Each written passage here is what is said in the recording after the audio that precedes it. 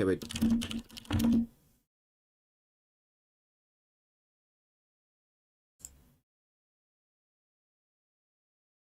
I'm ready, yeah. Before you launch, actually, wait, give me 1 second. I'm just gonna get water. I just realized I don't have water, but I'm pretty much ready to go. You can start the lobby in like 30 seconds anyway.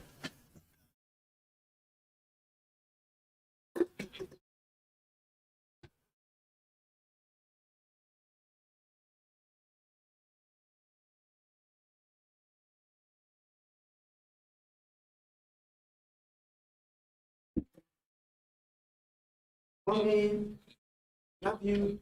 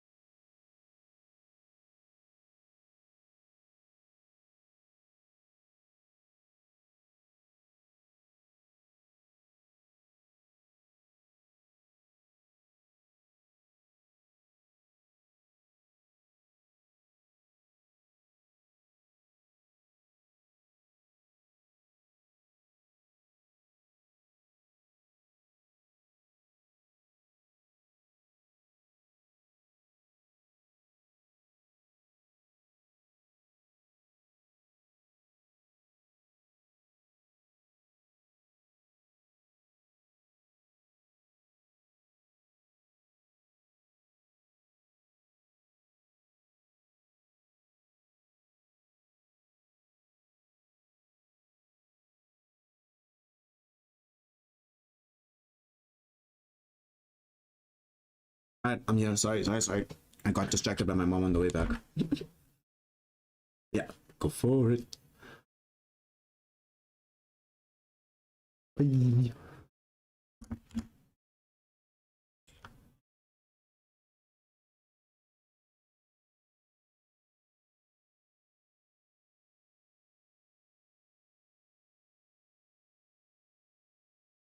No, I just take this thing off.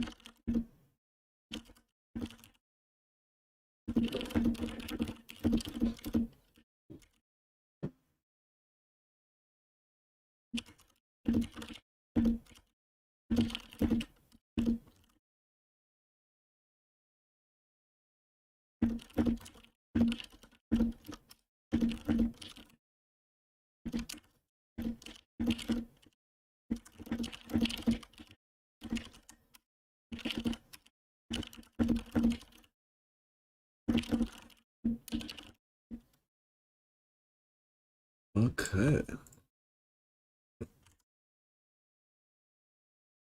So, ladies, gentlemen, we were already online this entire time. I was waiting for a couple of more picks. I thought we were still in the intermission screen. Oh my goodness. Welcome back, everyone. We are here to continue the day of some Dota 2 action. We have ourselves the Blue Pride Lions taking on the Blue Pride Leopards. As today, the fun thing in the Curro Esports Cup is today we actually have BO3s. We don't just have a situation where it's a BO1, you play, you're out. No. Now you have to show that you have the temperament, the ability to learn more about your opponent over the course of a full series, adapt, draft better against them, and then figure out a way ultimately to win at the end of the day. So let's see if they're going to be able to do it. Right now, B-Pride Lions are sitting on the side of the Dire. We have the Leopards on the Radiant side. We see at the very beginning of the draft, with their first pick, they grabbed Tiny. Naughty 2 has been playing that hero pretty much the whole weekend, so not a surprise that it emerges here as their preferred option. But at the same time, Naughty 2 has also been playing a lot of Crystal Maiden. So it is unknown whether or not he's going to be playing CM or Tiny in this particular instance. On the side of the Blue Pride Lions, they've got themselves this Gyrocopter with the Dark Willow early on. So we used to somewhat see this Dark Willow Gyro, just so you have the ability with, if you have to get the Bramble Maze combo correct, you can set up quite easily for Gyrocopter to follow up with like an absurd amount of damage. At the same time, though, one of the considerations about why Mineska is not picked up that much is that she does require certain niche combos to look very good. In this game, she does have Earthshaker to help her out. And I suppose one of the things that you do get out of the Earthshaker with Mineska is if you get a fissure block correctly, what ends up happening is that the Terrorize sends the opponent into a kind of weird frenzy. They don't do anything. They don't take the same amount of damage, say, as they would like, playing with a Mars in the team. But nonetheless, it makes it impossible for them to move anywhere and therefore impossible to avoid the damage that'll emerge from this gyrocopter. Something to note is that the Lions, we did not see them play yesterday. So this is going to be their first outing, at the very least here on stream. Bristleback Earthshaker was also options for them. We see on the side of the Leopards, Ember Spirit. I think this was the most picked mid-hero yesterday. In large measure because of the Pride. I think they played this 2 or 3 times. Not 100% sure. But it was often. Hoodwink also the last pick here. One of the things that's concerning me right now, whenever you construct a draft for yourself, it's very important to make sure you have several sources of damage and you're never going to be caught out in a situation where one particular source is the only real way you have of approaching the game. So if you look at this draft from the Leopards, they've got Tiny and Ember Spirit. Unless Ember Spirit goes for a more physical damage orientated build, this team is going to be in large measure stuck with a lot of magic damage coming out of them, which means that if the Lions were ever to pick up a hero like, say, not the hero, sorry, but like items like BKB, Pipe of Insight, anything that they grab in that direction pretty much makes it impossible for any damage to actually affect them in the middle of fights, which is, you can imagine a bit of a problem. You can imagine a bit of a problem.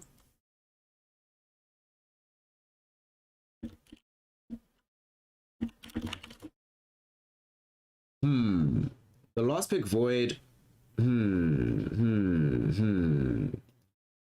Wait, what's the draft overlay showing the names of the same teams? Oh, sorry. I don't know why that keeps happening. It keeps resetting. Okay, hold on. We're resetting this now for the last time. For some reason, it keeps showing like double up on the names, but there we go. That's settled. Thank you, Shireen, for letting us know about this particular issue that has been repeating from yesterday, but it should be fine now. And it's so bizarre because it always works properly on the first screen. So strange. Last pick Void, they do indeed have a lot of mix of damage on the side of the Lions. They've got a lot of physical damage to emerge. Their magic damage is fairly decent as well. The complication for their draft is that it's just so freaking greedy. My goodness. The greed inherent in this draft and the amount of farm they're going to need to find on the map for the Blue Pride Lions to make this work. They need to find farm for this Faceless Void. They need to find farm for the Bristleback. They need to find farm for the Gyrocopter. We saw in some games yesterday the importance as well as finding farm on the Earthshaker. A hero that in large measure, if it doesn't have Blink Dagger, doesn't necessarily get a lot done in the game, which is a bit of a problem, of course, but I think one of the big issues and the big considerations here is how on earth they find a way to get all this farm without having to fight too often, because if they fight too often in this game, the early fights drastically benefit the side of the Blue Pride Leopards, given that all their abilities just rely on experience to be effective early game, so they can get off onto the map faster than their opponents. So let's see how this is going to work out as game 1 of this best of 3, our first best of 3 for the day, leading into the grand finals later. Who's got it? Is it Lions or Leopards? Let's find out which cat's got the gas. Let's go.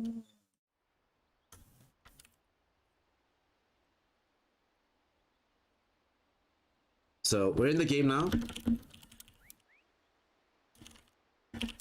We have a situation where they're already trying to stack up for the lanes. So something that I've been a bit critical of pretty much all the teams that have been involved has been farm distribution and farm allocation. In this game, it doesn't seem like we're going to have a situation where that particular trend is upended. And also, something to note about Dota 2, you can sort of tell that the Lions are a very new team. or the Leopards, excuse me, given that they're not spending this earlier portion of the game trying to secure these bounty runes, it is of utmost importance. The early bounties, nothing is more important than getting the, well, obviously dying is worse, but if you can commit farm, movement on the map, damage, etc. to secure those early bounties, it's effectively free gold for your team. And also, this is a bit peculiar. Both the Tiny and the Ember Spirits are posted up here in the mid lane. Okay. So, the only way that this might make sense to me, right? Spades yesterday was playing support for his team. If the idea is to try and use Tiny to toss back the Gyrocopter, and then after the toss back, the Ember Spirit finds himself in a position where they can get Searing Chains underneath the tier 1, then I can see the rationale of having the lane like this. But you always want to have one hero middle, because if it's one hero middle, there's so much farm and experience available for you. They do end up losing Nightcrawler down bottom, but I'm very perplexed by this. Honestly, this is game losing, like straight up game losing. Because now both heroes middle who need some degree of independence in this game won't be able to get it. The heroes that they've left on the side lanes, I mean, TNT Con is playing Hoodwink, right? And Naughty 2 is playing Crystal Maiden. But we've already seen that these teams have some struggles with being able to utilize a lot of this early movement to actually get one hero farmed up. Normally they've been trading farm between the two heroes in the lane. Doesn't seem like we're having similar set of affairs happening on the side of the Lions. Like I said, this is the first time they're playing, but they seem to be set up appropriately. At the very least, they have awareness of what they're supposed to be doing. Falcon Reaper just going to try farming up this mid lane. Obviously on top, Conspiracy X going to try to do the same on the Faceless Void. Concern and consideration is going to be for the side of these Lions. Like, if you're starting the game right now like this from middle, what does the mid game look like for you? I actually have no idea. I haven't actually seen a dual lane mid with core heroes like ever. Unless they potentially think to themselves that they believe Falcon Reaper is such a good player that they have to play like this in order to deal with him effectively. In the top lane, Koala Captain ends up just running down a Faceless Void, lol. With a Baron, dude. Alright, so earlier I was mentioning that it does seem like there's awareness of what needs to be done. However, doesn't seem like the nature of the game, or rather the experience that they have in the game, is going to lead them to play in the appropriate way. Because we see that except for this mid lane, these lanes are going awfully for the Leopards. And somehow, they better not win this game on the side of the Lions. There is such a thing, I believe, in Dota 2, where you don't want to be learning and being reinforced with the wrong lessons. If they get away with this, running these kind of laning setup, this would be really bad for them. Also, in this top lane, one of the important things to remember in Dota 2 is if you're playing support, you always want to be harassing the opponent. Hell, even if you're just playing a melee hero, any hero in the lane should be trying to spend as much time as possible, forcing their opponents out of it if possible. Even if you can't kill him, just right click him, just hit him. Popular Cashew, if you're just hitting him right now, Koala Captain would be in a really bad shape. But instead, because he's not just hitting him, he's playing a 2v1 lane somewhat successfully here.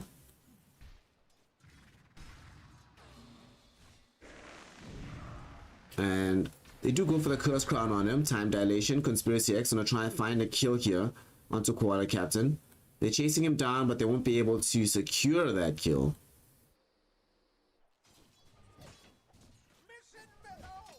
Also, look at this middle. Vinty's been drawn to this Falcon Reaper. He's like, yo, I don't know what's happening, fam, but there's two heroes middle. I'm gonna need some help. This is so bizarre and peculiar.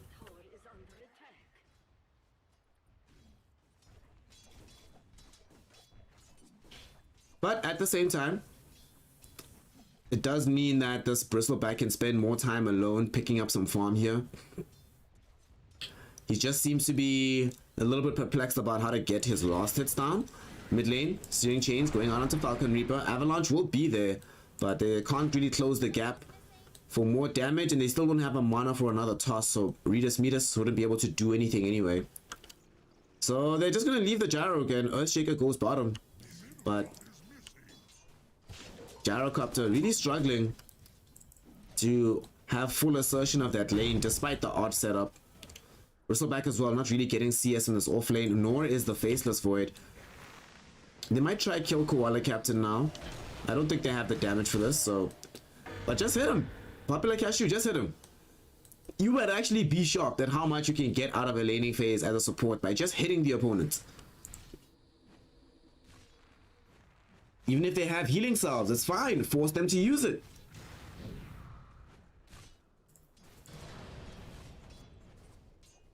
Under 14 Dota. The young bloods, you love to see it. You love to see it.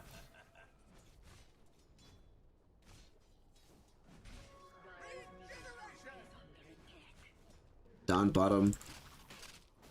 I mean, we've been talking a lot about what could be happening on the side of Dire. Lol, they died to do this Bristleback. If Bristleback is low and you're low as well, and you don't have burst damage, leave Bristleback alone. Mid lane, they're gonna try go for a grab onto Falcon Reaper, but he's just gonna kill Spades. Alright, here we go. Double kill. And here's the thing now. Because they're playing these two heroes middle, they're splitting. We've been speaking about this all weekend. I think what this weekend, the ultimate lesson of it has been, is resource allocation. Resources, resources, resources. When you have a situation where one team is being more effective about how they not just accrue those resources, but put them onto one effective hero, it can make a huge change. Ironically enough, right, from the Lions, as well as badly as the decision was middle to put both Tiny and Ember Spirit there, the two of them end up splitting experience, splitting farm, and then thus are no match for the Gyrocopter by himself. At the same time, Koala Captain has gotten similar benefits out of being alone in the top lane. Because he hasn't been harassed and hasn't been forced out of it, been able to find 2 kills, keeping his Void perpetually on the back foot.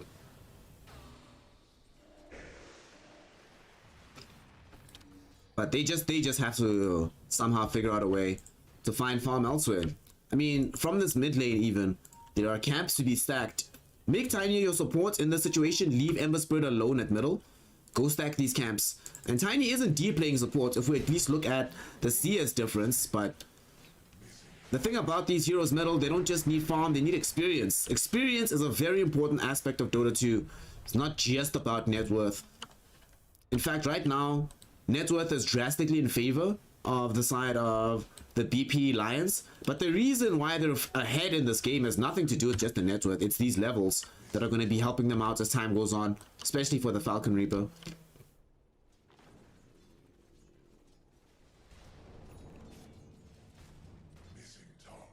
Nightcrawler has at least a ring of health down bottom. Important item to pick up as the Bristleback. In most offlane hero builds right now, ring of health is going to be involved in something.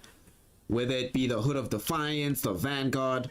Ultimately, there's very few games where you want to not have ring of health in your inventory. So it makes complete sense why I got this one now. Hoodwink. There's some farm that's being gotten by TNT Con, but another thing to always take into mind, we've been talking about this throughout the weekend as well. Asking yourself, oh, top might have a small fight.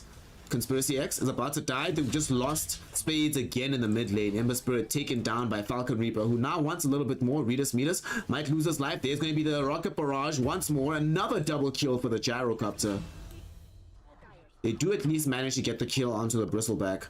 But there's certain heroes, if you consider the fact that this Gyrocopter is getting so much from this early game, he's the kind of hero that can take over the game by himself, utilizing the farming experience he's getting.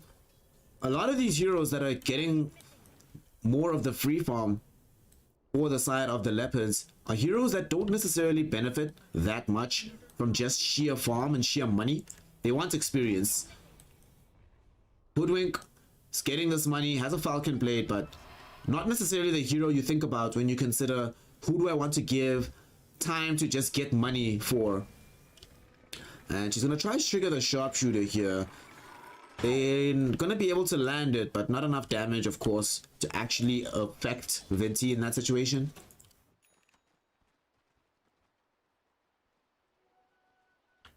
There's the Vanguard. We'll just talk me about some of the more usual items for the Bristleback. What they should be doing, we spoke earlier about how the Radiant team should be stacking some of these camps, especially on the Tiny, to make sure that they can farm the jungle later to get additional net worth. They should be doing the same on the side of these Lions. Bristleback, now that he has access to a Vanguard, will be so difficult to kill that he can stay alone in this bottom lane, which will allow the Earthshaker to head into the jungle, get these camps ready to farm for later. Spades get taken out in the mid lane again. At this point, Spades is a support. Honestly, Redis Medis is the actual core hero. He has so little net worth, not able to really get anything on the map. And part of this problem has just been the way that they stack this up on the side of the Leopards doesn't really allow them the option of having the Ember Spirits in a decent position at this point in the game.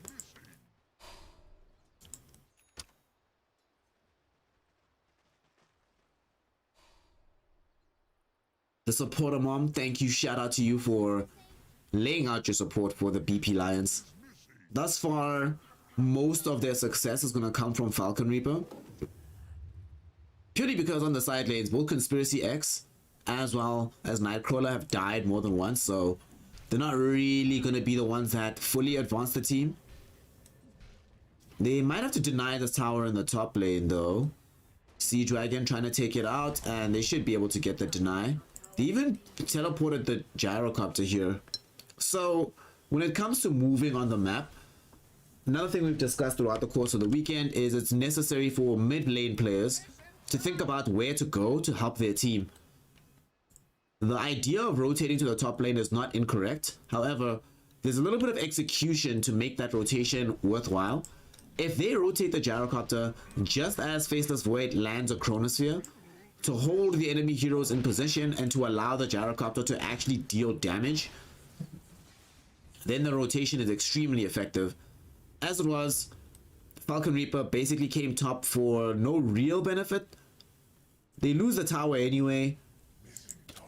There's free farm in the mid lane that's now being picked up by the Dark Willow, but could potentially have been better done by the gyrocopter. So it's not enough to just want to move off the lane. You have to think about where to go and what's the most effective way to make things happen once you arrive at that place in the map.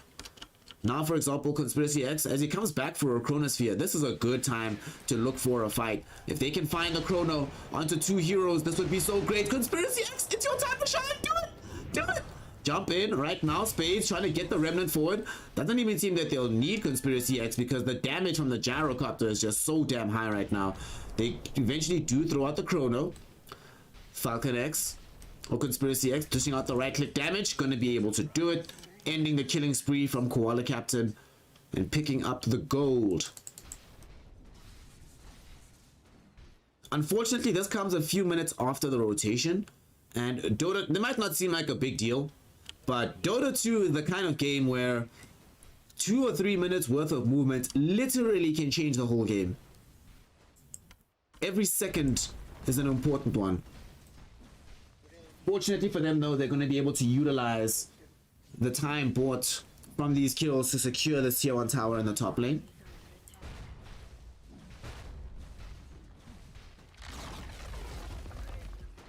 And Falcon Reaper is the one to pick it up. Wants to build into the Aghanim Scepter. Amazing build on this gyrocopter, honestly. That Ags build, yo. Ags Maelstrom. Honestly, Falcon Reaper can, at this stage, win the game almost alone. Conspiracy X won't need to do all that much except drop down the occasional Chronosphere. There are certain heroes in the game who, if given an incredible start and a massive advantage, will ultimately go on to win the game almost single-handedly. Gyrocopter, definitely one of those heroes that can eviscerate an opposing team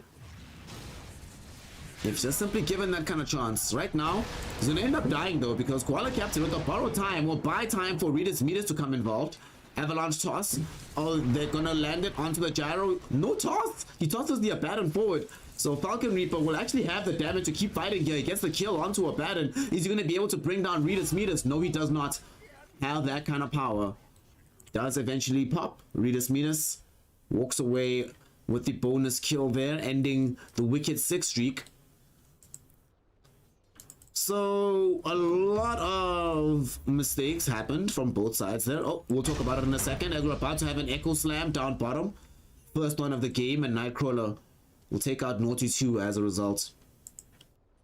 So if you're playing as the Gyrocopter, you ideally never actually want to approach the Abaddon, because Abaddon has borrowed time and can just fight through a lot of your salvo of spells.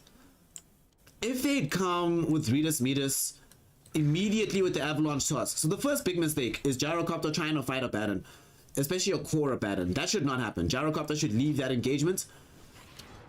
Once you take the tower, you actually don't want to be fighting as Gyrocopter. You want to be farming. So should have left the lane immediately. However, when the Tiny showed up, he should have used Avalanche and Toss onto the Gyro.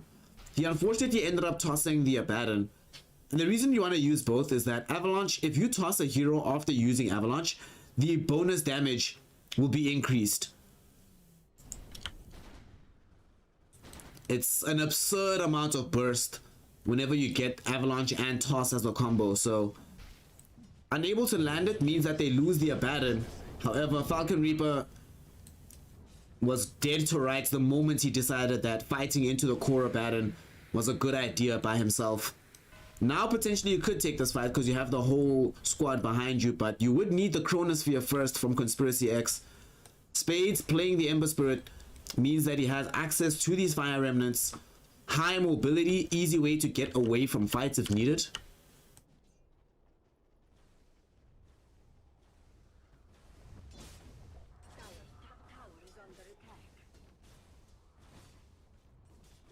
Another thing that they're doing, an interesting thing that's happening though, is this bottom lane has been extremely static between all of these heroes. Nightcrawler, TNT Con, nor Naughty 2, neither of them have left this lane at all the whole game. And it's okay for Nightcrawler in this situation because he's playing the offlaner. He wants to be sitting in front of his tower, protecting it for as long as possible.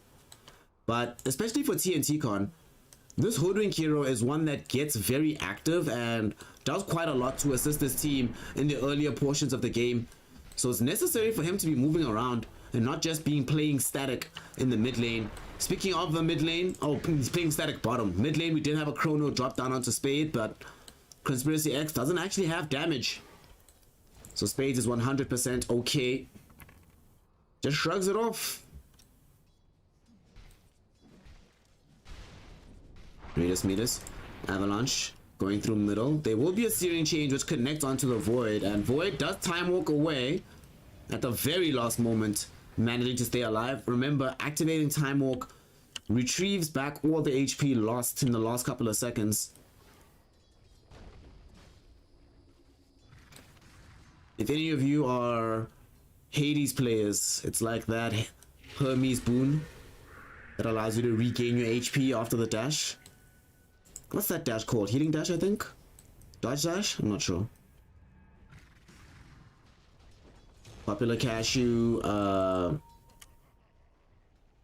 Another thing to pay very close attention to when playing Dota 2 is exactly how much damage is coming out from your opponent. For example, if you're in that position and you're alone, you don't have any allies nearby you, and you see a Tiny and Ember Spirit, you back the hell up. They're gonna try force a fight here. Conspiracy X goes in with the time dilation. Can he get out of trouble? Yes, he can. Time walk away, but they don't have the damage with those heroes. Gyrocopter though gonna try and remedy that, showing up from the back of the fight. No cooldown just yet, but primarily just concerned with forcing them away from the tower. And the entire team responds here. When you have the full team responding, it does mean that no one else is farming the map, so they have to win an upcoming fight. There's going to be the cooldown, lands onto 4 heroes. Do they have the follow-up damage? Yes, they do. Fissure onto 4 as well. And Nightcrawler just going to get out the Quill Spray there to bring down 2 heroes. They get the third with the Fissure, and these flat cannon shots still hitting Redis Metis. Redis Metis, run away. I think they might actually... Is this what level or homing missile is that? No, he's fine. He's fine. He's fine. Ultimately, though, they lose 3 heroes. Now they've lost the tier 1 tower. Look how strong they feel on the side of the BP Lions right now. Big thing from this progression has been that Falcon Reaper getting involved yet again. Just getting further and further ahead from everybody.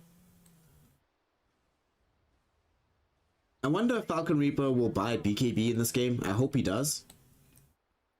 It would break my heart if that was not the case, but now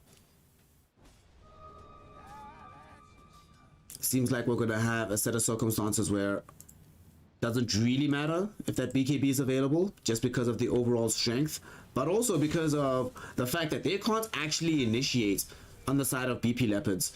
An extremely important part of Dota 2 is how to start fights, how to initiate them, how to make it happen on your own terms. Consider that last fight, right? We had fissures from the Earthshaker, cooldowns from the Gyrocopter, you know, curse crowns and such.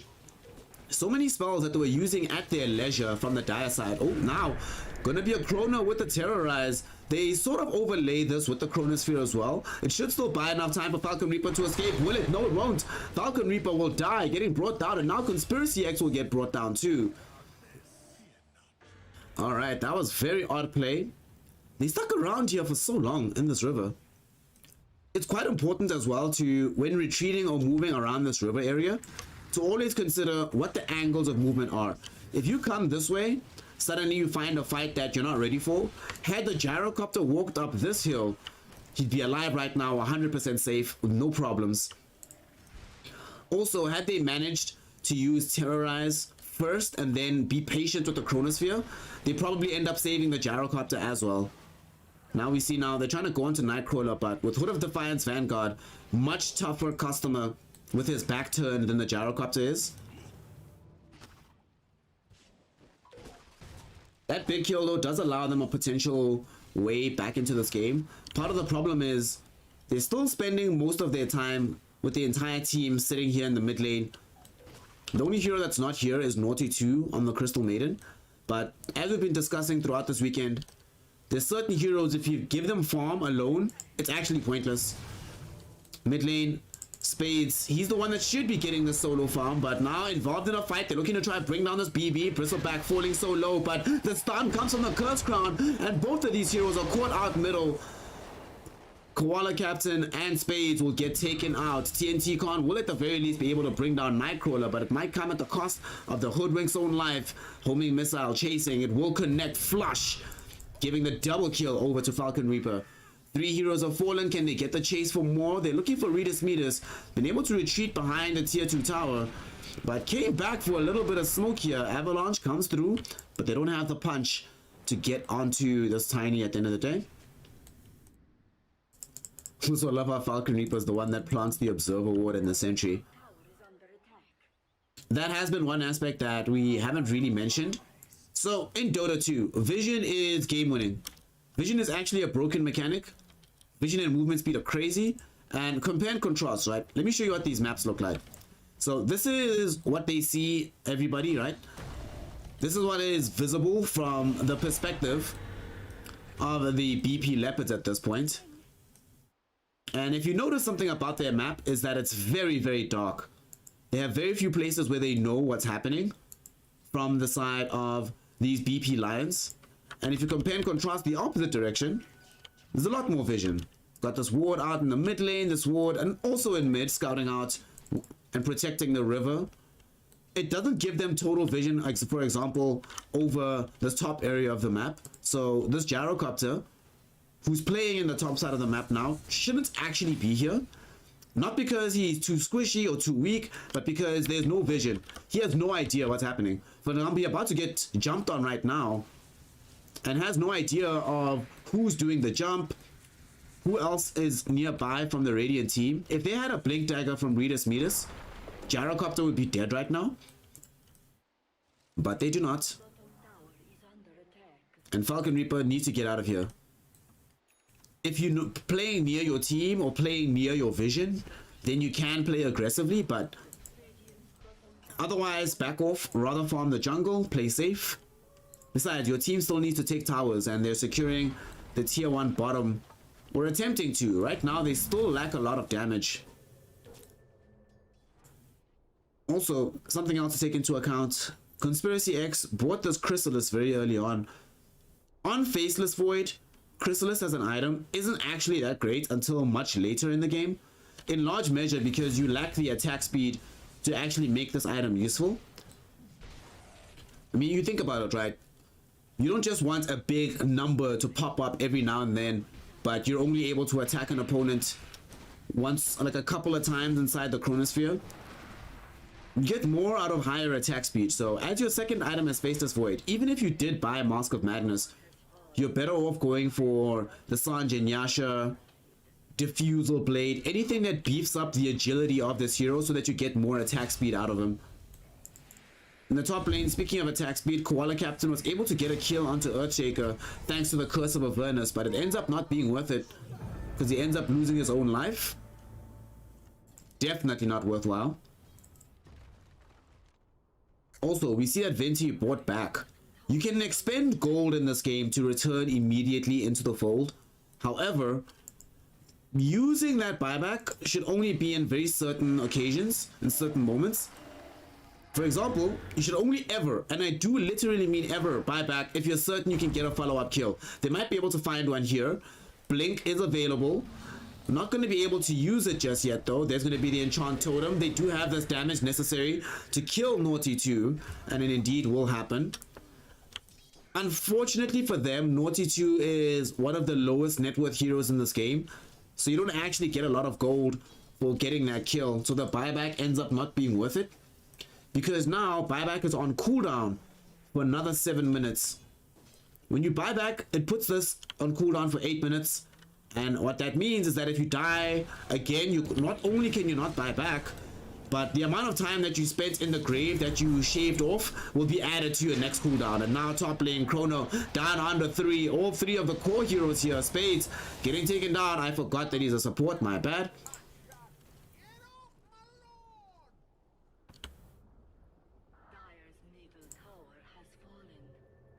They end up losing Spades in the top lane, but they're not going to gain anything themselves just yet from the side of the BP Lions. They're trying to go for Koala Captain. He does not have access to the borrowed time. Still trying to fight around this though. Nightcrawler, Sharpshooter will hit him. Gets broken as well. So we'll take quite a bit of damage in these next moments. And indeed, the Mistcoil popping. Nightcrawler ends up dying. An important thing that you learn the more and more that you play Dota is exactly how strong you are.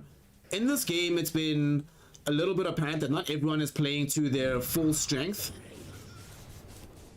Mid lane, we see Spades showing up with the Boots of Travel.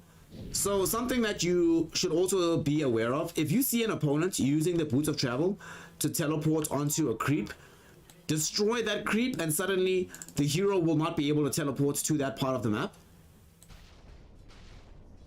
Quite important thing to do to make sure that you keep the enemy team at bay. Don't allow them to have mobility. Also, something you should never do, never buy 2 pairs of boots. Like, just ever. Ever. That should never happen. Because now you have lots of mobility, but no damage. Especially not if it's Boots of Travel, because Boots of Travel cost the most in this game. Top lane, Falcon Reaper. So, we spoke about this earlier. Never, as Gyrocopter, ever approach a pattern. You should die if you approach a pattern. This time around, Koala Captain has the assistance of the Hoodwink earlier than the assistance of the Tiny earlier, so very easy to secure the kill onto the Gyrocopter. But the most important thing is you should not be playing that far away from your team. Mid lane, the rest of the team is looking for some kills onto Ember as well as this Tiny. Not going to be able to find them. Also, I see that Venti on this Earthshaker hasn't actually been using the Blink Dagger all that much. It's important when you buy items to actually utilize them, otherwise it's just a very massive investment in gold. Nightcrawler as well.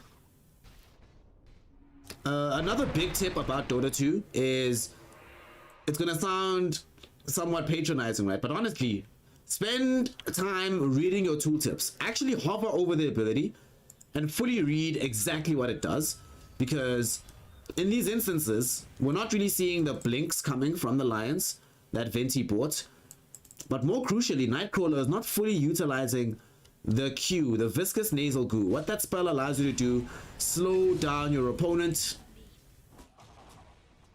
make it easier to chase them and kill them. Top lane, we actually just saw another occasion where a hero could have lived. If you're playing Dark Willow and you're about to die, press this Shadow Realm, use this, and the opponent can't actually hit you while you're inside the Shadow Realm. You become untargetable, as this tooltip says. So when you buy an item or you want to level up an ability, hover over it for a few seconds and it'll give you some insights as to ways that you can use to win out fights, escape certain death and certain doom, and or chase down heroes to lead them to certain doom.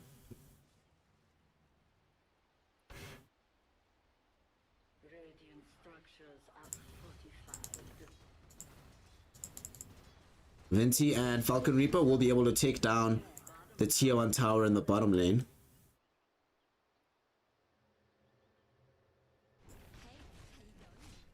Bristleback? Bristleback? Nightcrawler? Nightcrawler? Nightcrawler?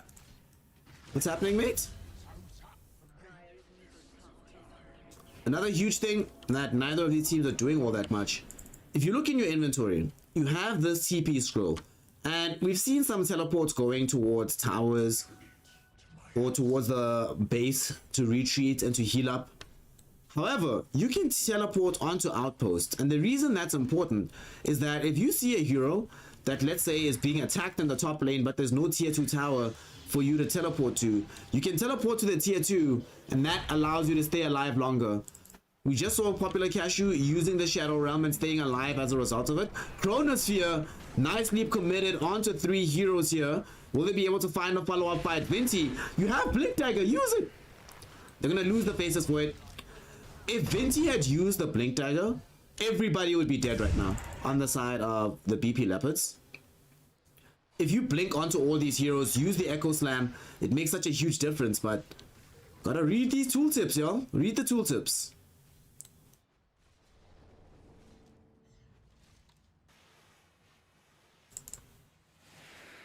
You see Falcon Reaper buying potentially Satanic. I think this might be leading to.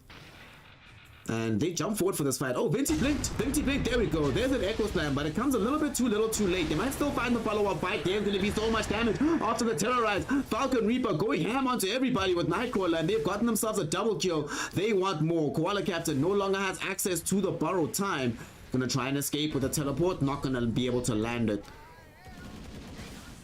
Finally, Venti. Finally, my friend. That's what we needed. Blink forward. Use the Echo Slam. It sure by itself doesn't set up for the initial damage necessary to kill everybody, but it holds them in position long enough for the follow-up spells to connect. And then Gyrocopter able to just swoop on in, clean everybody out.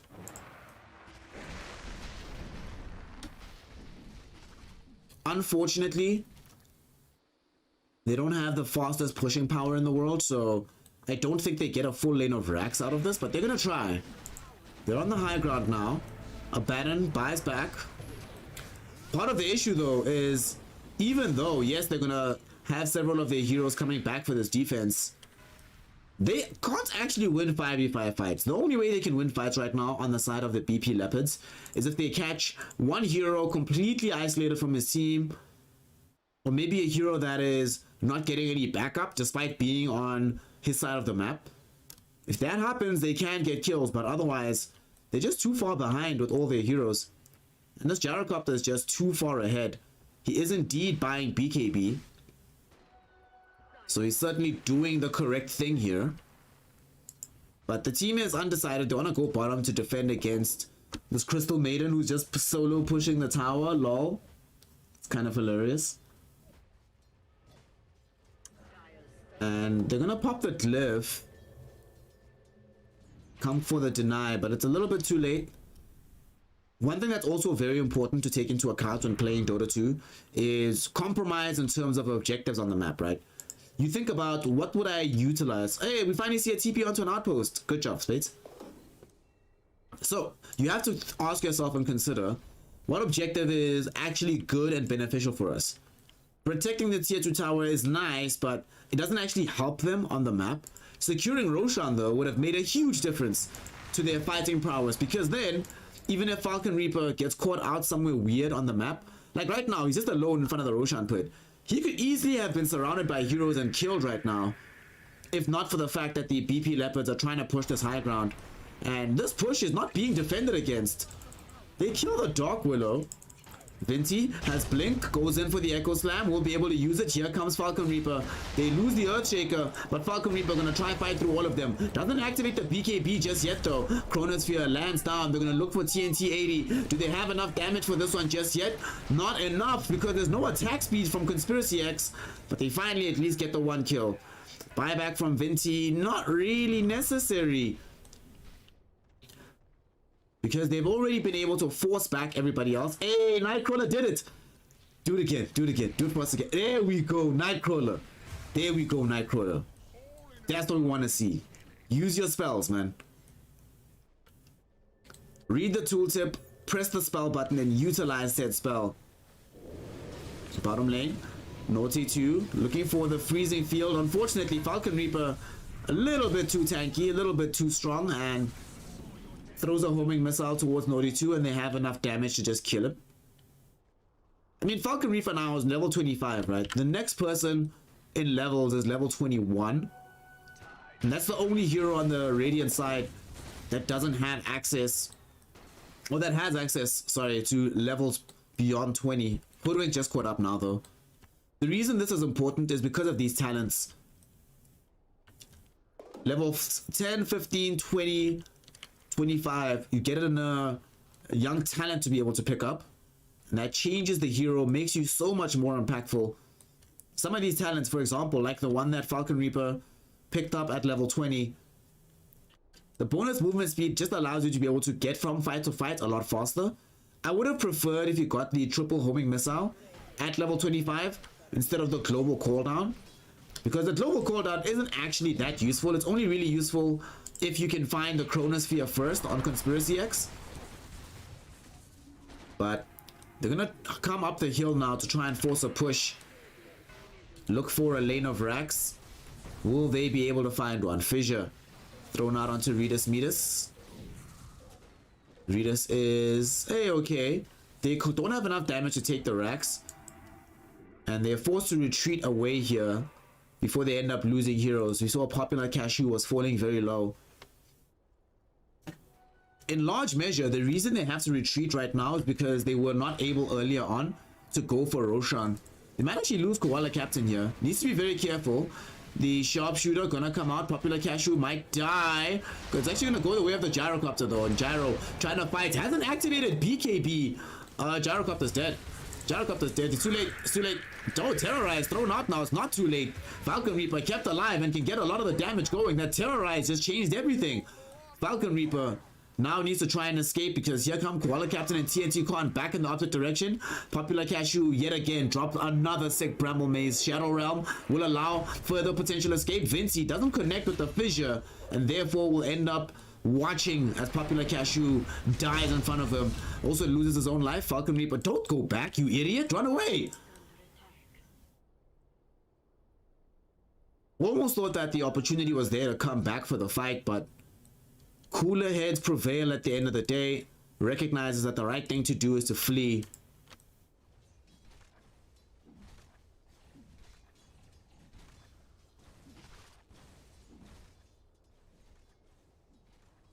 So we see Spades now trying to build Battle Fury. So if Spades had not bought either Power Treads or Boots of Travel, one of these items would be available. We'll talk about it in a second, because what did we just mention earlier on about where to be on the map? You need to be where your team is or where your vision is. Nightcrawler in a dangerous position away from both. The only reason Nightcrawler is alive right now is because Ember Spirit is really weak, so couldn't keep the chase up. And They just felt that without all their heroes being nearby, killing Bristleback is really difficult.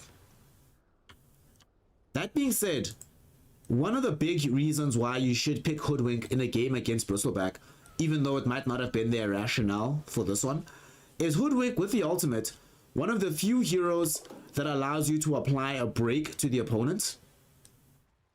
And what the break mechanic does is it means that you disable the Bristleback passive.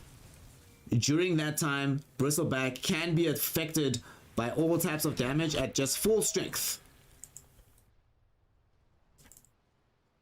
So Nightcrawler needs to be very careful about movements like that on the map, thinking that he's safe because he actually isn't. Outpost reclaimed by the BP Leopards here on the top side of the map. And the thing is, despite losing these range racks, a very big thing to also take into account in Dota is that range racks aren't that important. If you can take all 3 range racks but not a single melee, it doesn't really change all that much. Sure, the waves get bigger and you get these kind of pushes, but it doesn't solidify your advantage in the same way that taking the melee racks does.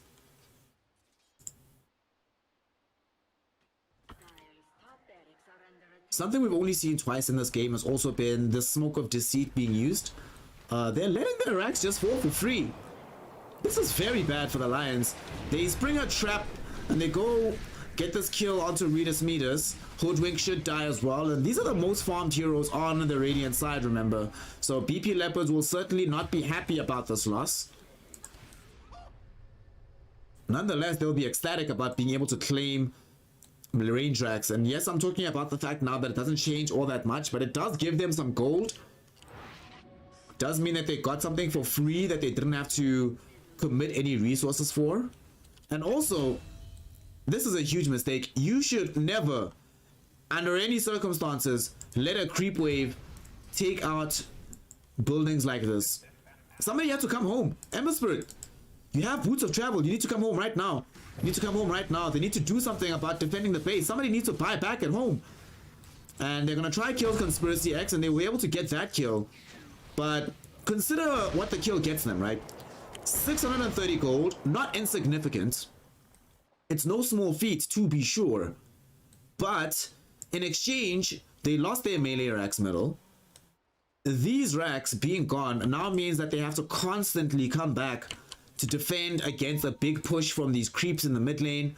They have to constantly be on the lookout for damage onto their tier 4 towers. Just simply not worth it.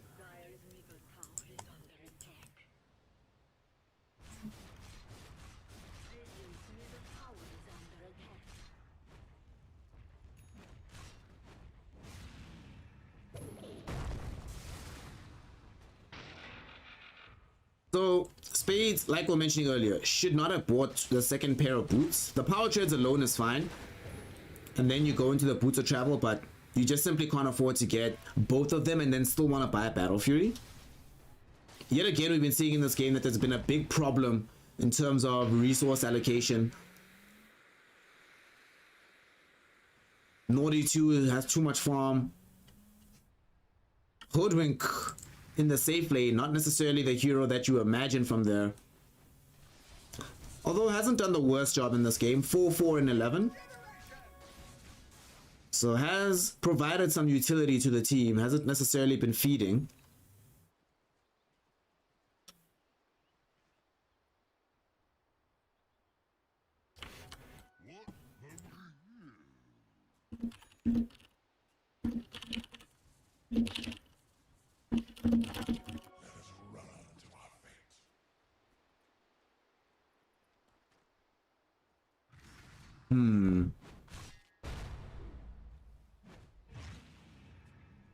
Blink? Vinci? Okay.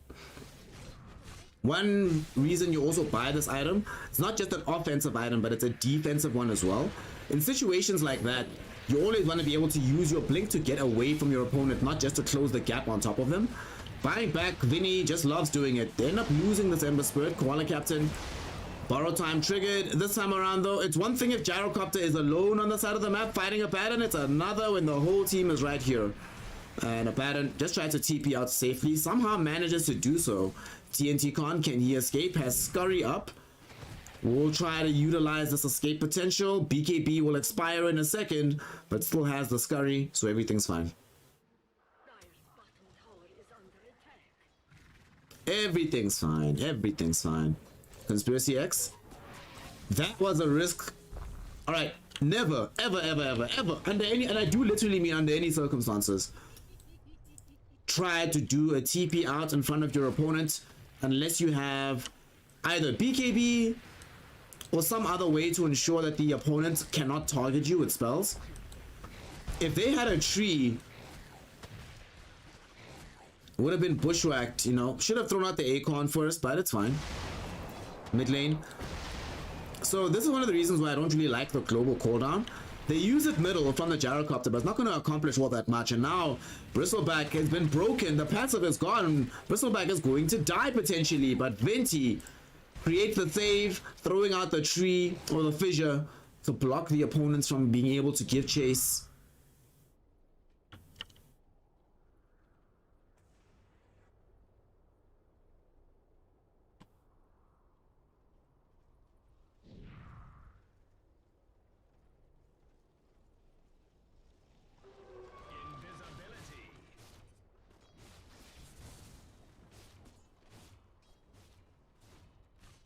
Popular Cashew gonna be sitting in and waiting behind the tower potentially for a defense to be mounted. This item that was purchased here by Popular Cashew is very, very good for this hero. Oh, Void, jump in. I had your time. Chrono! Chronosphere, now's your time. Oh god, Venti jumps in, get the Echo Slam instead though onto several heroes. That's gonna allow them to eviscerate Spades. Next of all should be this Tiny, can't do anything about this. Koala Captain already used the borrow time. It will be cut short in its own right. 3 heroes will fall. They didn't even need the Chronosphere. I think Venti was like, this is my time to shine, y'all. I'm coming through. Finally. Not only gets the Echo Slam, but gets to walk away from the fight, because almost every time that the spell has been used beforehand has led to a death on Venti. This time around ends up going well. And now they're teleporting several heroes in to try and push. Unfortunately, they've already gotten the full lane of Rax, so they should be pushing this bottom lane to try and get this tier 2 tower, because the only thing that's available for them from this mid lane is to go straight for the jugular of these ancients, but they're gonna go for it. They feel like they're strong enough, and I agree. They have 20,000 net worth lead. They will throw the Chrono out onto the Abaddon. Borrow time will be triggered. Stop attacking him. Turn around. Now they're looking for Redis. Midas, who's also been slowed up and slowed down. Falcon Reaper pops the BKB to try and take this fight. Naughty 2 with the freezing field will help them to kill this Bristleback. And next is Conspiracy X, who's also in trouble. Tries to time walk away. Will be able to get far enough range thanks to that beautiful backtrack on level 25, giving him the time to survive through the initial fight and not dying. They should not have done that. They should have gone bottom. This is another thing about Dota. One lane of Rax is not a victory. You need 2 or 3 to feel really confident that you're winning the game. And the only way to get those, you have to eliminate these tier 2 towers. Also, despite them losing the game on the side of the BP Leopards, they've been a lot more circumspect about controlling these outposts. And the reason you need to control outposts, it's not just for an easy place to TP onto. It's for the sake of further experience in the game, as these give experience per minute. So there's less experience being received right now on the BP Lion side. Terrorize in the mid lane, sending back several heroes. Conspiracy X doesn't have the Chrono, but they do have the Echo Slam. Venti not going to be able to use it in good enough state to actually find any kills. Spades fell so low, doesn't end up dying though. Do they have enough damage for this to toss back? Redis Midas tosses back his own Abaddon, so he's going to end up dying here. The Abaddon probably doomed as well. TP attempt will not succeed. Venti interrupts it with the fissure. Koala Captain is getting the run off. Falcon Reaper not interested in the Abaddon just yet, chasing down the Ember Spirit first. And now Koala Captain has nowhere to run, nowhere to hide. Well, Falcon Reaper doesn't seem interested though in chasing down the Abaddon just yet. Again though, they shouldn't be here. This is not the place to be. Dota 2 is a game where it's very fun to kill heroes, but that's not what wins you the game. What wins you the game is stuff like this. Naughty 2 right now despite them being in a losing position in this game, is actually doing everything that they can to win this out for the team. Freezing Field used up, but unfortunately, Venti able to interrupt it with the Enchant Totem. Back at the ranch, Falcon Reaper, BKB active, going with all the damage out onto Spade. Spade is gone. Koala Captain falling low. Homing Missile will chase the Abaddon. Not going to be enough to get a kill though. And now here they are back for tier 4 towers. And it looks like this time they might have just done it.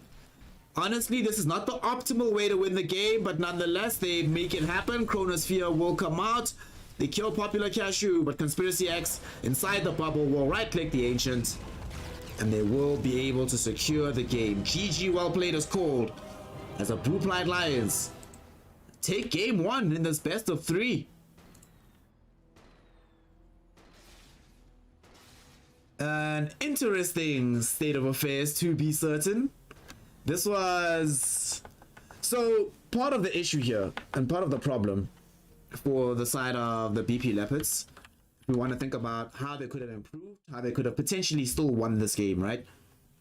We consider the fact that, look at the damage numbers. Hoodwink dealing a lot of damage, Abaddon dealing a lot of damage, Tiny and Ember Spirit not. And in my opinion, these are the two heroes, the only two heroes on the side of BP Leopards that could have helped them win the game. Unfortunately, from jump, they played these two heroes in the same lane. They played them together, middle. Definitely didn't work out because that kind of distribution of resources almost always ends up in a negative position for both heroes. You need one of them to do really well. You need the other one to support the one that's doing really well. You don't want them doing both mediocre or subpar, which is what ultimately ended up happening in this game. For the BP Lions, they spent a lot of time in this game giving a lot of farm split in the lanes, but it sort of solidified as time went on. Look at the net worth graphs, right? Compare and contrast both teams. If we see for the Leopards, their most farmed heroes, Hoodwink, Crystal Maiden, Abaddon, Tiny and Ember Spirit at the bottom. For the Blue Pride Lions, it's Gyro, it's Faceless Void, it's this Bristleback, and the Earthshaker and Dark Willow bringing up the rear at the bottom of the farm. It's not perfect, but that's ideally how you want to have a distribution. One big hero, one other hero that sort of gives you tempo and additional control, one hero that gives you, well, the offlane hero can do a variety of things, but a hero that's not necessarily just focused on dishing out that additional damage. And then the two heroes at the bottom to support them. And I must say, Blue Pride Lions, I liked the fact that they were learning clearly in the game, right? As older Dota players, we've all become accustomed to lessons that you learn or tips and tricks that you have to get from other people. But you could clearly see that they were figuring things out. From the beginning of the game to the end of it, they were a better team throughout that process. Good to see. I mean, shout out to Blue Pride Leopards as well. Also a better team than what we saw yesterday. But there's still a long way to go. We'll see in game 2 if they can sort of rejig how they're going to approach the laning phase. Because although the laning phase isn't what determines and defines Dota, if you have a bad foundation, just like in anything else in life, you can never build anything successful. So, game 1 in the books. We'll see what game 2 will bring. So, keep it locked. Let's see what happens here in the Curro Esports Cup. We do have BP Lions versus the BP Leopards. 1-0 for the Lions. Game 2 coming up. Don't go anywhere, and we'll continue with some more Dota 2 action.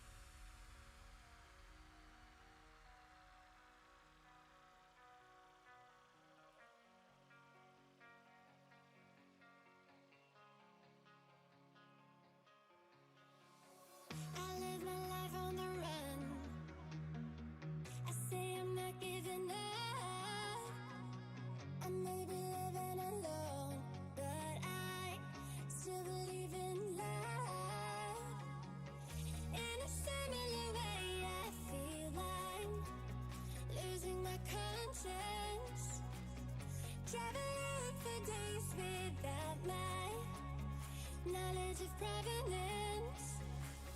Throughout my life, you taught me a renegade. Oh, wow. Through all my lows, you said we could start again, but I'm a renegade of your love. Oh, but I'm a renegade of your love.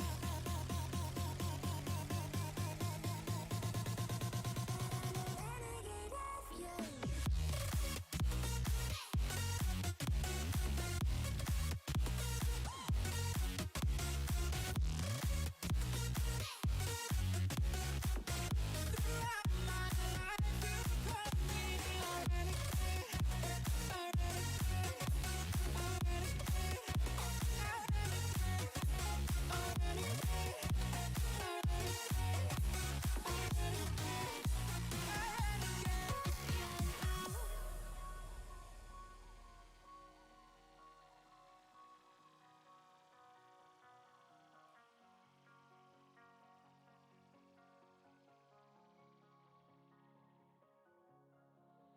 Been on the streets a few months.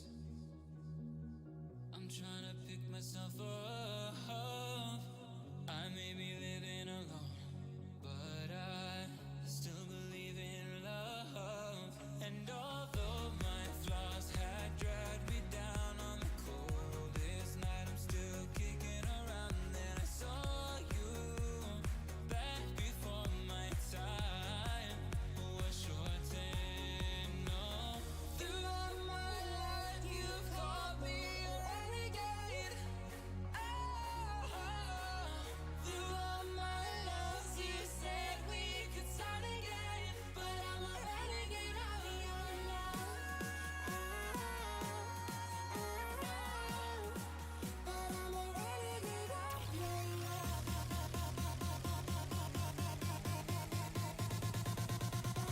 Renegade of your love.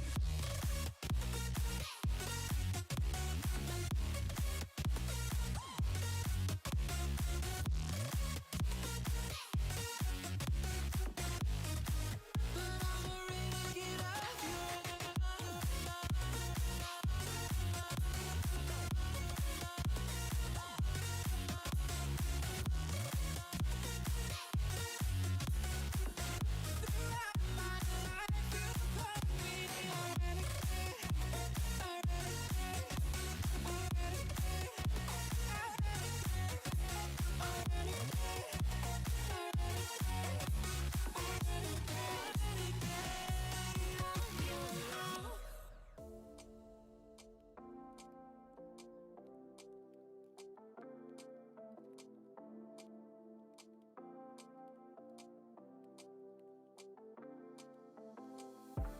Take it all back, hate the things that you said.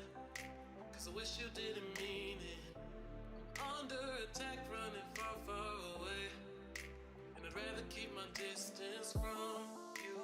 You don't gotta lie to me to get through. Push and pull me off into the deep end. Let's pretend that nothing ever happened on that night.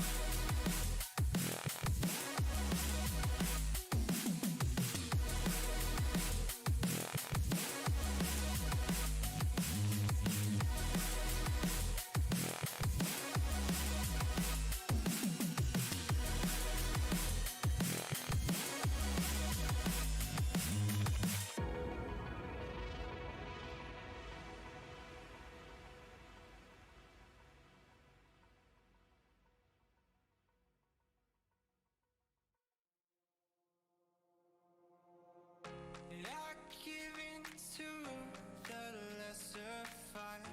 My body aches to be satisfied. My weakness comes and goes.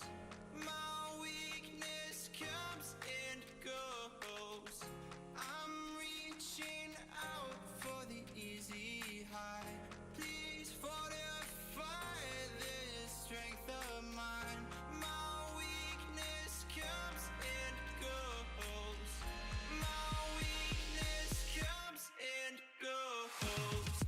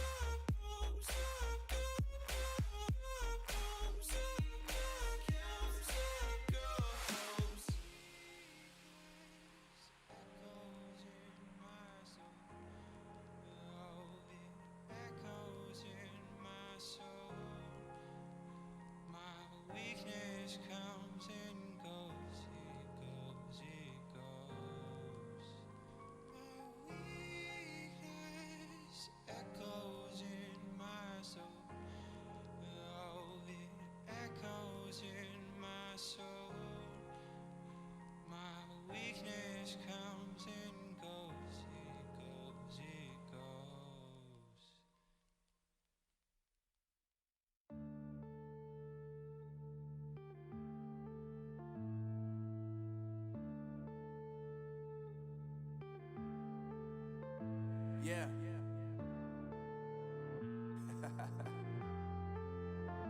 Unknown Brain. Marvin Devine.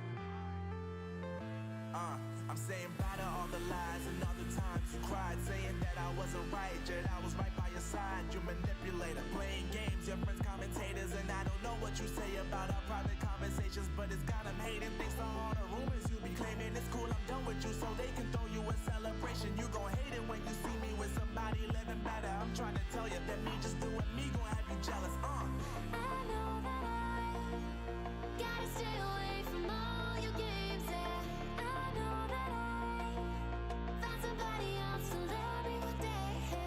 You'll realize the grass ain't greener on the other side. No, you did me dirty for the last time, so now I gotta say goodbye.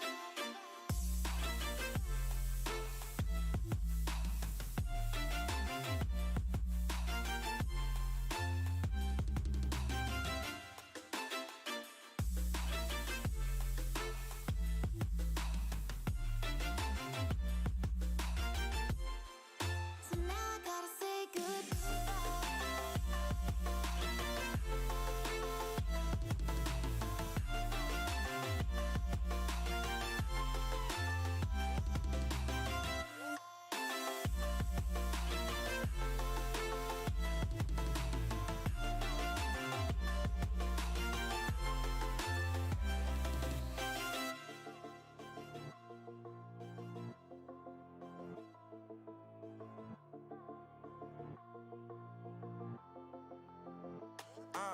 Yeah, my life is lovely now, I'm focused on me. You said you were about to die, I guess the car is on E. But see, I ain't even tripping, cause I just chose to believe that somebody gon' come around and give me just what I need. I don't wanna see you frowning, see you looking down and out. Coming to me crying, saying you miss having me around. Gave you chances and you blew it, you so easily influenced. All the times you told me beat it, now you gotta face the music, I'm saying. I know that I gotta stay away from all your games. Yeah, I know that I found somebody else to love me one day. You'll realize the grass ain't greener on the other side. No, you did me dirty for the last time, so now I gotta say goodbye.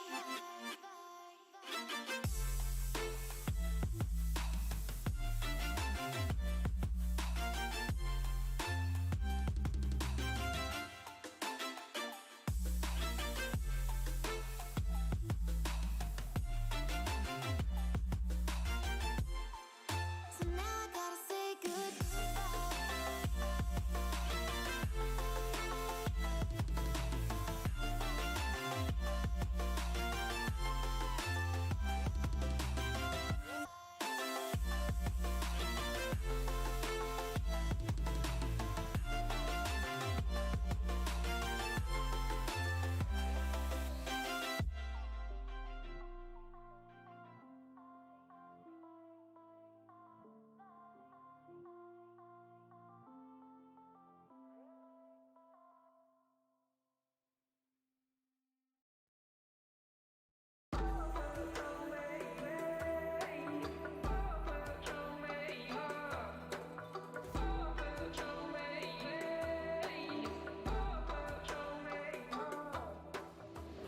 There's a universe inside you, so won't you wake up now and see? Don't hide away the things you're feeling. Unlock your mind and lose the key. There's a universe inside you. You should never have to hide. I can see the stars inside you. Please just open up your eyes. There's a universe inside you.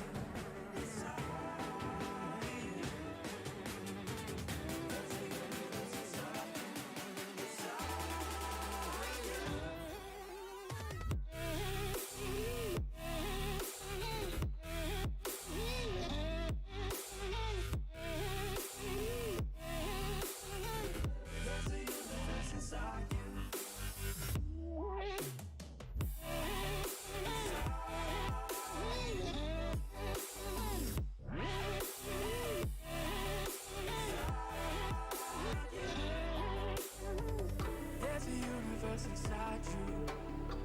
So much more than people know. I've seen you fighting your emotion. I hope you stay and won't let go. There's a universe inside you. So much love to leave behind. Stop the path of devastation. You should live for all the highs.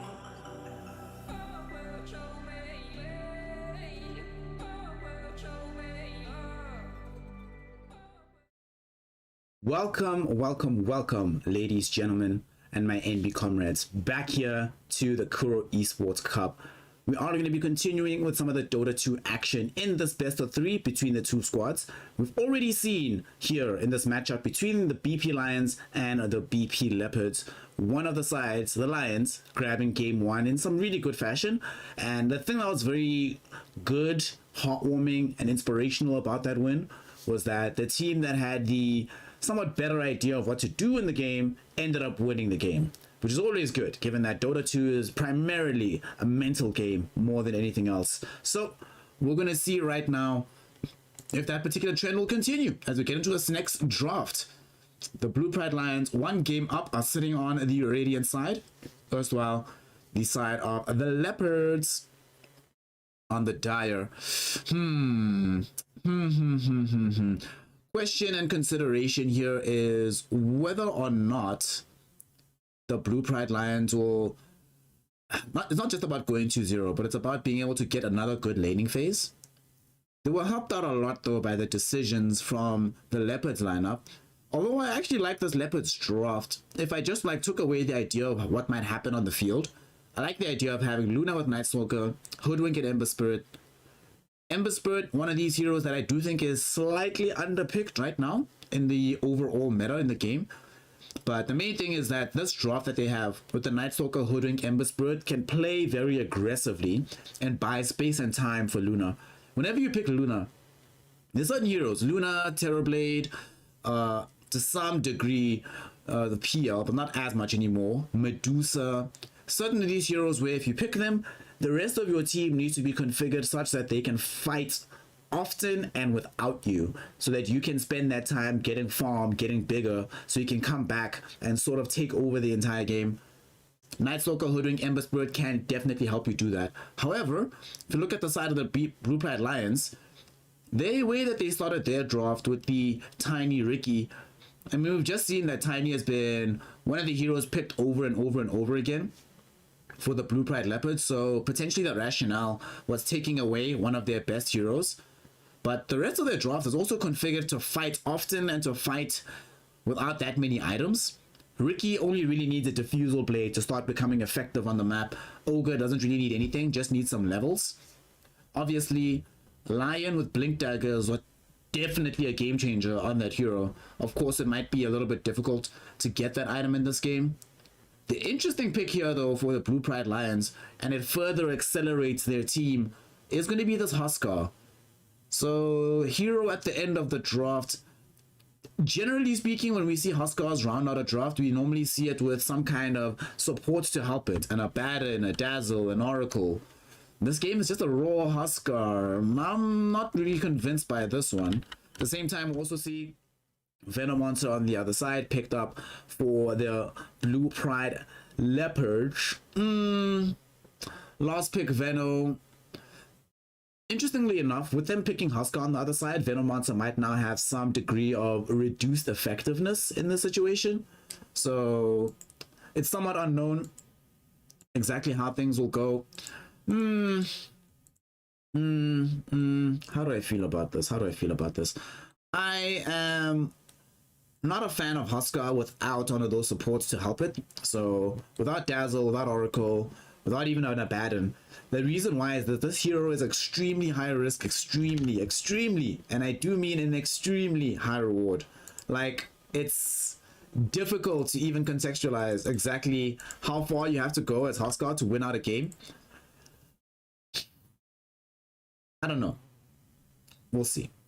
Can Falcon Reaper and the gang do it, or will they fall prey here to the overwhelming amount of possible team fight that is coming in from the Blue Pride Leopards? Let's find out together as we take ourselves into game 2 we will be having the Lions versus the Leopards. One potential lost game here if they can get the 2-0, or getting extended into the finale of the series. We'll see how it all goes, how it all pans out for us.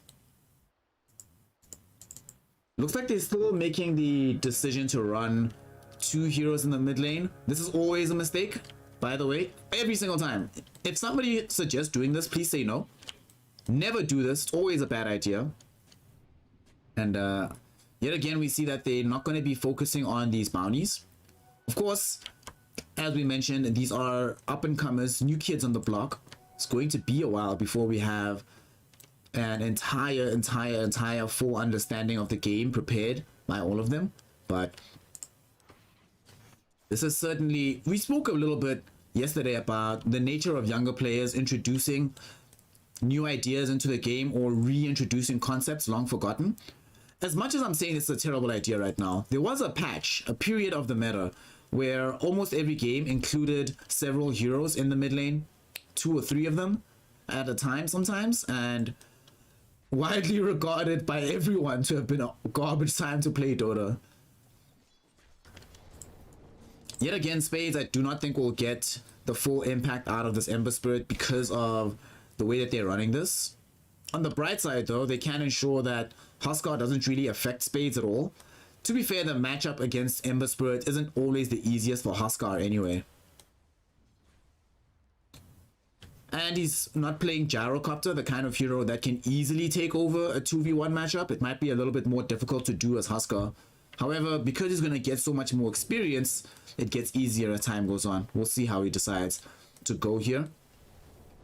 But now though, with only 1 point into the Berserker's blood, does mean that he is going to be struggling a bit in the lane. And each time he eats a Venomous Gale, does a massive impact towards the Huskar.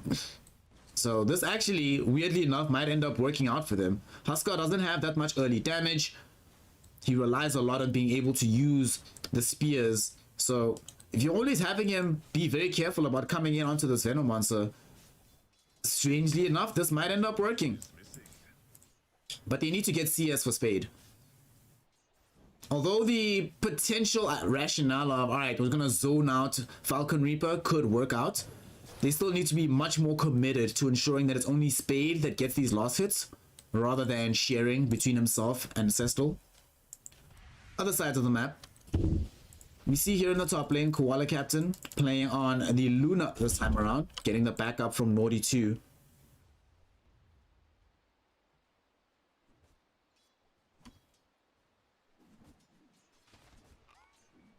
Big thing about how this is gonna look for them and how it should begin to pan out is that the longer that they have uninterrupted time for the Luna, the better. Unfortunately, he's playing in a lane with Naughty 2.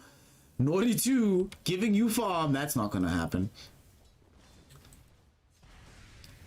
Naughty 2 does have some very good instincts later in the game about where somebody should be on the map, right? We've seen throughout their performances that there have been times where somebody should be pushing in the jungle or farming in the jungle or pushing a lane or something, and even if Naughty 2 is not playing the proper hero to do that, still has the understanding that that thing needs to happen. So signs of potential to go later. TNT Con playing Hoodwink, reprising the role from game number 1. Regrettably, it's an impossible lane for the Hoodwink to play. Like, you actually can't do anything in this lane against Lion and the Ricky.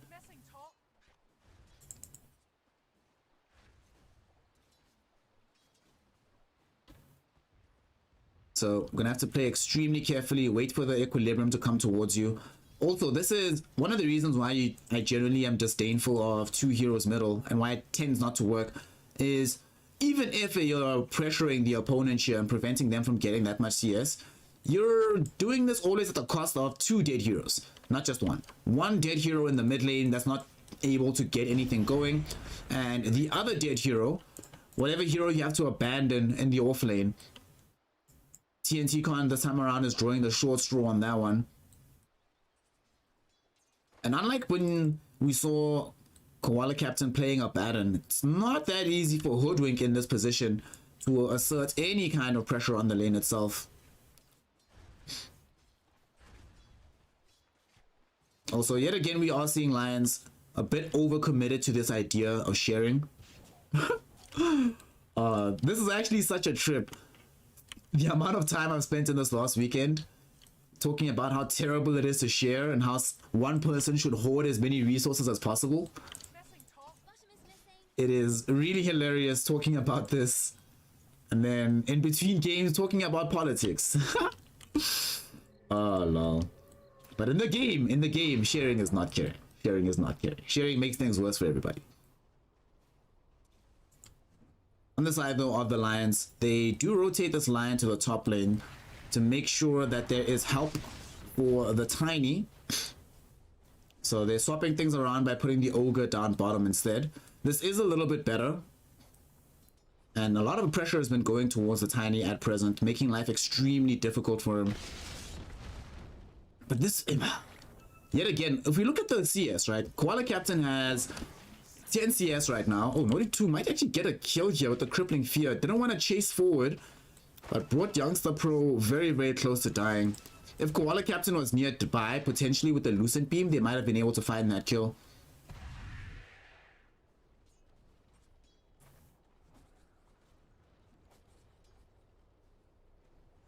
Shout out to Shippy in the chat as well for making sure to keep all the viewers informed and up to date with the information necessary. Thank you so much. Like I said, outside of the game, sharing is always caring, but inside of it is still. But what I was going to mention was, if they had more CS on the Luna right now, this Luna would be crushing this lane.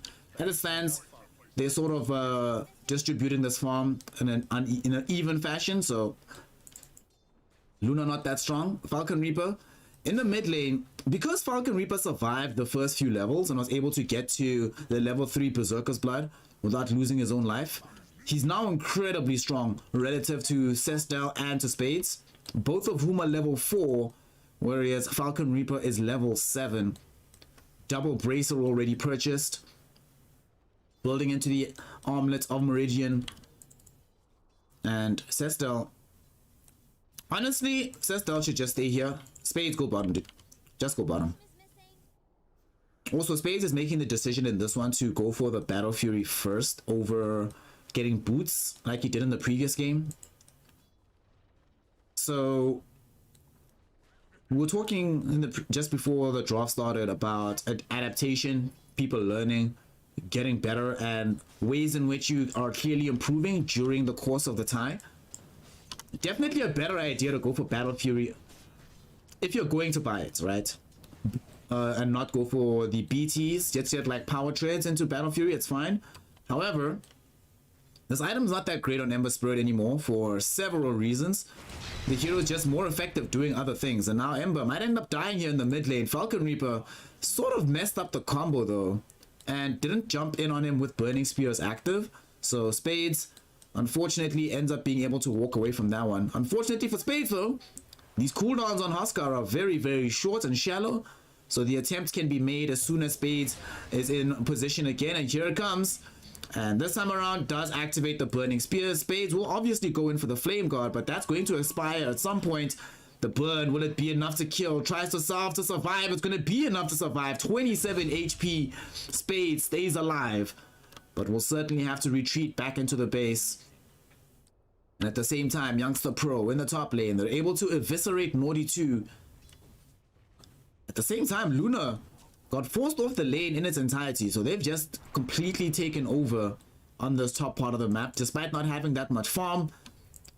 The experience is certainly on right now for the side of the BP Lions.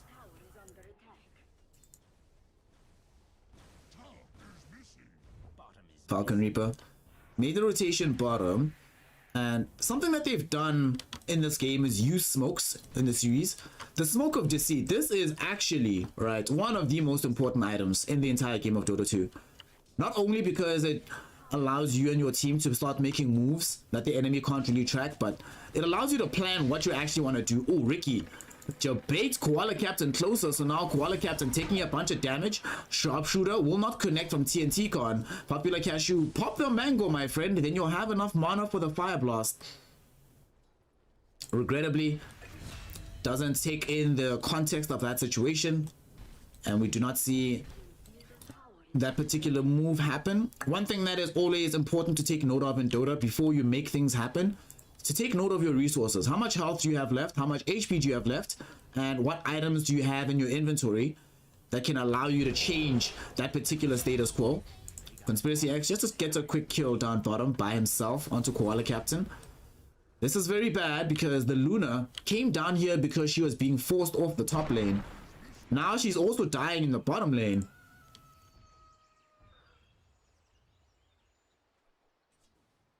Problems certainly abounding for the side of the BP Leopards.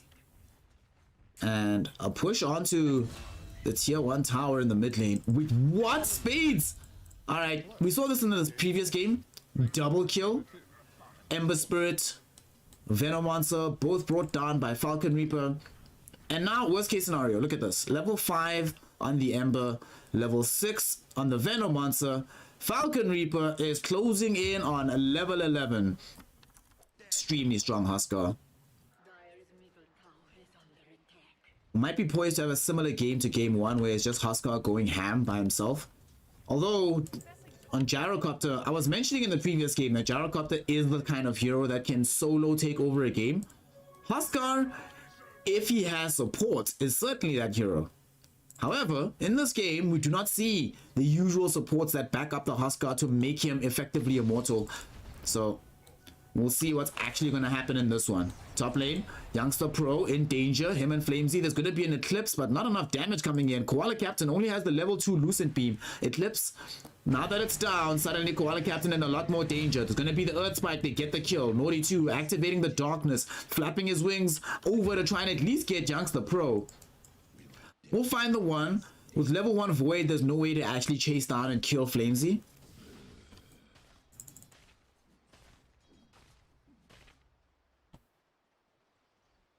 Naughty 2 gets some revenge for the Luna, but the third death of the game, or second, sorry, for Koala Captain.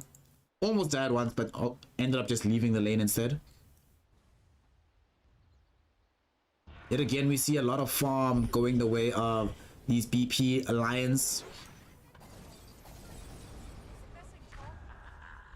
Conspiracy X jumping onto Spades now. Don't think they have enough for this. This I like though. I was mentioning this earlier. Spades, come bottom, dude. You should have just started here. Like either start here or start alone middle. Right now, it does at least give an opportunity for Sesto to get farm. Look at this. For the first time, pretty much in this matchup, they're getting some effective farm on one of their heroes. And both the Urn of Shadows.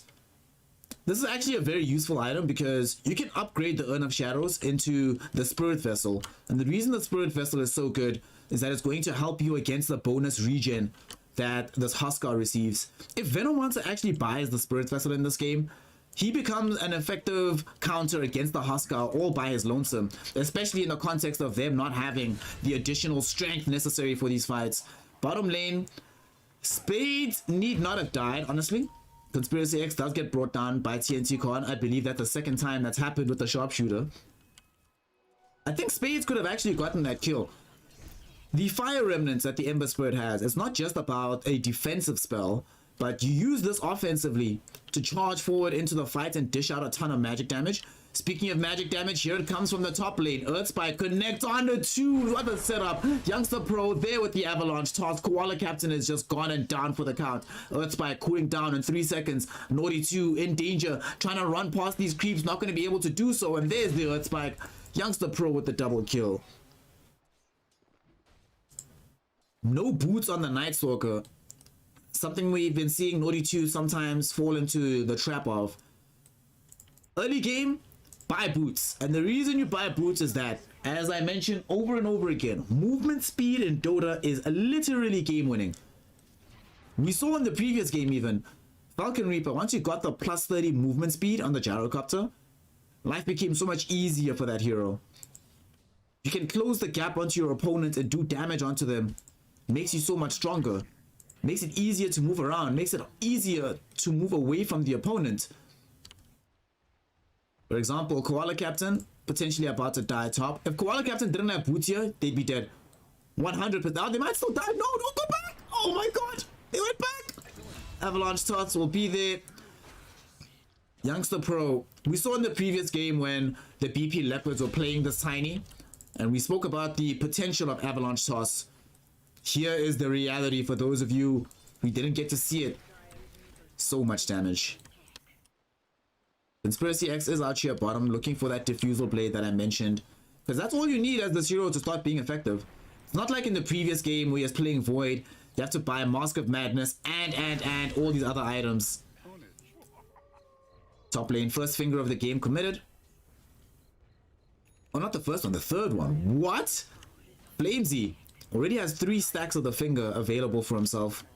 Haven't seen these being used up so far, but clearly they've been effective. Down bottom, Silence out onto Spades. He doesn't have a Remnant down anywhere just yet. We'll drop the steering chains just to make sure he can get away. And again, if you triple Remnanted back onto Conspiracy X, this Ricky would be dead right now.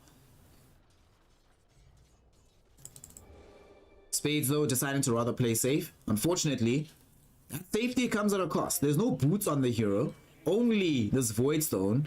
So to play safe means playing in effect uselessly. If you triple Remnant forward and maybe get that kill, you play high risk, high reward, you could potentially get away with so much gold that it makes the play worth it. Right now, Spades is not really getting anything on the map. He's still just watching as TNT Con feels safer to pick up CS over him. Flamesy gets another kill in the top lane. Naughty 2 as well as Koala Captain forced away from the tower and also forced away from the life of the Luna.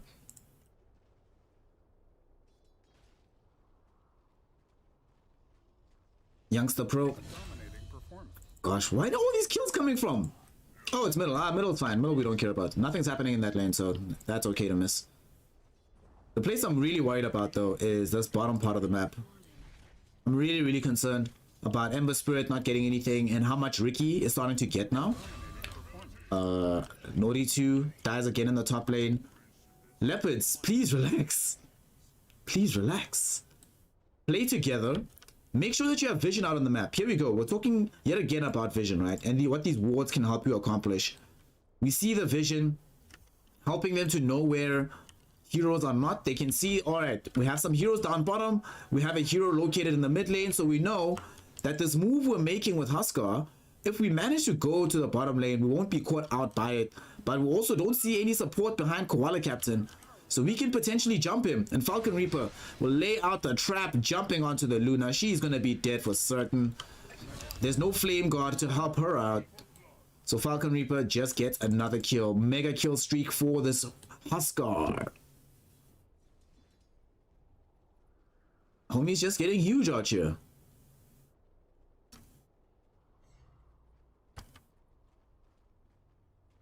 Flamesy, oof, this is a mistake.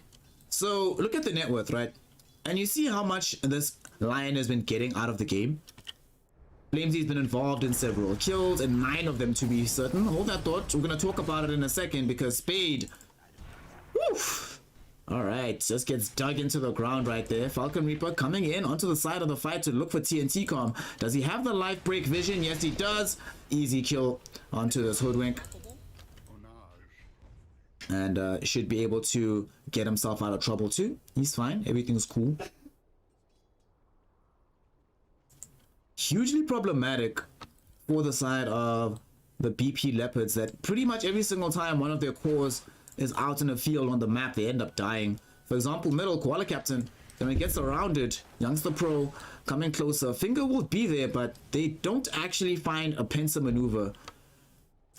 Something I have noticed about both of these teams as they're moving, when you move on the map, right, it's also very important to spend a lot of time thinking about what's the fastest way to reach a certain target. Well, Koala Captain's dead, came back middle. That shouldn't have happened. But for these teams, right, if Youngster Pro had, instead of walking in this way, instead made the somewhat longer trek, seemingly longer trek, but it's actually shorter because there's less movement, less areas where you can get stopped in the movement, and you can get the Luna, toss her back towards the rest of the team. Or if Huskar, instead of going this way potentially, rather goes like this. That way, even if you catch the Luna during the retreat, you can jump her, slow her down, and start the fight on your own terms. Top, Cestel about to lose their life to Youngster Pros on a mega kill streak right now. Everybody on the side of the Lions has more net worth than everybody on the side of the Leopards. Just really difficult to play this game. On the bright side, they do finally get a kill for Spades, a big one, bringing down this Ricky down in the bottom lane. Spades with the steering chains out, looking for getting down Popular Cashew, and they should be able to get this kill. Slide of Fist, is it gonna get thrown out? Yes, it will. Does enough damage for TNT Khan's Acorn Shot to put him into the grave. Also, Spades is poised potentially to make the same mistake from game 1. We see top, they take out Youngster Pro, get more kills onto Naughty 2. Luna dies again middle. Relax, everybody. It's just a game of Dota 2. Also, kills aren't everything. Right now, if I'm the BP Leopards, I'm like, okay, we're 24 and 5, right? However, we just got a tier 1 tower, sorry, down here in the bottom lane. Or about to, but we don't manage to get it because Spades has to run away for fear of losing his life to Falcon Reaper, and he might just die anyway. It's a haste June out on the Huskar, no way to run. Oh boy.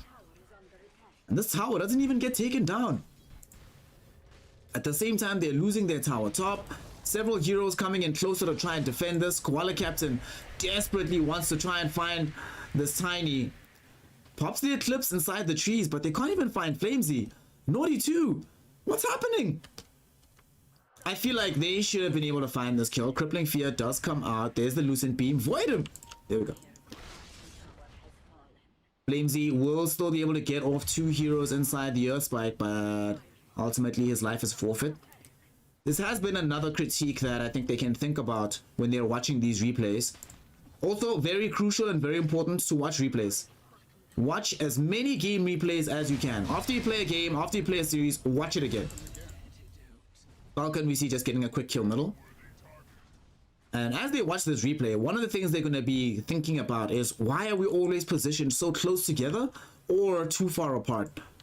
We've seen too many kills happen in this game where the side of the Leopards are either playing, for example, TNT Khan completely alone right now and moving very far forward without any backup nearby, without any vision on the map, will lead them into being able to easily potentially catch this hoodwink and kill it. Indeed, there's the surround, smoke screen, make sure that there's a silence and no scurry, and they find the easy kill for Falcon Reaper. Also picks up an Imp Claw for some bonus damage for himself. Top lane, Flamesy got caught out with stealing chains, but gets revenge onto Spades by throwing in the Finger of Death. Naughty 2 trying to run away. Blink forward by Youngster Pro. There's some right clicks. Hex will be there. And this should be an easy kill. Wicked still kick. Wicked 6 streak for Youngster Pro. So that's kind of what I mean, right? Both at once, they're too far away from each other. Spades, as well as this Night Stalker, shouldn't really be in the top lane. And if they are going to be there in the top lane, they shouldn't really be playing so close to each other without the rest of their team to back them up. Koala Captain should be trying to push the tier 1, but should not be doing this without any of his supports being nearby, without any vision from his team. Again, look at the map. How does Koala Captain know that there aren't 4 heroes sitting right here? There's only the lion that's available on the map, so Koala Captain has no information, and now Koala Captain's about to die. See what I mean? You're dead now. Nothing you can do. You cannot play apart from your vision or apart from your team. You do not know what's coming, you do not know what's happening, and you cannot defend yourself appropriately. TNT Khan will now show up, but it's a little bit too late. If the Acorn Shot was there earlier on, as Falcon Reaper was making the initial jump, there is potential for some kind of escape, but at the very least, TNT Khan doing the right thing, running immediately away. Not gonna stick around to try and find some of these bonus creeps. All the way back to the tier 2 tower. Defend yourself, my friend. Top lane, Flamesy is yet again on the hunt. Found another kill with the Finger of Death. Middle, Spades is gonna die again. Youngster Pro wants to try and find Cestal as well. It's tanking a lot of damage from the Poison Nova as well as the Venomous Scale. Will allow Cestal to escape primarily. Or will it? Or will it? Avalanche will be there. Toss forward. Do they have the damage? Is he gonna throw himself forward after he can blink? Let's see. Youngster Pro. Youngster Pro could have gotten that kill, but didn't want to blink forward, especially because there was no real vision of that side of the map. At the same time, though, they end up losing Conspiracy X. Looks like Koala Captain with the Lucent Beam and the Eclipse had enough damage to finally bring down the Ricky. One thing as well that's very important to keep track of in Dota is if your item is sitting in the backpack, it's not working. Always be cognizant of which items of yours are sitting in the backpack, doing nothing. Utilize them effectively. Spades, don't do it! Oh gosh, Spades is doing it. Regrettably, we're going to see yet again that going for this build doesn't actually help you accomplish anything. It doesn't give you additional mana so that you can use your spells. Doesn't give you additional damage so that your right click or your sleight of fist is more dangerous.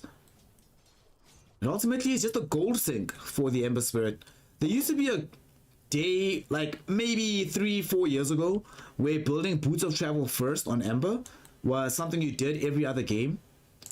Unfortunately, even then, it was Boots of Travel first, not Boots of Travel and the Power Treads. Here, top lane, Naughty. Okay, that was somewhat peculiar. The thing about that move is that Naughty actually had awareness that these heroes were in the top lane. He saw them. He ran away from them. I don't know why he went back like that. There is buyback available from the Night Stalker, but if he commits it, it's gonna be some gold that he needs to spend. 500 bucks gone. It's pretty much all of his net worth at this point. Youngster Pro did DC, comes back into the game. This game is just looking a little bit too good for the Lions, but Leopards, they're just not playing as a team right now. And not to say everyone's like playing just individually, but it'll be individuals or 2 or 3 folk playing together. We haven't actually seen them do anything as a full squad. And now here comes a push. Koala Captain, be very careful, my friend. Don't move in that direction. Throw the odd Lucent Beam, but get out. Dire's bottom tower is under attack. Radiant's middle tower is under attack. Oh boy. Top lane. They still don't have any vision here, so they need to be wary about how they move. Is under attack. Radiant's middle tower is under attack. The big worry though for them is Youngster Pro. So if they know where Youngster Pro is, it makes life a lot easier. Flamesy. Ooh, 3 heroes. Too close. Everyone's too close. And there's a huge finger of death. It almost killed everybody. Flamesy gets Festo down. There's gonna be a quick kill coming in from Falcon Reaper as well, who just showed up. Koala Captain. He sees that the Huskar is very low with the Luna. Able to get the counter kill there. Will he be able to reach for more? Mass amounts of gold picked up. But now here comes Conspiracy X to make the cleanup happen. You got Huskar, but at what cost? That will cost everybody's lives. Conspiracy X with a double kill. Oof. Massive play there from Luna. I think the primary reason why they get that kill at all is because before TNT dies, he throws in the sharpshooter shot onto the Huskar, and ultimately it ends up making sure that the Berserker's Blood passive is not available. So the initial damage from the Luna can be that much more effective. Gets him a kill, and because the Huskar is the one that died, he's the hero that's the strongest on the map. He would have helped them a lot pushing on this high ground.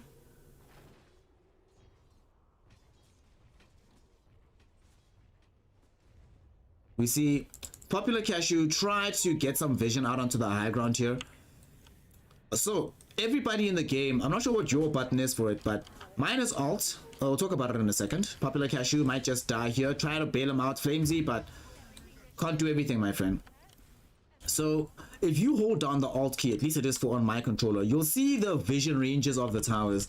If you want to lay an observer ward out on the high ground, make sure it's in between the vision of the towers. Otherwise, it's just going to get destroyed as easily as we just saw happen to the wards planted by the ogre. At the same time, they managed to find Naughty 2. Yet again, not playing nearby anybody on his team, but crucially, not playing nearby any vision that his team has available. You need to be able to establish that somehow. Observer wards aren't that expensive, everyone. You're playing support, buy wards. In this game, the people buying wards, it should be in large measure, this, well, Hoodwink was sort of playing a core in this game, but should be Hoodwink. It should be like the Veno. Unfortunately, Veno, one of the most farmed heroes in the game. Yet again, Ember Spirit not able to achieve much. And it earlier on bought a Void Stone and ended up selling the Void Stone so he could complete Power Treads. Getting boots is good. Selling items before they're complete, very, very bad. Very bad. Always very, very bad. Unless you sell one component and it guarantees, gives you the gold for another item to finish, you never want to be splitting up items piecemeal after you've committed the gold for their components.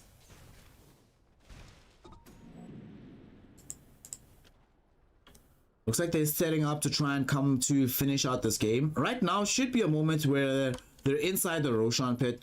Whenever you get such a monumental advantage like this and you know that you're monumentally ahead, you want to be taking Roche. Koala Captain? Okay, Koala Captain is beyond lucky that Flamesy wasn't ready with the Earth Spike or the Hex. Youngster Pro wasn't ready with the Blink Dagger. That should be a dead Luna. But now, they don't have the Eclipse ready for the fight. We've already seen in this game that a huge source of their damage has been this Eclipse because of how little damage anybody else does on this dire side for the BP Leopards. As a result, whenever you use the Eclipse too soon, now they are aware on the side of BP Lions that they can go for a fight without having to be worried about damage. And they come across Koala Captain first, jumping onto him. There's the Avalanche, there's the toss, there's a dead Luna. Next to 4 will be Naughty 2. Falcon Reaper did pop the BKB for this. Turned out to not be necessary. Did use Satanic a little bit too soon in that fight. So it won't be available for another 10 seconds, but it doesn't seem to matter. Jump back. It's going to be the ultimate from Falcon Reaper. Finger of Death onto Spades. Ember Spirit gets eviscerated by the Lion and the Ricky. 21,000 gold lead. 30,000 almost on the experience. And it is starting to feel like this one is just going to be... yeah, this one's not going to be longer for this world.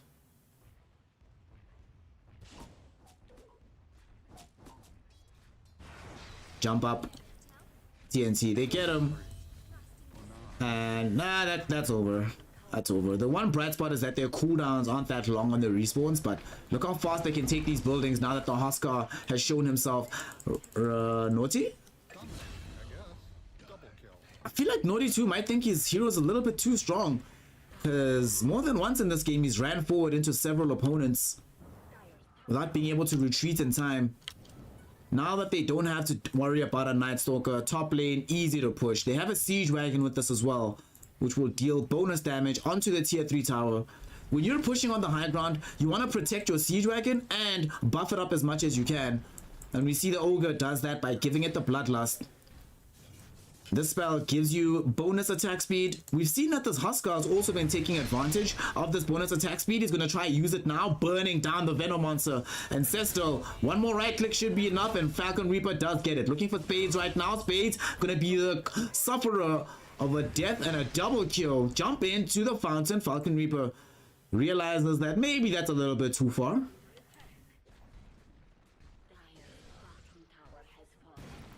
Nonetheless, with that, Naughty 2 also, yet again, too far forward. Naughty 2! Oh my goodness. Naughty 2 gets killed. Does have buyback. They all have buyback from the BP Leopards, but I suppose they probably realized that even if they did buy back, it wouldn't change all that much. They're doing all of that in the top lane without even the Tiny, who's just cleaning up the bottom lane racks. He's finished them both. Yeah. It is looking for all the world like this might just be the end of all affairs. And the grand finals beckon. One more kill happens here for Falcon Reaper. He's gonna go for the final fight potentially. They're gonna surround him as they kill Conspiracy X.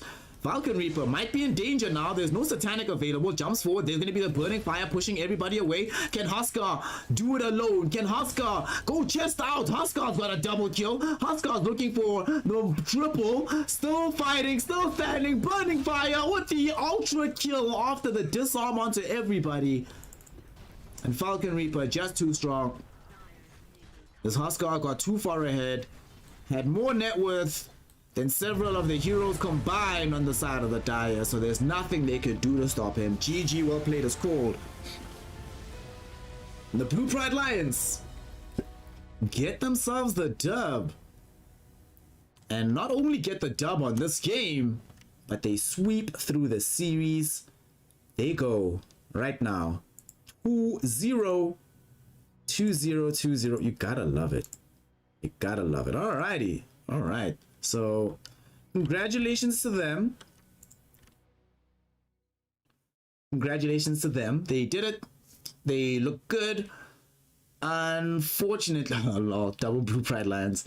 Unfortunately, the Leopards, the decision making of just having the dual lanes mid doesn't end up working out for them. Spades had a similar game to game one, wasn't able to get much done, regrettably. Honestly, I also just think that Lions have just spent more time with the game and have better awareness of things to do. For example, look at just things like Vision. Vision wins games. They brought 4 wards in totality on the side of the BP Leopards throughout the whole game. And those wards were brought by Koala Captain. I suppose living up to the captain name. But wards on the other side, more than 4. To be fair, not that many more. This should have been at least 3 times as high of a number. That's like the bare minimum in my opinion. But trying to make sure that they have that positive vision. A bit of a mistake that the Falcon Reaper is the one that's buying this. It should be your supports. We did see in this game that Blue Pride Lions didn't necessarily keep the same degree of discipline when it came to the farm distribution. Lion, especially for Flamesy 72, soaked up a lot of the farm that should have gone to other quarters. There's no reason for Conspiracy X to not have gotten more out of this game. Also, I do think that Conspiracy X, the build, you start with Diffuser Blade, but then you have to go for stats. Twice in a row now we've seen an over-reliance on this Chrysalis item. You should remember, big damage numbers look nice and they feel very satisfying to dish out, but it doesn't really mean anything to have a crit multiplier if your actual damage and survivability itself is fairly low, if your own attack speed isn't that high, because yes, 2.5 times of a low number is still a fairly low number, or 2.5 times of a high number at very low speeds is still a technically lower overall number. You should be focusing on what are the best things for the individual hero. And for Ricky, similar to the Faceless Void, it's attack speed and survivability a lot earlier in the game before it becomes about raw damage from an item like the Chrysalis. Decent itemization though from Falcon Reaper. I think Falcon Reaper is the one, not just in this team, but throughout the tournament that's probably just played the most Dota. So I'm definitely hoping that in the aftermath of this tournament, Falcon Reaper spend some time still integrating with the rest of the players that we've seen. Just as like, yo, let's play Dota, watch what I'm doing, or let's talk about what I'm doing. Not always going to be the best thing, but it's something to build on, something to get better with. So shout out to Falcon Reaper and the gang. They get the 2-0, and now they go into the grand finals. Waiting for an opponent for them, as right now the Pride is taking on Blood Moon, and one of those teams will meet the Blue Pride Lions in the grand finals. But for now, we just say congrats. They take the 2-0, and now they get to rest a little bit. We'll all have a little bit of time, about 40 minutes before the grand finals will begin. So go take a break, go take it easy. We will return. More Dota will be happening. I am not certain if we're going to be doing it on this channel or on a different one, but keep it locked right here. We'll either go live from here or host the appropriate channel where we can find the action happening. Thank you so much for spending this time with us. Shout out to the Blue Pride Lions. Shout out to you all for watching, and we'll see you soon. The grand finals here in the Curro Esports Cup. This is the under 14 division. Young kids on the block. They're out here. They're doing their thing. And we now have a 2-0 for the BP Lions. Let's see who their opponent's going to be. See you all shortly.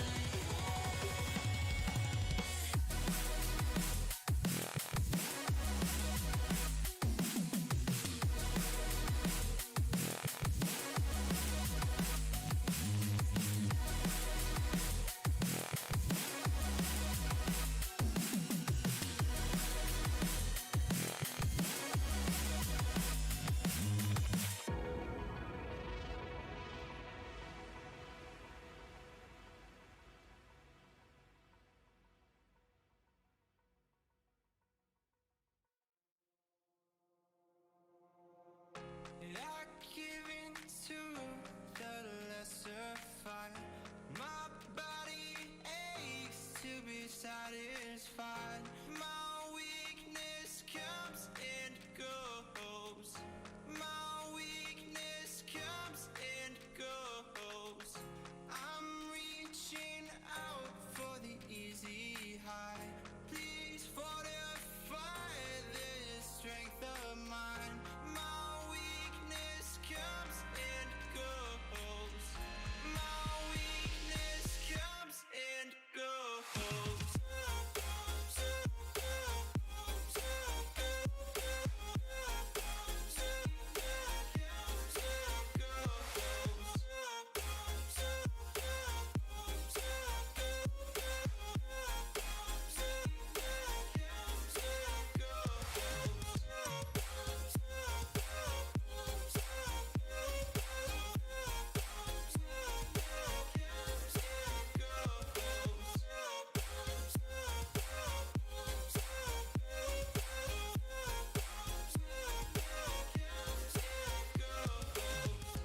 I give in to the lesser fight.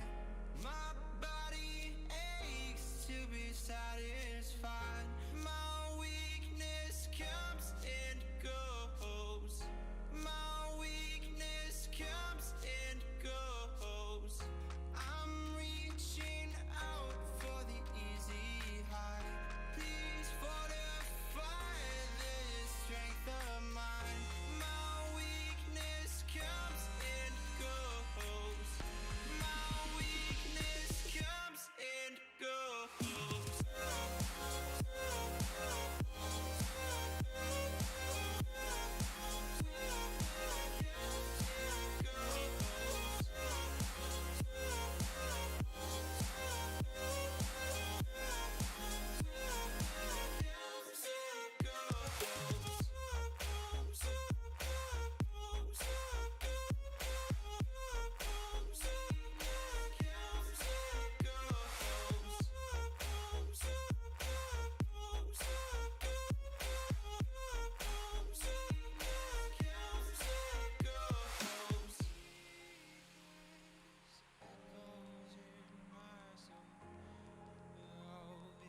Echoes in my soul. My weakness comes and goes. It goes, it goes. My weakness echoes in my soul. Oh, it echoes in my soul. My weakness comes and goes. It goes, it goes.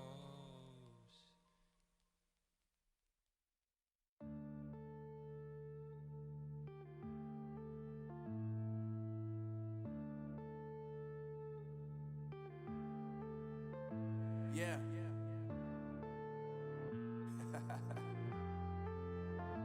Unknown Brain. Marvin Devine. I'm saying bye to all the lies and all the times you cried, saying that I wasn't right, yet I was right by your side. You manipulator, playing games, your friends commentators, and I don't know what you say about our private conversations, but it's got them hating. Thanks to all the rumors you be claiming. It's cool, I'm done with you, so they can throw you a celebration. You gon' hate it when you see me with somebody living better. I'm trying to tell you that me just doing me gon' have you jealous. I know that I gotta stay away from all your games. Yeah, I know that I found somebody else to love me one day. You'll realize the grass ain't greener on the other side. No, you did me dirty for the last time, so now I gotta say goodbye.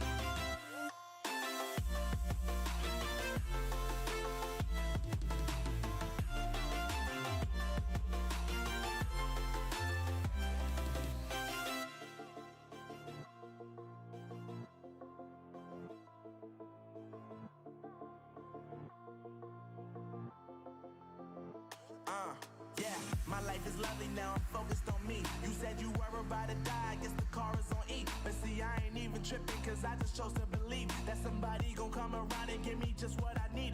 I don't wanna see you flying, see you looking down and out. Coming to me crying, saying you miss having me around. Gave you chances and you blew it, you so easily influenced. All the times you told me beat it, now you gotta face the music, I'm saying. I know that I gotta stay away from all your games, yeah. I know that I found somebody else to love me one day.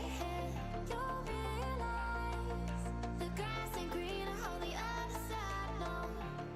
You did me dirty for the last time, so now I gotta say goodbye.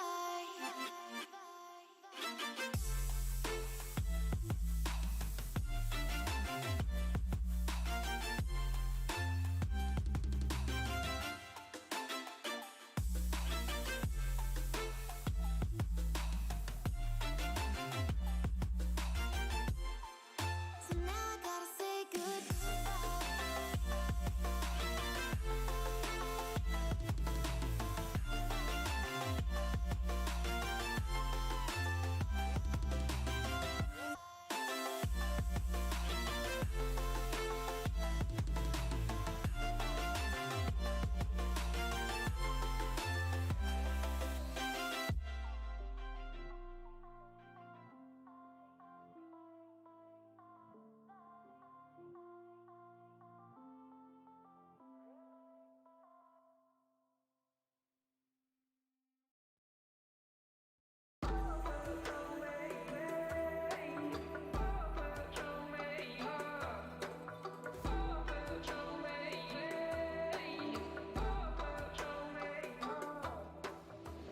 There's a universe inside you, so won't you wake up now and see? Don't hide away the things you're feeling. Unlock your mind and lose the key. There's a universe inside you. You should never have to hide. I can see the stars inside you. Please just open up your eyes. There's a universe inside you.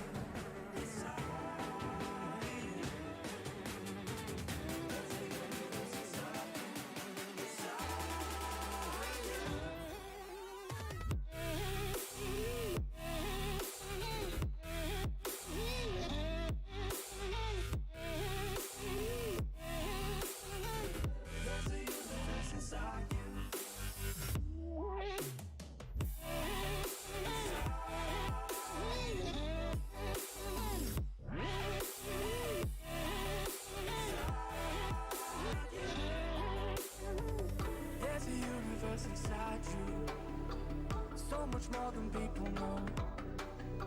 I've seen you fighting your emotion. I hope you stay and won't let go. There's a universe inside you, so much love to leave behind.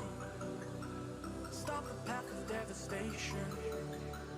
You should live for all the hype.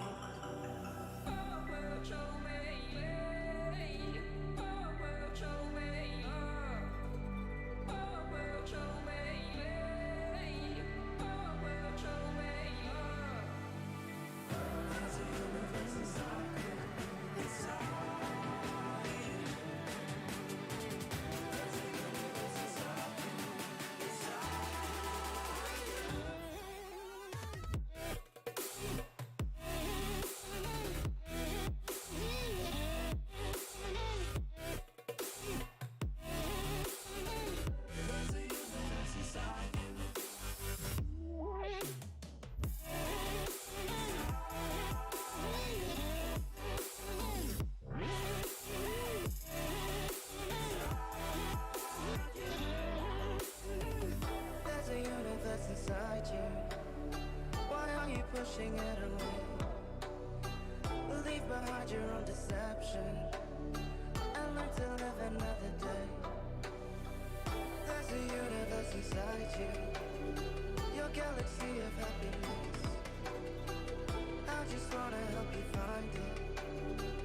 We'll explore in baby steps. There's a universe inside you. You've gotta give it room to breathe. So let the universe excite you, 'cause that's the way it's meant to be.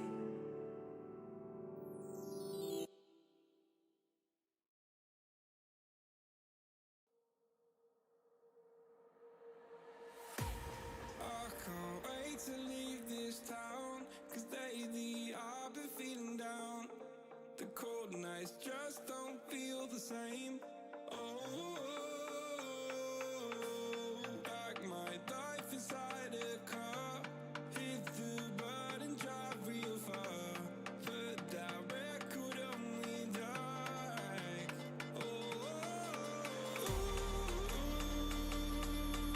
I'm dreaming of you, I dream of a new night. Fight in the dark till we see the sunlight. My love, it's you and I. Close, close and cool like this fire. So reach for the stars, 'cause we're aiming high.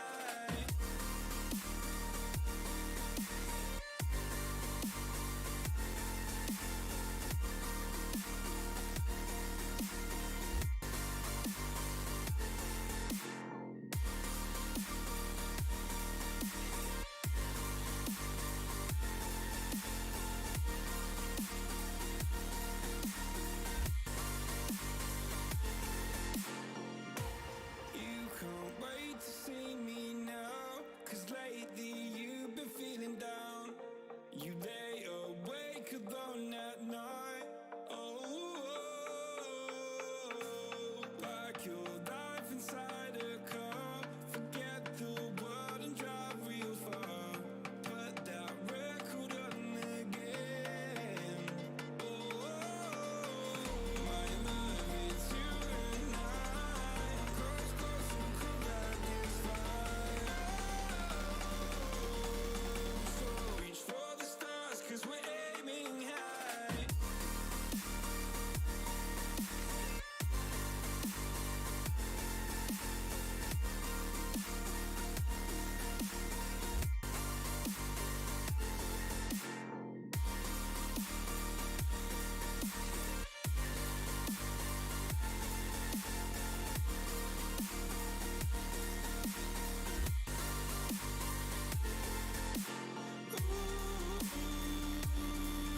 I'm dreaming of you, I dream of a new night.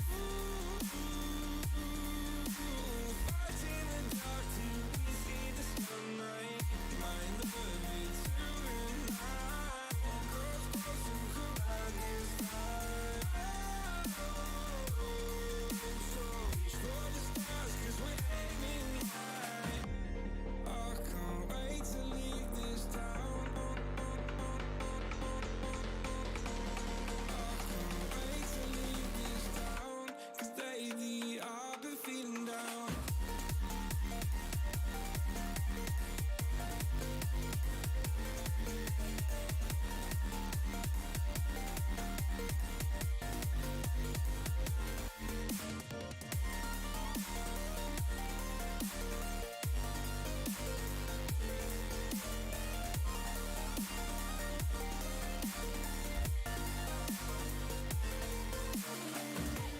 I can't wait to leave this town, 'cause lately I've been feeling down.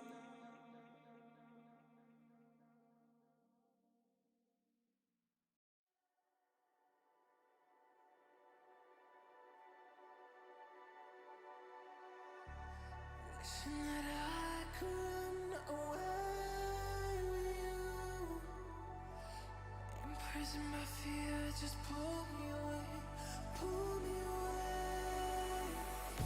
Secret fantasies of me and you. Will they ever see the light of day, light of day? I don't know where you are, but I will find you. I will find you.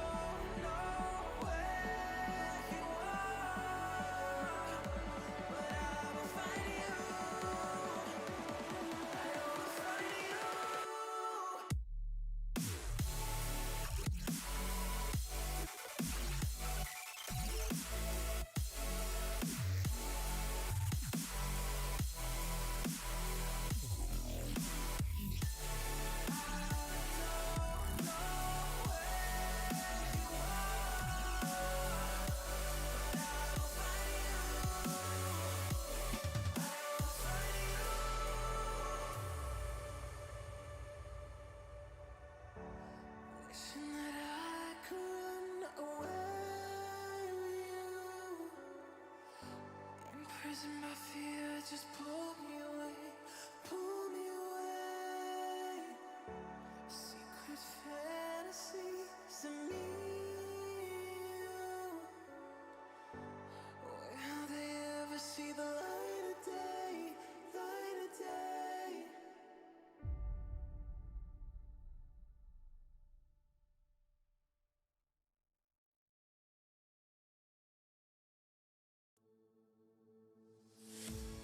Here we are, a million stars floating over our heads.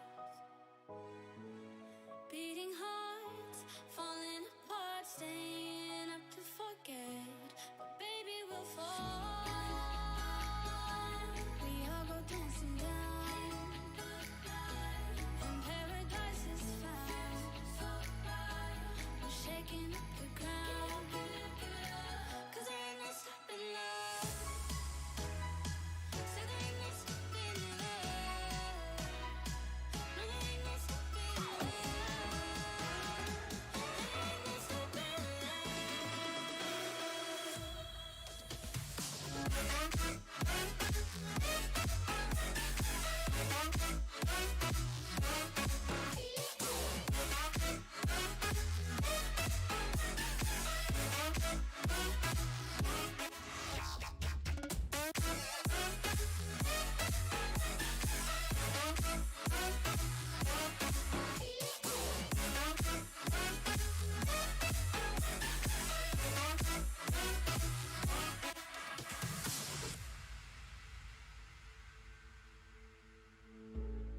We could be flying free, leave our worries below. Safe and sound, no one around. Say the word and we'll go. But baby, we'll fall. We all go dancing down, and paradise is found. We're shaking up the ground, 'cause there ain't no stopping love. So there ain't no stopping love. No, there ain't no stopping love. There ain't no stopping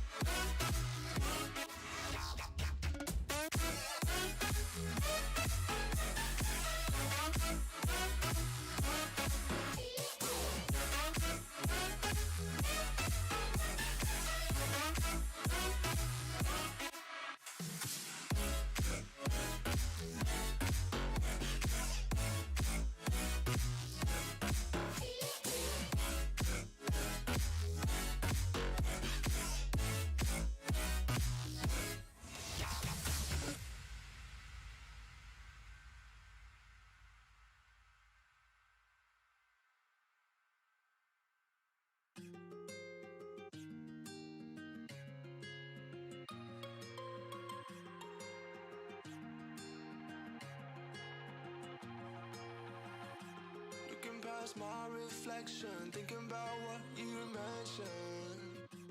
You were supposed to be the one to take every last pain away. Nothing on our loving, maybe time told us that we were different. Did it break you down? Staring at the ceiling, fighting off a feeling. One more minute, 'cause I just don't wanna come down. Don't wanna go back to how I used to be.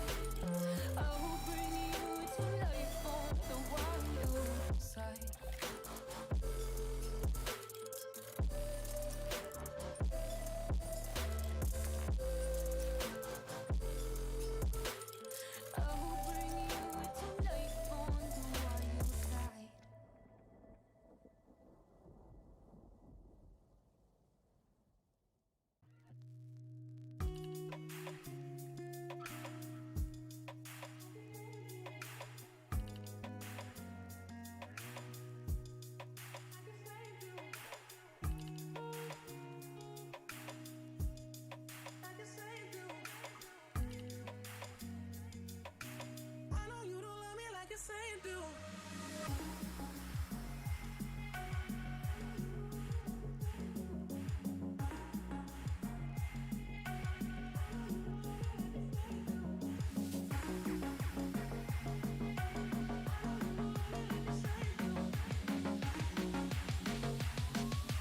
I know you don't love me like you say you do. I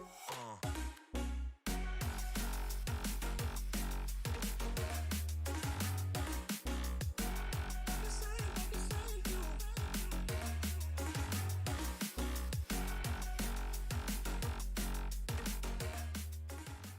me like you say you do. I know you don't love me like you say you do. I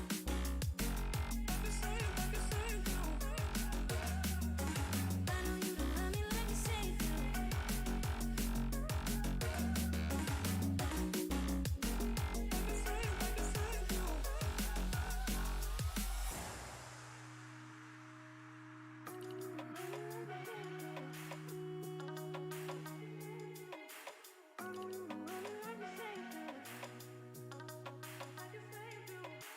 I know you don't love me like you say you do. I know you don't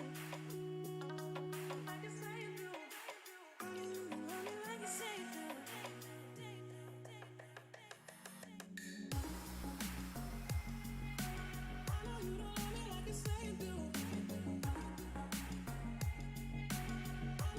me like you say you do.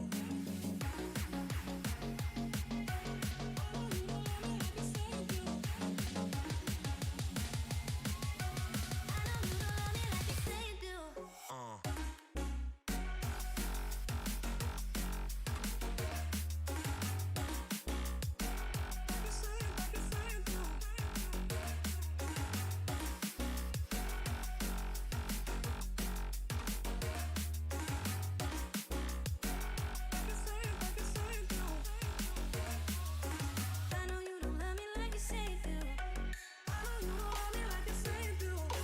I know you don't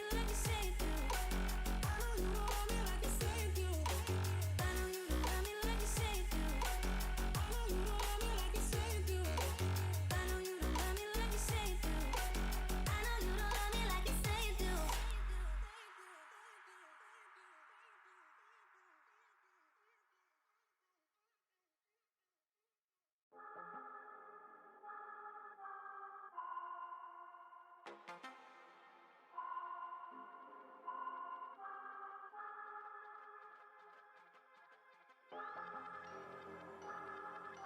Yeah, I'm not gonna lie to you kids, it's a fucking jungle out there.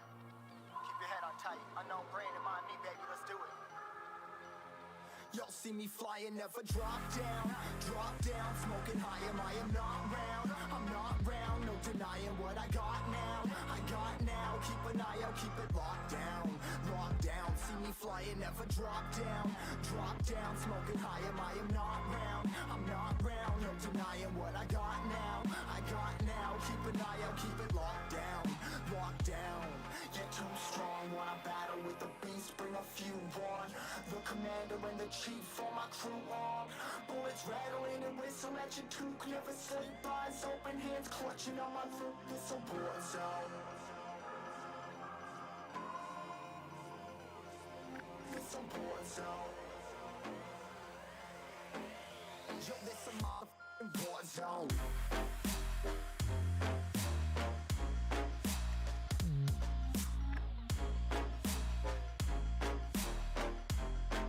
This a war zone.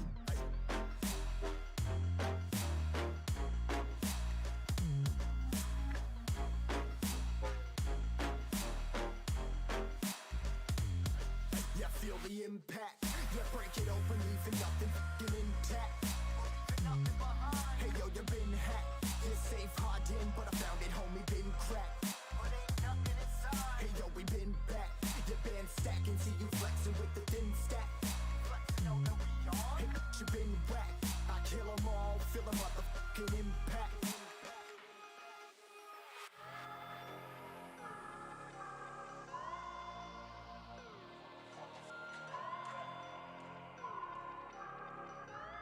Yo, this a war zone, homie. Say you ready and prepared. Take a minute, make them aware. Well, I be sneaking in the back, but it's what the clap. Homie, life ain't fair. Caught me crawling through the mud with a vision, saw it clearly. Born a shepherd to these sheep, make them fear me. This a war zone, trashed out, trap house, nothing ever given. Yeah, every day's a blessing. Thank the Lord on how I'm living. See me riding with my top down, no cops round, pedal pressing on the gas. I don't think I'll ever stop.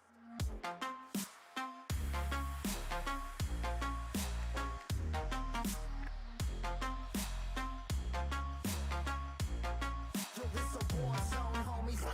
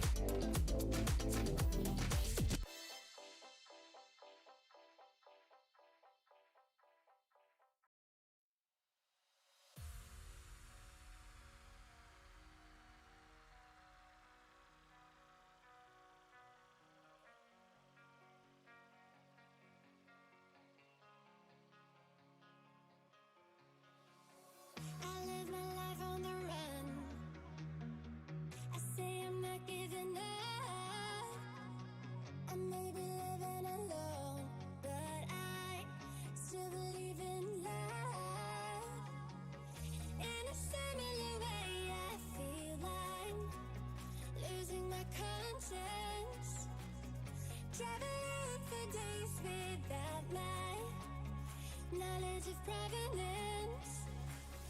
Throughout my life, you taught me a renegade. Through all my lows, you said we could start again, but I'm a renegade of your love. But I'm a renegade of your love.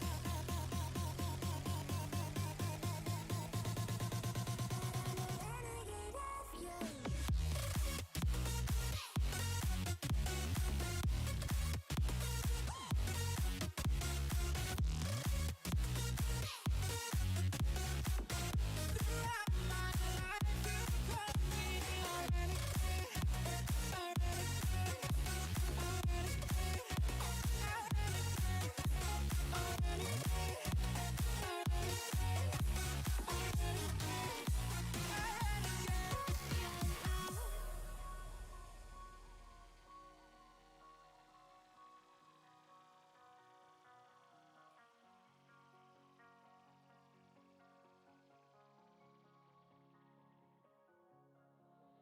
Been on the streets a few months. I'm trying to pick myself up. I may be living alone, but I still believe in love. And although my flaws had dragged me down on the coldest night, I'm still kicking around. Then I saw you back before my time was shortened. No, throughout my life you've called me a renegade. Throughout my loves you said we could start again, but I'm a renegade of your love. But I'm a renegade of your love.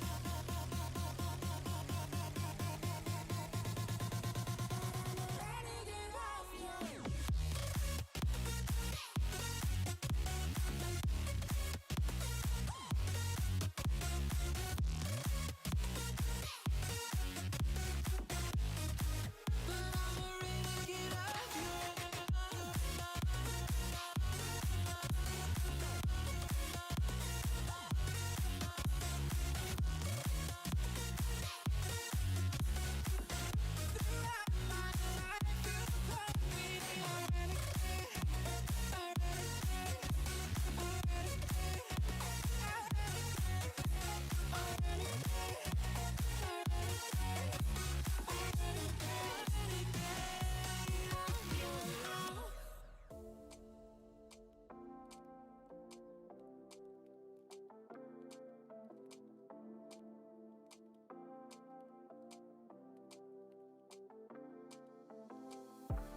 Take it all back, hate the things that you said.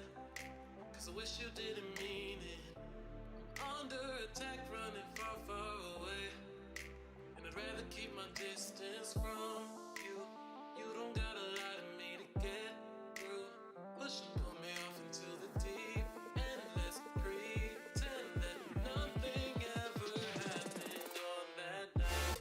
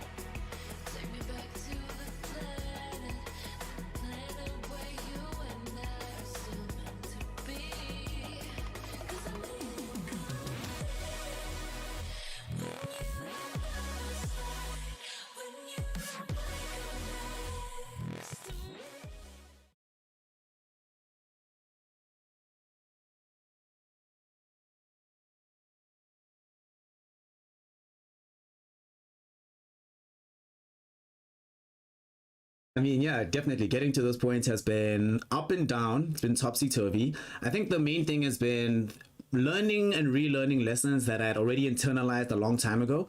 You know, seeing things from a completely new perspective, right? Coming in from like that sort of trying to figure out exactly what's happening perspective. It's been interesting. It's been nice and refreshing. It's allowed me as well to think through more about why I love the game. So it's been topsy turvy. There's also been occasions where I'm like, man, I've come a long way, and I can't wait to see how far they come to.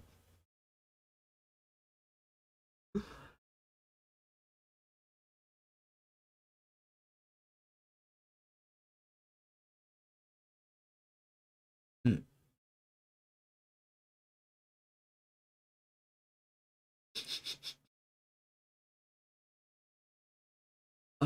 I it would have been great, right? Having that much support. I think as well, it's not just beyond the fact that they have this tournament, right? But behind the scenes, obviously the audience is not seeing just how involved the support structure is, the managers, the teachers, coaches and stuff. The fact that there's a support structure for Dota from authority figures. Are you kidding me? Like, would have been so great. Would have been so great.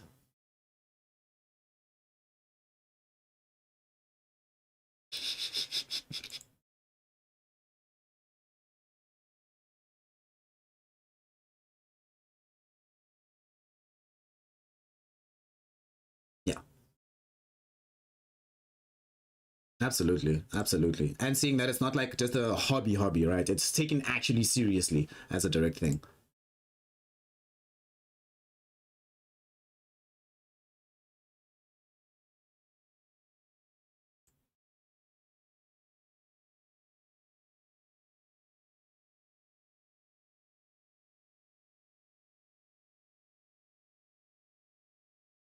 Yeah.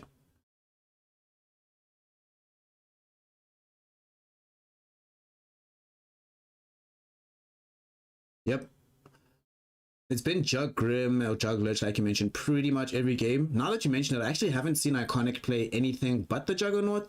So I think that may be something that Blue Pride Lions consider going into the next game. Like maybe banning that hero, forcing him to play something that he might not be as comfortable on at this particular point in time.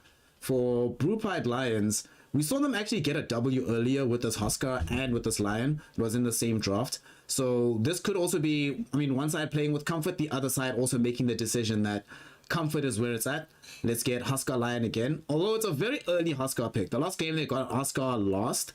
This time it's early and it's Huskar into Juggernaut, which is one of those matchups that is very difficult given how much physical damage comes from the Jug. So I wonder how they're going to deal with this from BPL.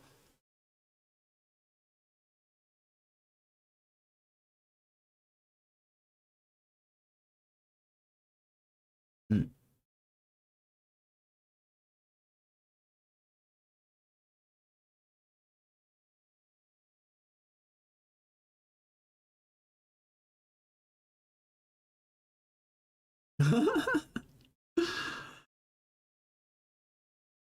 Lol, lol, lol, lol, lol. It happens. It happens. I also just realized that I might not have had your audio either.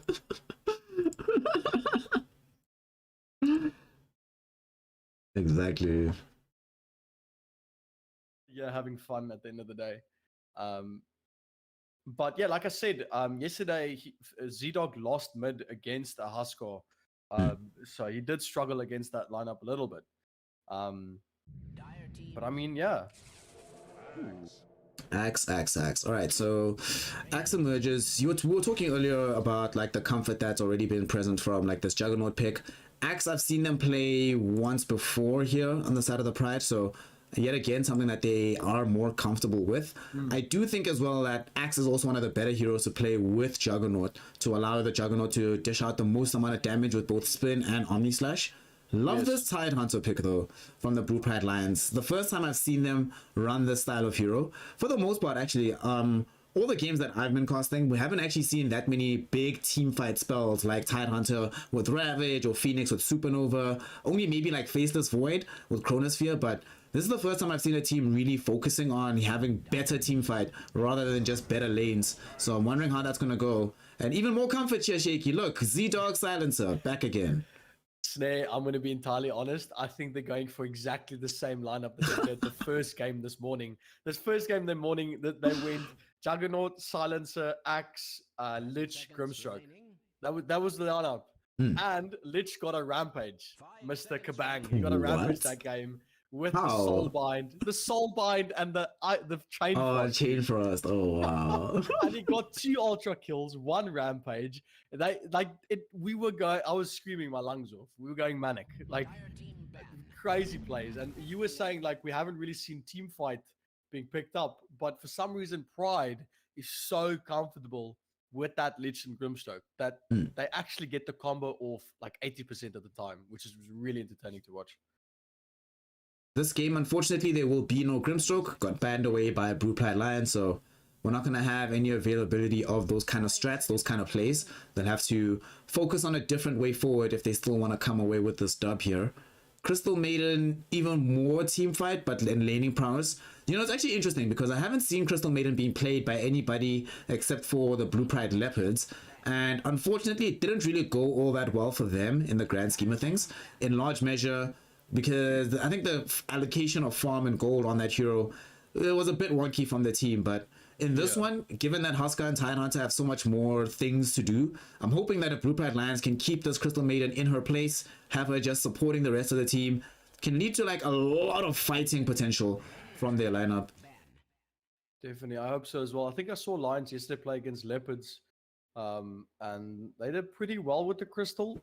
Crystal kind of was just like cannon fodder a few of the team fights, but didn't do too badly. But it's exactly what you say. Crystal Man is a type of hero it looks simple on the outside, but she's very squishy. She's very easy to kill, and she's very situational. So if you don't play that way, it's very easy to pick off. Absolutely. To be fair, for the CM, she plays far enough back. It can make some problems for Axe, but main, I think, place for them to be thinking about where to win this game from will come from this Husker. Let's see what he can perform. Now we see that they get in bans on Luna, ban on Monkey King from the Pride.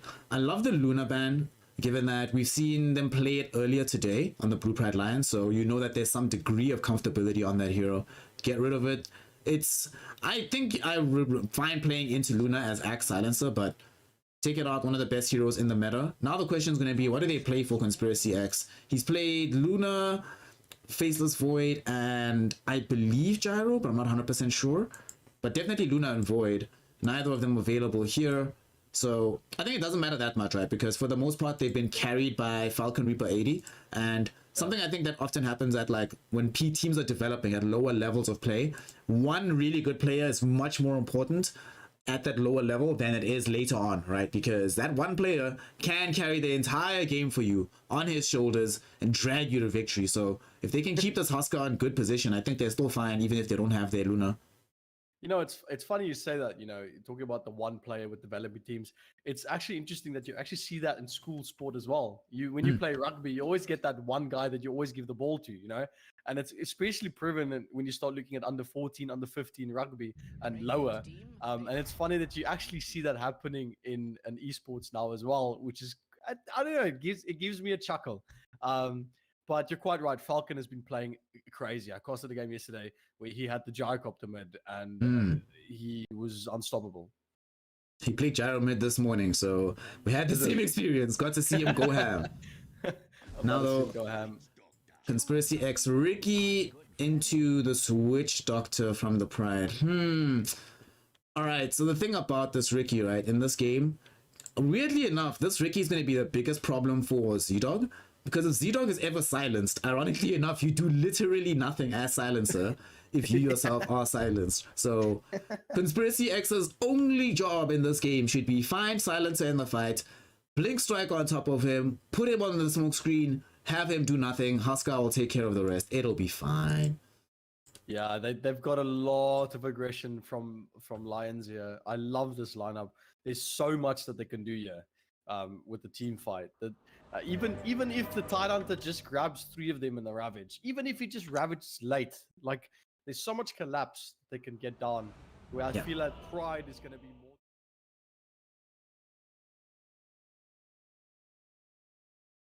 Yeah, absolutely. So a lot of difficulties in terms of making sure that they get those things locked down. It's a kind of draft which doesn't leave a lot of room for error, unfortunately, from their side. I mean, you can't really afford mistakes, right, with these kind of heroes. As the more and more mistakes you make, the less and less you have the opportunity to scale back up, especially because these heroes, something I'm not sure if you've seen on your side, is the mid game and the late game sometimes feel like two different things, or two different teams are playing them, where one team will fall really far behind early but be very intelligent about how they fight in the mid game. And this is the sort of game where falling behind, I don't think they have that option necessarily, so they'll have to start playing well from the beginning to make sure that they can keep momentum going.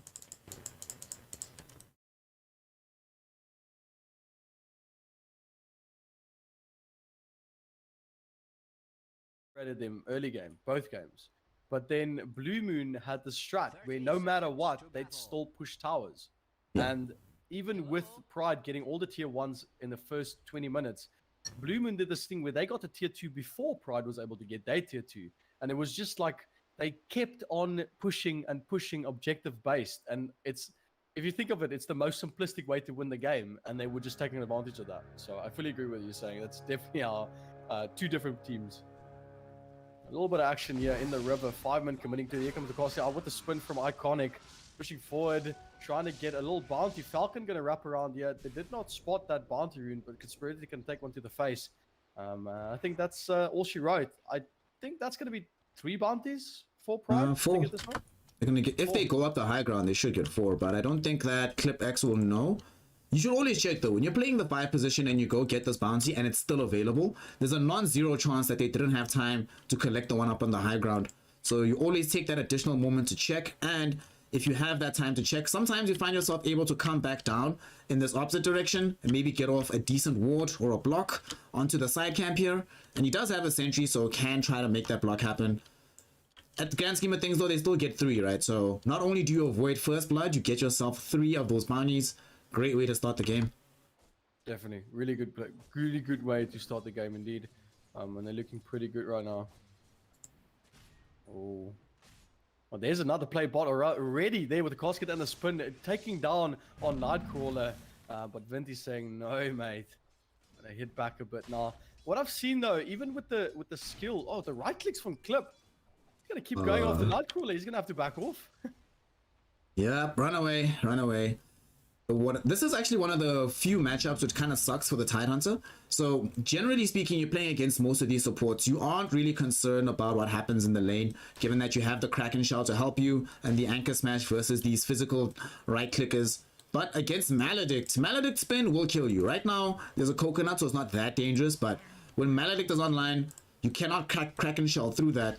For the longest time in the laning phase, one of the ways to deal with Tidehunter was a hero with high magic damage that's uninterruptible, like Juggernaut, in tandem with a Maledict to dish out the final piece of damage. So I don't think this will be the easiest lane in the world for Nightcrawler. You have to play very, very carefully. And one of the things that you need to hope for, Vinty, stop taking my last hits. Leave me alone. Yeah, Vinty is, I remember as well last, now come to think of it, Vinty's quite on it as well. Oh, there's the spin again with the Maledict anti-cook that we just said. The spin's not going to connect though. Iconic trying to get it down. It's only level 1 on the Maledict. So not going to tick too much, but it's going to be enough for Nightcrawler to be able just to run away from that. Came close. What's your opinion on the mid, the Silencer versus Huskar? Z-Dog struggles against that hero.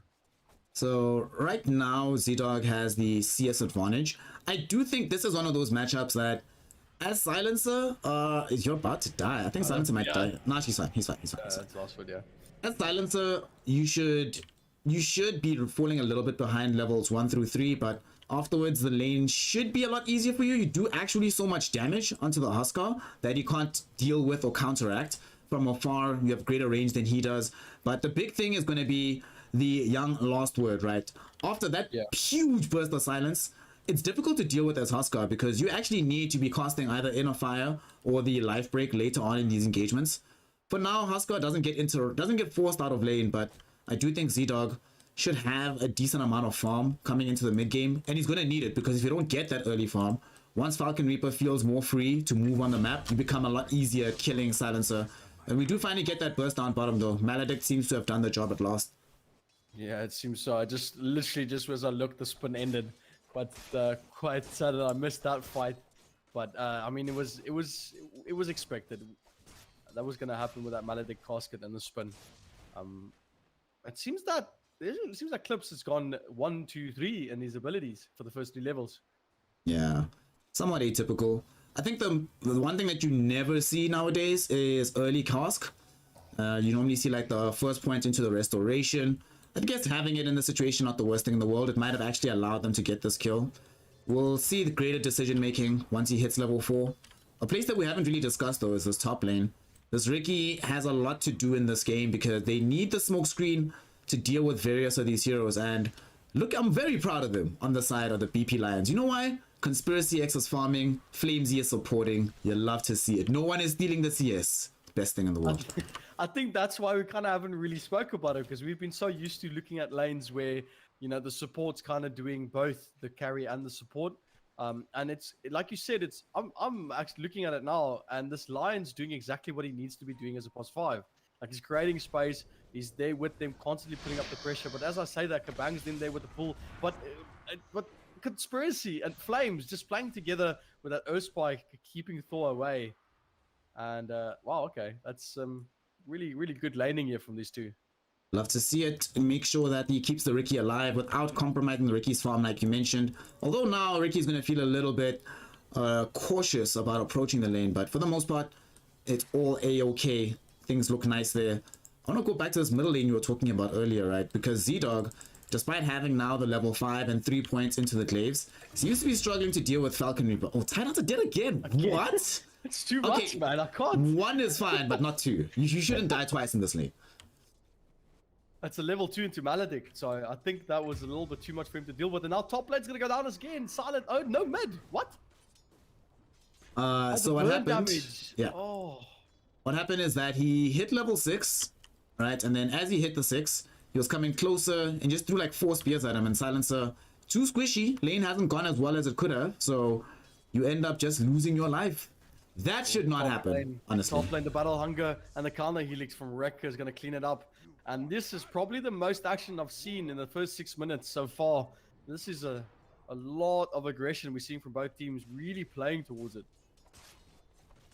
I think the big thing about why it's necessary for this to be happening, it kind of sucks if you're playing on the team that has, like, Tidehunter doesn't want to always be playing recovery. He might die again, though. Oh, he's in trouble. The spin's there. Maledict's going to come through as well. That's going to be 1 tick. 2nd tick. It's going to land. This is going to be very close, though. Barely gets out 1%. Oh, and the salve immediately. At least the count. Count is luck, man. 26 HP ultimately. Very, very close to dying, but it's fine. Everything's fine. Nothing goes south. Fine. Quite indeed so, man. I can't believe this is the grand finals. It's been amazing 2 days so far, and these two teams look like they really want, like they're really in it, eh? I was speaking to one of the teachers this morning, and like actually in the semis, the Pride's teacher that's helping out Hannes. And he was telling me how the lockdown, the right click from Kabang on Lion takes him out top lane. Oh, and the big jump in from Falcon coming in with the inner fire as well with the right clicks onto Z-Dog, and Z-Dog is going to burst down. Oh, Alconic gets the kill on Tidehunter again, bot. 3 quick succession. A lot is happening on this map right now, but the advantage so far seems to be quite good here for this Pride side. One thing that I think they're not really respecting all that much, Tidehunter is not fully respecting the power of this lane, but on top, they have moved forward more than once into this Lich and the Axe, and there's a lot of damage that can come from this, but more particularly, there's ways to just force you off the lane. Frost Shield running at you, you kind of have to back off. They've had to commit more than one time to getting some additional regen in the top lane, and we can see the CS, although this Ricky is very much at the top, there is a reason why he's being counteracted by the Lich still somehow. That is the one thing that they maybe need to do differently. I've noticed that Kabang does tend to take a lot of the farm in these games, so we'll see how he utilizes this. I think it's fine if Lich gets early experience, but as long as they make sure that they can get the Vanguard, get the Blink Dagger, because without that, Axe is the only person that can actually initiate for his team, right? They don't have the luxury of like a Huskar that just dives in for free. And then we find Falcon Reaper putting so much pressure onto Z-Dog. I mean, this guy, he knows that as soon as the silencer, it is his favorite hero. Oh, took to the trade mid. Up top, sorry. Conspiracy gets a little bit knocked down there. Kabang tries to get the Sinister Gaze in, but cancels it mid-gaze. Okay. I think Flames needs to get a sentry in this lane. Without a sentry, this Ricky is really struggling. Yeah, they need to be able to get this D-ward off on this new ward that's been down. Regrettably, Flamesy does have the sentry, but not exactly sure where he wants to plop it down. Oh, he's actually just been blessed. So Kabang did one of the things that you should try and never do. If you have an effective sentry down, you want to make sure that that sentry is far away from a place where both of them can be de-warded at once. In this game, Flamesy is actually going to die. Just culling baited. Oh, with the dunk. Okay. Like it, man. Love to see it. These wards, though, they should just be lucky that he got that kill before he got down one sentry. Because if you get down one sentry, you can get both away. So they'll play carefully. I still think they're fine, though. Like, the advantage they've gotten and how much they've been able to put onto these heroes top, it's going to be enough that even if they do end up losing these sentries, Conspiracy X isn't big enough anymore or enough of a threat to worry them. So it's A-okay. Although, out of desperation, they brought Falcon here. This is not great. I don't like this. Falcon is going to wrap around the backline. Lan's going to TP in. He's going to try and get this down. Going to straight for Thor, but a little bit of indecisiveness there. But he does get the inner fire down and the burn damage down. No, Axe is going to go straight for the Culling Blade. Straight onto Falcon. He's going to try and back off. He does not have the Culling Blade anymore to try and get anything down. So Falcon's going to turn around with the right clicks. Conspiracy going to jump in. Battlelang going to get popped up for the extra movement speed. Is going to be enough. One jump from Conspiracy should be able enough. It's just 1 second away. But the burn damage from Falcon is going to clean up that kill. Oh, man. Nice kiting from Falcon. Great kiting from Falcon, but Thorrecker did not need to die there. As soon as they jump in onto Kabang, as Thorrecker, your job is to run immediately away. 3 hero, I do not care what you're doing, unless you're like 40 minutes into the game and you're 6 slotted. If the enemy team has 3 heroes, you get away from those 3 heroes. The Axe instead did take a little minute to move forward, thinking that he might be able to find a Culling Blade kill onto Falcon Reaper. Use Culling Blade too soon, ends up just giving away gold to the Falcon. Honestly, the rotation to the top lane, I like it when you can guarantee the kills. Those kills top were not guaranteed, but they were helped out. Oh, Silas gonna get committed. No, Z-Dog, the burn damage was too much. Oh, that's a little bit of a blunder, unfortunately. Oh, top lane. Top lane. Oh, again. Look at Kabang. He's gonna go for the double kill. Kabang. Oh, Kabang. Why is this every single game, Kabang? Always with the double kill, starting it off. And bot lane as well. Maledict on Nightfall is going to clean it up. Vinty try to get the kill. A double kill for Clips. And just like that, Pride crawling their way back after the loss of the Axe top lane. They are having a phenomenal time at this right now. This top lane hasn't necessarily gone exactly the way that they would have imagined going into the Kabang Lich with the Axe. That chain floss, if they don't have that sentry there, Conspiracy X does not die. But because they do have that sentry, it ends up being able to grab and get the kill. They secure it, they pick it up. Life is just so good for them right now. Definitely. Oh, Flame's going to take some damage from that Battle Hunger as well. Trying to run an adds level 2 Battle Hunger, but he's going to back off. 2 seconds left. There's the smoke. No rush up. What I was saying earlier is that I spoke to one of the teachers, and he said if they had this, the amount of that Battle Hunger is going to kill him. That has to. No? Level 3 close. Battle Hunger. Yeah, he's dead. Yeah, no, with that ice, there's not enough for him to do there. It's going to be able to clean that up. Kabang taking some damage from the tower though. Jump in, from Conspiracy. Should be able to clean up this kill. Nice. Nice. Also bear in mind that Z-Dog made an earlier rotation to the side of the map, so he's not actually spending any time middle. And Falcon does come here looking to maybe mount a defense, but now there's no one middle to take advantage of this space. But it's fine, right? Because Z-Dog is the one that's super far behind and gonna die again. The burn damage from Falcon's going to be too much. Now his turn is, he knows Z-Dog's dead. He's not even going to look at him. Instead, he's going to put his pressure onto Axe, and Axe is going to go down. With that silence, Conspiracy is stopping the Culling Blade. And pretty good rotation here for Falcon. Z-Dog came top hoping and thinking that he might be able to get involved in some fashion, only ends up feeding away more and more gold to the opponents. That is the big issue with what happens with a death like that, is that Silencer is 100% a snowballing hero. This is not a catch-up hero. If you're behind, you have this little net worth as a Silencer, they're relying on Z-Dog to provide a large portion of their damage. They need the Witchblade from Z-Dog. They need the Maelstrom. Well, I would contest that they need Maelstrom, but you definitely need Witchblade or some kind of damage item from this hero. But the way things are being set up right now, it's effectively impossible for that damage to be effectively utilized. And there's just no tankability either. Z-Dog is in the worst of all possible worlds. No damage, no tankability. Nothing to do. Slash bottom, Sam with the Deathwood coming through as well, gonna get the kill. Iconic's gonna come try and get the kill, but now Conspiracy jumps in with the silence straight onto the Witch Doctor. Oh, but the ult from Vinti might actually kill off Iconic. He's overextended. And Iconic's gonna go down. Dominating streak being ended here by Vinti. Keeping true, she did not want to waver with that freezing field, even through an Omni Slash. And that's gonna help them clean up that kill with the rotation for Conspiracy. Definitely the right thing to do there, using the freezing field. People always forget about this bonus armor. We always forget about the armor. You're like, oh, I'm a Juggernaut. She says like 100 HP, easy kill. Meantime, there's just not going to be that damage, and you end up dying instead. Oh, look at all those bounties. Conspiracy, pick it up, please. There's 3. Conspiracy. There's... Who needs bounties, man? Who needs bounties, man?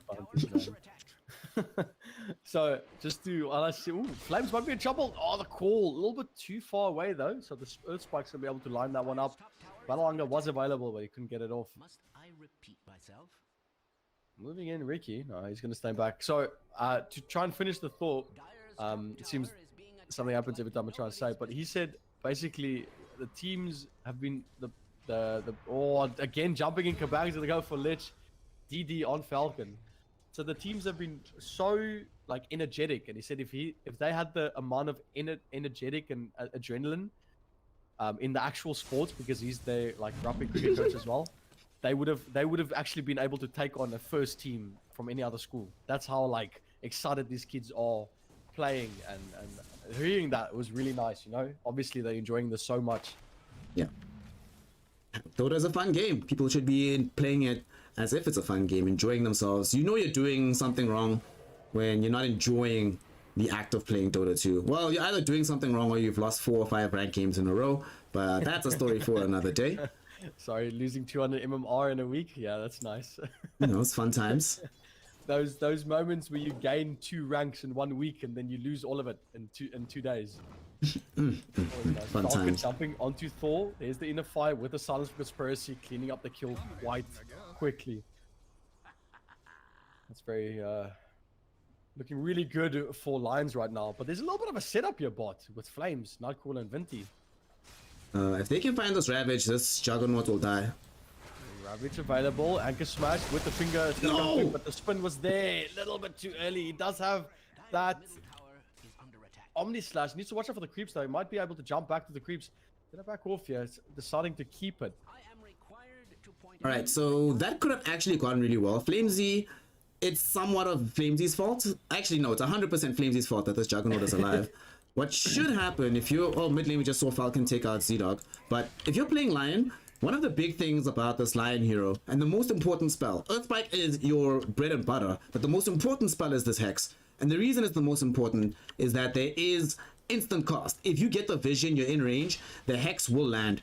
And he had an opportunity to Hex Iconic right before the spin came out. He was actually in vision, in range, and Iconic didn't see him yet. Regrettably, was a little bit too slow to throw out the Hex, and by the time he realized he could, Juggernaut started spinning, so then it's like, well, we can only really kill the Witch Doctor. Yeah. At that point, Ravage comes out, but it gets ultimately wasted. And there's the Omni Slash, which goes back to the creeps you were mentioning, lol. Iconic. Oh, he actually did it? Oh, yeah, no. he did. That was... no. I guess that's fair. Listen, it's fine, right? Iconic is like, you know what, boys? Y'all wasted an ultimate trying to kill me. Let me waste an ultimate trying to kill y'all. It's fine. It all balances out. Fair. Fair's fair, man. Fair's fair. Z-Dog spotting out Conspiracy, but I mean, ultimately, he doesn't have dust, so he's just going to be able to run away. I've seen Z-Dog build Maelstrom on all of his mid heroes, whatever he plays. And I don't think... I think it's just like a comfort thing for him. Where he's like, if I get this, then I can farm, and maybe I know that this is a good item, so it helps me. But I would not have figured that. Don't think Maelstrom is possibly the best to get right now. Nah, not on the silencer. It's like somewhat mediocre, honestly, but he's gonna end up dying now middle. No, Conspiracy. He's gonna get spotted out, and he's just gonna stand still. Falcon Reaper, he's really in a good position right now. He's actually going for the Heaven's Halberd. Yeah. That's pretty decent. But Heaven's Albert, that doesn't stop Omni Slash, but you don't do a damage in Omni Slash, or do you still do damage in Omni Slash? There is still damage that comes through the GG slash, but what ends up happening is that you still get the evasion procs. So not all, even if you tank the full Omni Slash, you don't take all the damage. And half the Juggernaut's damage as well is not just from the GG slash, but him being active in the fight. So it's a really good item. It's bread and butter on this Huskar hero for a reason. Needs that evasion versus all the physical damage. And more importantly as well, if you jump on the silencer, flame break him, life break him, then what? What does a silencer do if he can't even turn around and right click you? As Huskar, you don't care about being silenced anymore past this laning phase. You just throw out these right clicks. So we're gonna try find a fight bottom. Conspiracy rolling in through the jungle. Falcon was coming, but it just seems like they're gonna let this one go and just be like, meh, take the tower. We don't really want to try force a fight against 4 heroes. It seems to me at this level of Dota that the supports are the ones that gets the big rampages and stuff, and the carries are the one that buy the wards. I wish it was like that in my pubs, man. Oh, Conspiracy gets spotted out underneath the sentry ward. There's the casket. There's the... Was that No Chain Frost way. being used? Is he out? No, but Hunger should clean up back here. But Falcon's now going to turn around, jump straight onto. There's a disarm, the life breaks to come through as well. All the right kicks as well, the burn damage. They got the death ward. It's going to be enough. No, it's going to push back. The Maledict's only going to land onto Flames. But the Omni Slash is going to clean onto Falcon. But Falcon's just too tanky for them to deal with. Oh, well, the Earth Spike, but the cleanup for Arconic. That is 2 dead, but they did lose the axe. Lose the available. axe. Flames could have actually saved everybody there. Well, not Ricky. Ricky was definitely gonna die, but still a fight happening. What? Clips? Yeah, he's dead. I was waiting for Nightcrawler to be able to pop that Ravage. He did have the range to clip Iconic and Kabang, but I think he hesitated there a little bit too much. Yeah, probably for the best. Doesn't know if when the spinner's gonna come from Iconic. Just let that one go. Definitely. So the way that this game has gone so far is quite close. The teams are playing at a very even degree and even keel right now. The concern that I do have though, especially for this Radiant side, is they're still not really finding any farm on Sea Dog. So they're relying almost wholesale on damage from the Juggernaut and the Axe. Axe still doesn't have Blink Dagger just yet. And seeing from what Thor Rekker's played before, he's, at least in the previous times that I've seen him, has prioritized getting like the Yasha Manta over Blink Dagger. Yeah. It will 100% be a mistake in this game because they need this blink. He's 600 gold away from it if that is the option. But so he can't afford to die here. If he dies here bottom, he gets set back from it. And sometimes there are periods in the game of Dota where certain heroes, even if they're not the main hero, like that wins you the game, are actually more important for the next item. The Blink Dagger on this axe is nothing is more important for the side, even though Iconic also wants farm. If they can get that, they can take fights, but without it, it's pretty much going to be the same pattern where the only way they actually find fights is if somebody on the side of the BP Lions is roaming in a bad position on the map. Like now, Conspiracy should not be He here. got caught out. He was underneath the sentry ward. Is he going to be able to get out though? They don't see him. Now they see him. No, there's the trick to the trade. Going to come through. Casket's going to fly as well. They've got the spin. That's on it with the Maledict. And it's good clean up. No jump. Could save you from that one. Hiding in between the trees. Think he was safe, but oh no. Silencer dying yet again. To Falcon mid.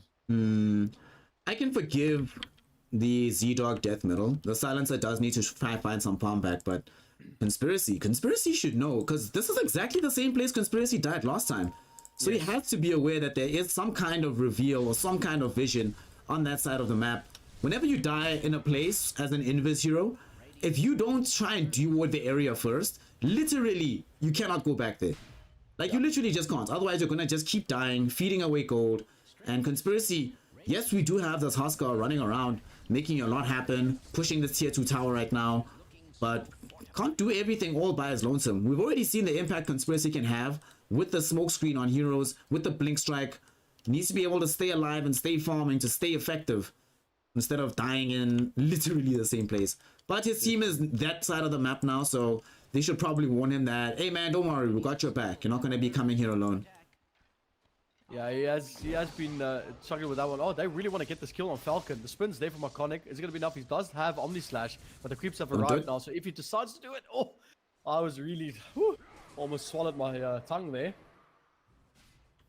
Huskar is very lucky for 2 reasons. Firstly, he has the armlet, so quite a bunch of additional HP available in a pinch. But secondly, that Iconic decided to spin first instead of using the Omni Slash. What that meant was that the magic damage dealt by the spin, not really something that's going to affect the Jug or the Husker all that much, but the Omni Slash, there were no creeps around him. Would have taken the full damage from the GG Slash. Ends up not being the case. But at the same time, they still keep the Omni Slash themselves, and I doubt they would have been able to kill him, but it would have put him in somewhat of a more threatening position. I think if they landed the casket, put down a battle hunger, and then get the frost shield down on the Jug, it would have given them enough slow so that the rest of the team can catch up. Unfortunately, they just like you said. But it seems like something that Iconic does quite a lot, as he initiates with the spin, where your spin usually is for disengaging or just trying. It's very situational, so you can't always initiate with it, because then after Omni Slash, how do you get out? Right now though, Iconic just farming in the jungle with this Maelstrom, keeping pace with the overall farm from the Husker. And Z-Dog finally gets Maelstrom, but still very far away from being effective in all of these fights. It's also very rare to see a silencer at the 25-minute mark effectively have 0 stolen stacks of intelligence, especially as a core silencer. Yes. So, having a really rough game. No, Axe! Thoreka! No! Bad Thoreka. Bad Thoreka. He bought Hood of Defiance. Didn't buy Blink Dagger. No. Oh no. I can't say that about Nightcrawler. Not bad Nightcrawler, because Nightcrawler bought Blink Dagger. Ironically enough, I would have been happier if Nightcrawler had the Hood of Defiance from Thoreka and Thoreka had the Blink Dagger. So if y'all trade, it'll make me much happier. Come on, do the right thing. Definitely, man. That was a little bit unfortunate there. But I mean, I really want. But he's done this every game though. And you'd think that the coach would say, "Hey, get a blink." I blink, fam. I blink. But we're saying this, but there's literally players who have 1 TI that sometimes forget to buy BKB or blink. So it is what it is. It happens.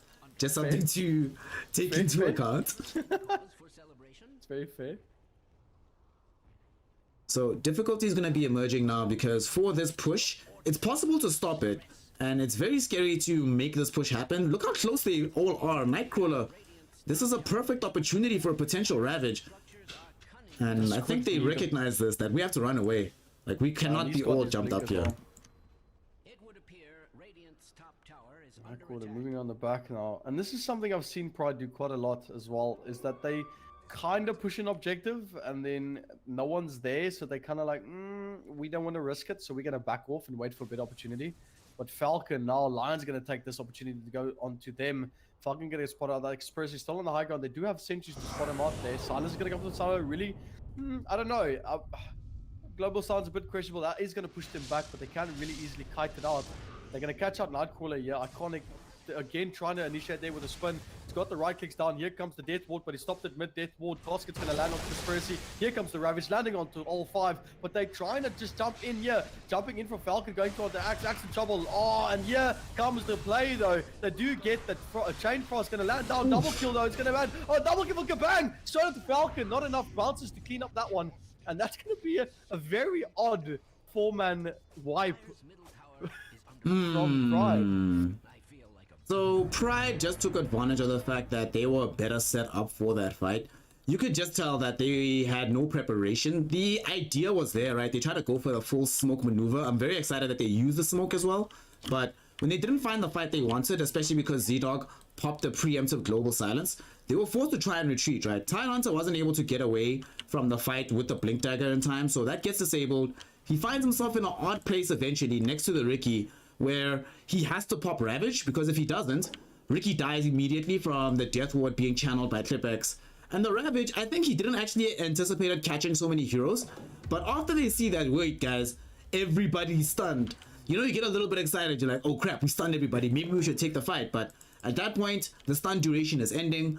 You haven't taken advantage of the opportunity and the opening in time. So they try to go back for the fight. You saw Conspiracy X, it goes back immediately and they find the kill on the Axe, but afterwards they realize as well that only 2 ultimates have come out from the side of the Pride and everything else is still available.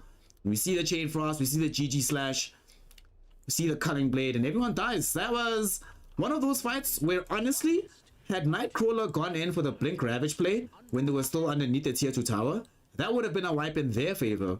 But instead, Yes. it ends up happening in the opposite direction, and a ton of gold given up for all of these heroes towards the Pride.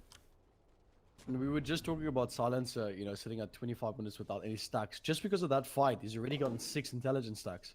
Just like that. And immediately getting back onto the net worth chart, slowly but surely. Still Slowly pretty much but pretty very far surely. behind. Yeah, it's a rough game still.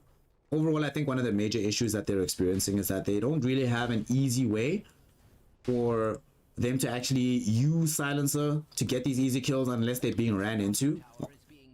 Although they're Yes. much easier. I'm still, come on, Thoreka, seriously, dude. Buy Blink. Come on, fam, please. I Do it for don't me. think Thor's gonna Do do it for that. me. He's got enough. Do it for me. Buy He's Blink. gonna go pipe. I'm betting you right now, he's gonna buy pipe. I mean, they are playing against Freezing Field. They are playing against Huskar. They are playing against Lion. I could understand why he'd buy Pipe, but Blink is just so good. At the very least, they're going to get a free tier 2 that there's no counteracting play available from the side of the BP Lions. And I think something that the Lions have a major struggle with. Both teams don't really have the best pushing capability. You need to win fights to try and force through an objective, but they don't have that much sustain on the side right now of the Lions. Nobody has any lifesteal between the Ricky and the Huskar because they still need BKBs on these heroes. We do not have an easy healing ward, for example, that they can just plop down in the middle of the engagement. So every time a fight starts where they find themselves starting to lose out on the HP, it becomes really difficult between healing ward and voodoo restoration to even stay in the fight unless they're the ones that get the quick jump and burst the hero in very few seconds. Conspiracy. First, he needs to watch out. He needs to watch out. There's another sentry. A little bit too late. Oh, he might actually get spotted out here. Yo, there goes the call in. Conspiracy going to jump the backline. There's a silence. Ravage going to fly out as well. That should give Conspiracy the time needed to get off the silence. They're going to keep going. There's the death ward as well. All he needs to do is shoot for the trade. Jump in the back. Aeon's going to get popped up. Falcon moving up forward. Axe going to try and get the battle on down, but it's a little bit too late. And the Earth Spike from Flames lands on two. Finger of Death going to land. Triple kill Conspiracy. Moving on to Thor, though. He might be able to get that ult shot, but he decides to use his sleeping dart instead. And a godlike streak for Huskar. And quickly, they've turned it around. Beautiful Ravage there from the Huskar, from the Tidehunter. That fight does not happen unless Conspiracy X picks up this double damage rune. Only has a diffusal blade in his inventory right now, so the effectiveness in the fight without the DD would have been much, much lower. Instead, he's able to show up, like you mentioned, wonderful Ravage. They didn't have the damage to kill the Tidehunter quickly, and that enables the full turnaround. Falcon Reaper also got to be involved, so that's a ton of additional gold. Pretty much finishes the full BKB, sets them up to take the tier 2 tower middle, and crucially, it puts them in a position where now Conspiracy X is level 18. I still don't like the Chrysalis being picked up, but definitely now no longer in a position where this Ricky is just gonna chain feed every time he gets come across. With the level 18, has a sleeping dart like you mentioned, some defensive capability. The map has just changed all of a sudden, all of a flash. And you know what? If they had a Blink Dagger on Axe, Ricky would be dead right now with no problem. Instead, like you said, he went for Pipe.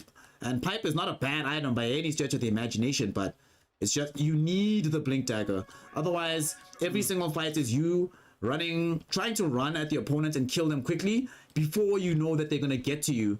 And you know that they have better mobility. They don't have as good sustained damage, but they have better burst. And they can take your heroes down one by one because your main tool to take these heroes one by one is not available without the Blink Dagger on the Axe. Yeah, it really gives them a little bit of problem. And the previous game that I casted, literally the semis that they just played against Blood Moon, the Axe actually went, the last game, they went 2 phase boots. Lol. Yeah, I've got evidence. To be fair, there is another player from BP Leopards who kept going power treads into Boots of Travel on Ember Spirit. Yeah, I think the only thing where that works is on the old Pugna when people used to go 2 Tranquil Boots, and then just heal up their teammates. Like that's the only time I've actually seen like 2 boots work. But in general, it's like yeah. Yeah. Not great. Well, they did win, so I mean, at the end of the day, whether they, whatever you buy is when they win, they still win. Definitely something I wouldn't pick up on that hero. But so far, this is kind of where we've spoken about before, where we said there's a little bit of a difference between the early game, mid game, and late game. And this is where I start to see a kind of a what's the word? Something when something happens a lot. Consistency? No, there's something. I'm looking for another word. A habit? No. Pattern, perhaps? A reoccurring event. There we go. Yeah, something like that. Well, that's the bigger word. But something that's reoccurring a lot is where you get to around the 35 minutes and everyone just backs away from each other. There's no fighting. No one's really looking for opportunity. People are staying in the same lane the whole time, pushing out, backing off, pushing out, backing off. And then suddenly people start fighting again. No, I definitely see exactly what you mean. Something that's also been happening is that there's been a lot of appreciation for just grouping up completely as 5. And right now, Iconic is the only person who's not near his team and is just farming in this triangle. He's doing the right thing. That's what you should do. At the same time, you not take advantage of this. They need to force a fight, and they're going to do it bottom. It does seem so. Double damage to Conspiracy. There's a sleep dart straight onto Quebec with 4-star. Beautiful play. The Ravage, no! The whiff from Nightcrawler, but the right click, luckily from Conspiracy, gets that crit and clean it up. But, So I think what happened is that Nightcrawler thought he was blinking. That's the only explanation I can have, right? Because he knows that there's 2 heroes in front of him. If he can blink forward and then get off the Ravage, it's potentially a kill onto Iconic. Well, not Iconic, sorry. Onto both Z-Dog as well as the Lich, but as it stands, only get 1. Feels kind of bad. And now Ravage is down. Although they could potentially try and force through this push very quickly, they do have coming in behind them the double Sea Dragon Wave. And if they all stick around the tower, they can take it quickly enough.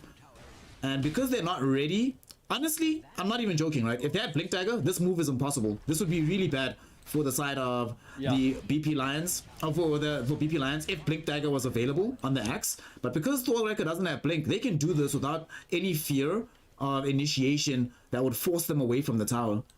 definitely. I agree with you saying. And I mean, like, getting so much objective because of it. And if Axe gets that blink, he's got 2.3. He can get it now. Are we gonna? He's not gonna buy Are we blink. hoping? No. No, he's not gonna. Predictions? What are we looking for here? Are we looking for a phase boots, or are we looking for a crimson? I'm saying another pair of boots. Crimson Guard, or maybe AC. He might decide. He might think that he wants the bonus attack speed for his team.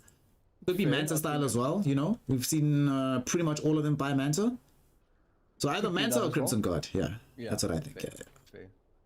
But I want to choose one. Let's say Manta. I say Manta. You say he's gonna buy another pair of boots, nah? No, I was just memeing. I think he's gonna go. I think he's gonna go Shivas. Alright, so either Shivas or Manta style for Thorwrecker. I Roshan, think about what he's done before. I think he's gonna go Shivas. he's by Blink Dagger. No one's saying He's Blink like- Dagger. Oh, the invis is gonna get picked up here by Nightcrawler.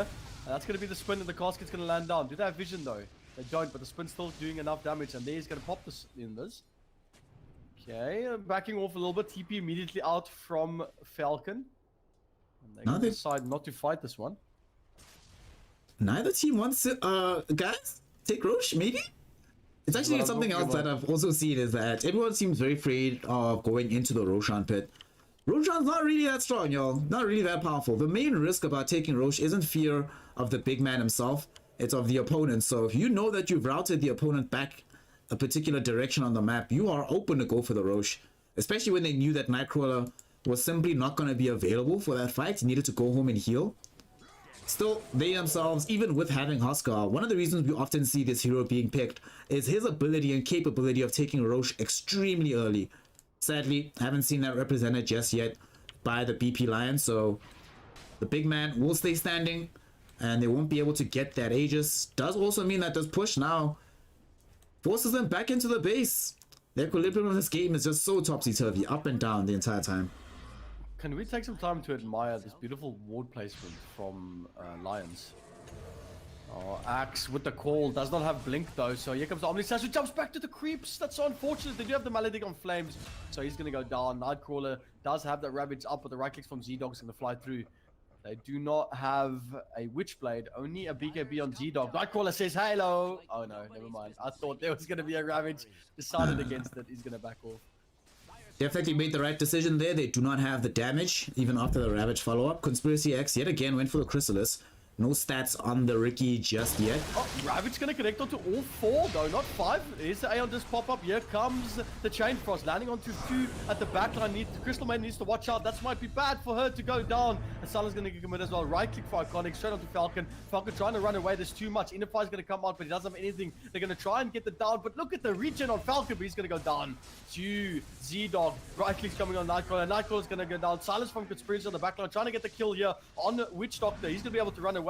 And there's the kill though from CM. No, actually, no kill, just the slow. Conspiracy jumped out though. Straight onto Thor, but it's gonna back off. A little bit of damage coming up from that counter Helix. Another jump in. Trying to force Staff away. And just like that, they've lost 1. Was that a buyback? They lost 3 actually, buyback on CM. They lost 3. They bought back on Crystal Maiden as well as the Ricky. Lots of gold committed on that one, and I don't know what the idea was with that fight. There was no way they're going to be able to get the requisite damage out. Sure, maybe they wanted to take advantage of the fact that Iconic had blown the GG slash, ClipX had blown Death Ward, and these big spells didn't seem to be available, but you know, you're still fighting into a Chain Frost, and that ends up being a huge issue. More importantly, you still actually don't have the ability to go into these fights, right? The Huskar can. Huskar is BKB, the Halberd, and we saw how long it took them to kill and deal with this Huskar for Falconer. Yeah. But Conspiracy X, not nearly in the same position, died in like moments, right? Because all you have is some damage. You actually don't survive at all. 1600 HP, 19 armor might seem like a lot, but this hero is extremely fragile, able to bring him down quite quickly. And sadly, the only other major burst damage that they have in the midst of this fight is coming out of the Finger of Death from this Lion. So if they kill Lion, if Lion throws out the finger and doesn't kill a hero, then what's left? Freezing Field? That's not going to succeed anymore because this hero does not have BKB.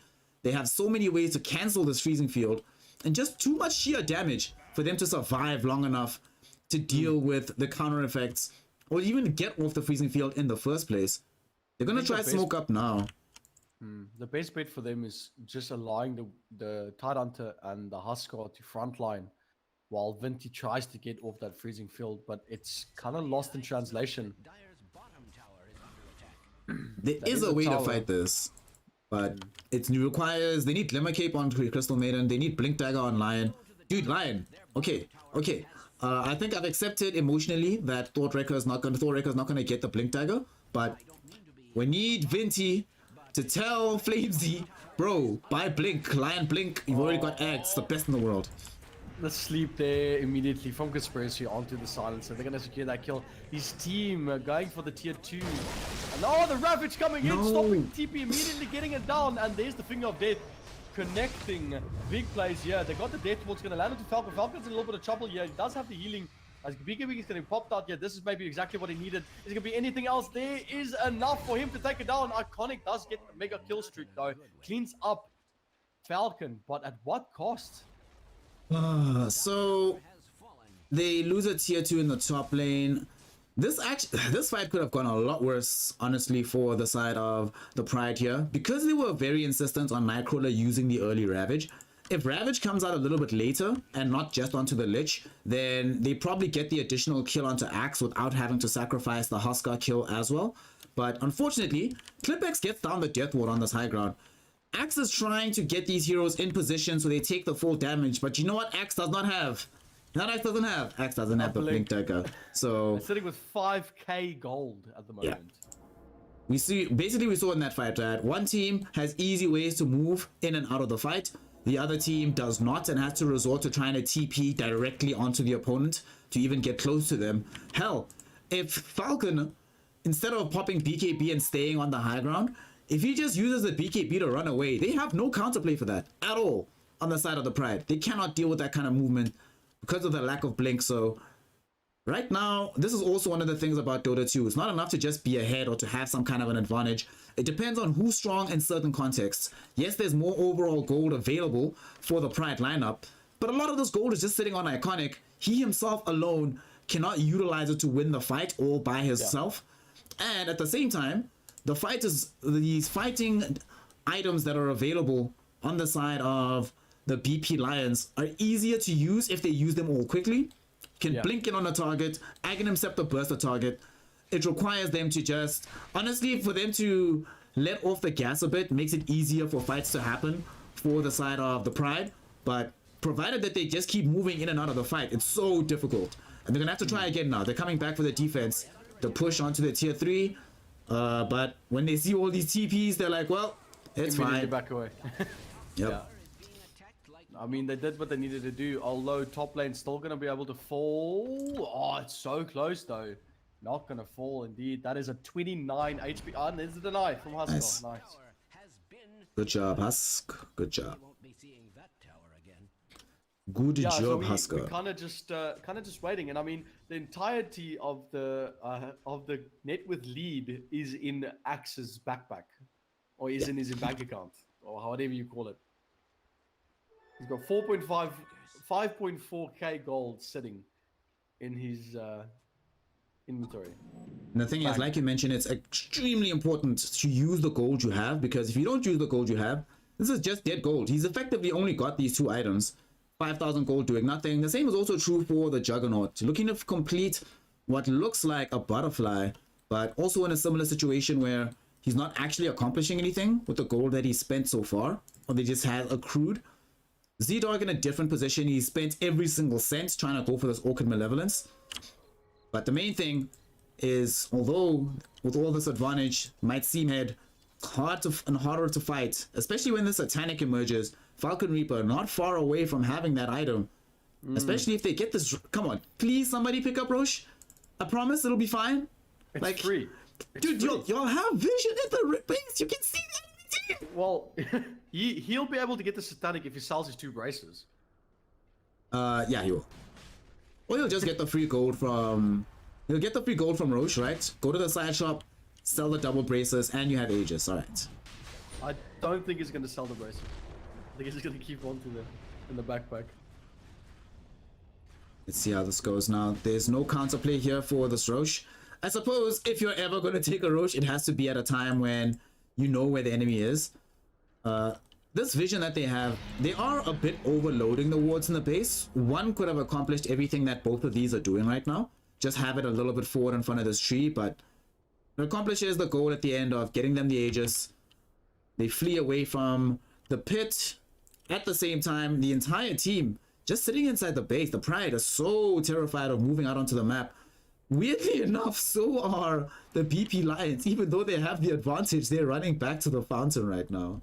And this is what I was saying early on. Like, this is what I was talking about, where there's this big difference between, in the beginning, everyone's so aggressive and fighting and fighting and fighting. And then you get to this point, 35 to 40 minutes, where everyone is scared of each other and no one wants to fight. And then there's kind of like a little dead spot where no one's really doing anything. People are chilling in base, waiting for the other team to make a decision. I mean, there's 3 people from Lions sitting in their ancient, right, in their base right now, like inside of the where they spawn.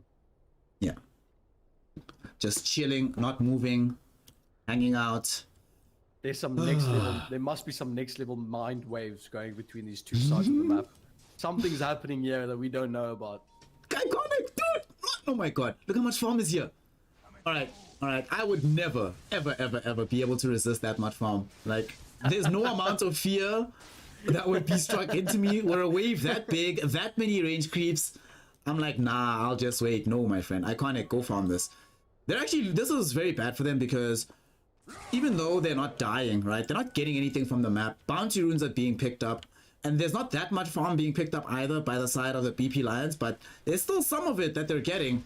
And they're doing this without having to just sit in the base, sharing experience.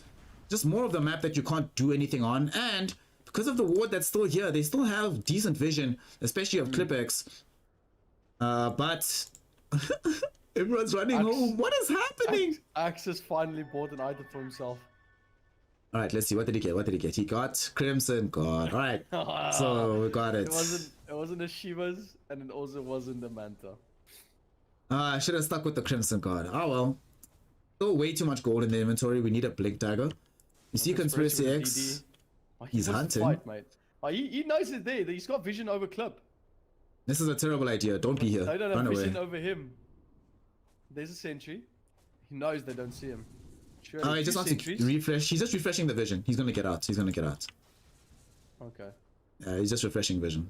Like But I now said, they- it looks like in this bracket the carries plant the wards. This is so weird.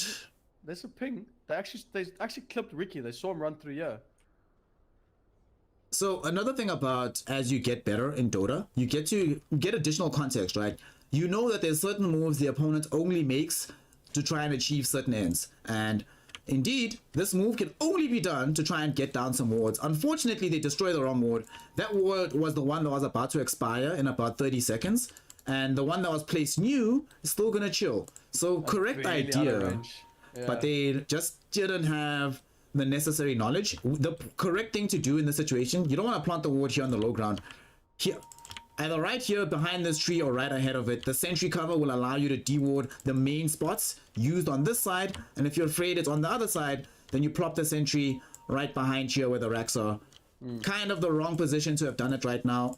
Nice idea. We get the rationale, but just a little bit let down in terms of their understanding of what to do next. A trap though being potentially sprung. Look at all these heroes just sitting here, literally not moving a muscle. They smoked, and the smoke, they've been sitting there for so long that the smoke broke. And there's no vision on them, so they don't know that they're there. Ricky's going to get spotted out there by the sentry, though. He's going to back off. Ricky. Ricky needs to watch out. Axe having enough mana for that blink again. And for Blade Mail, there's a blink in from Nightcrawler. Breaks the vision. Show themselves. Nightcrawler coming closer and closer up this hill, but what are they waiting for? Just go. You've got the Aegis of the Immortal. The thing is, Falcon Reaper at this stage is so strong with Aegis BKB armlets that he can just walk up the high ground, and if they try to force a fight on him, Nightcrawler jumps in with Ravage to kill everybody else before Iconic can try and respond with the Omni Slash. Also, Iconic has 6,000 gold that's just sitting in the inventory, so that effectively means his effective net worth is like 1,400. He's actually weaker than this Huskar at this point. Look at the top wave. Look at the top wave. Oh my word. This is just... And there goes Aegis. Yeah, they wasted too much time, and the whole team came to deal with this wave. This is something else that we see often. Creep waves get big, but they look a lot scarier than they actually are. You do not need the whole team to deal with creep waves. You ideally want the team, some heroes dealing with the wave, some heroes taking jungle, some heroes elsewhere on the map. If you all want to stay together, fine.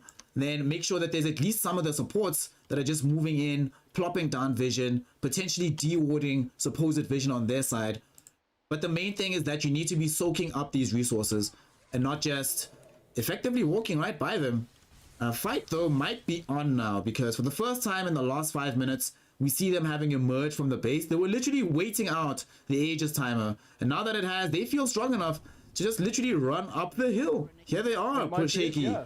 Falcon pushing up from the back as well. It looks like they're quite indeed a lot of confidence here. They're trying to set it up. Are they going to push with it? They're letting a lot of the HP down on this tower. There's the silence. Global silence with the Omni Slash going to come through, with the Ravage going to land as well. They got it. Oh, maybe not enough though. They died. That's going to be I can't speak. The BKB popped up from Falcon. Trying to push forward. We do have Vinti there with the ult, but the BKB is too much for them to deal with. Thor trying to push ahead, but the burn's too much. There goes Jug as well. The silence there from this Ricky, just not enough for them to deal with. Falcon trying to get the backline. There goes Kabang, and they keep pushing forward. That is 4 dead, and Z-Dog, the last one to stand. Silence coming out from Conspiracy with the sleep, and Falcon cleaning up with a triple kill. And that is not what you want to see, man. It's been so long between action that I actually completely froze when action started coming out. My mind was like, wait, whoa. Like, what is this? Wait, what's going that on? was the really worst case scenario right there for the Pride lineup. They take a fight where, and at the beginning it looked like it might have been somewhat decent for them, because the Tide Hunter dies early on, gets the Ravage out, but when the Ravage hits onto all of these heroes, Global Silence is still on, so there's no additional follow-up damage. However, that state of affairs doesn't last forever, and even though they get the kill onto the Lion during the Global Silence, that's why Lion basically did nothing that fight. Unfortunately, they could not deal with Firstly, Falcon, who just soaked up all of the attention. Everyone was attacking this Husker and they couldn't kill him through the evasion, through the lifesteal. We saw Juggernaut actually struggling to get anything done in that fight for two reasons. Firstly, the damage and the evasion chance from Falcon seemed a bit too much, but even trying to use the GG/spin combination can only get off the Omni Slash because the spin gets blocked by the smoke screen, dropped onto the ground, and there's nothing you can do to deal with it. Conspiracy X only has this, had just got the Daedalus right before.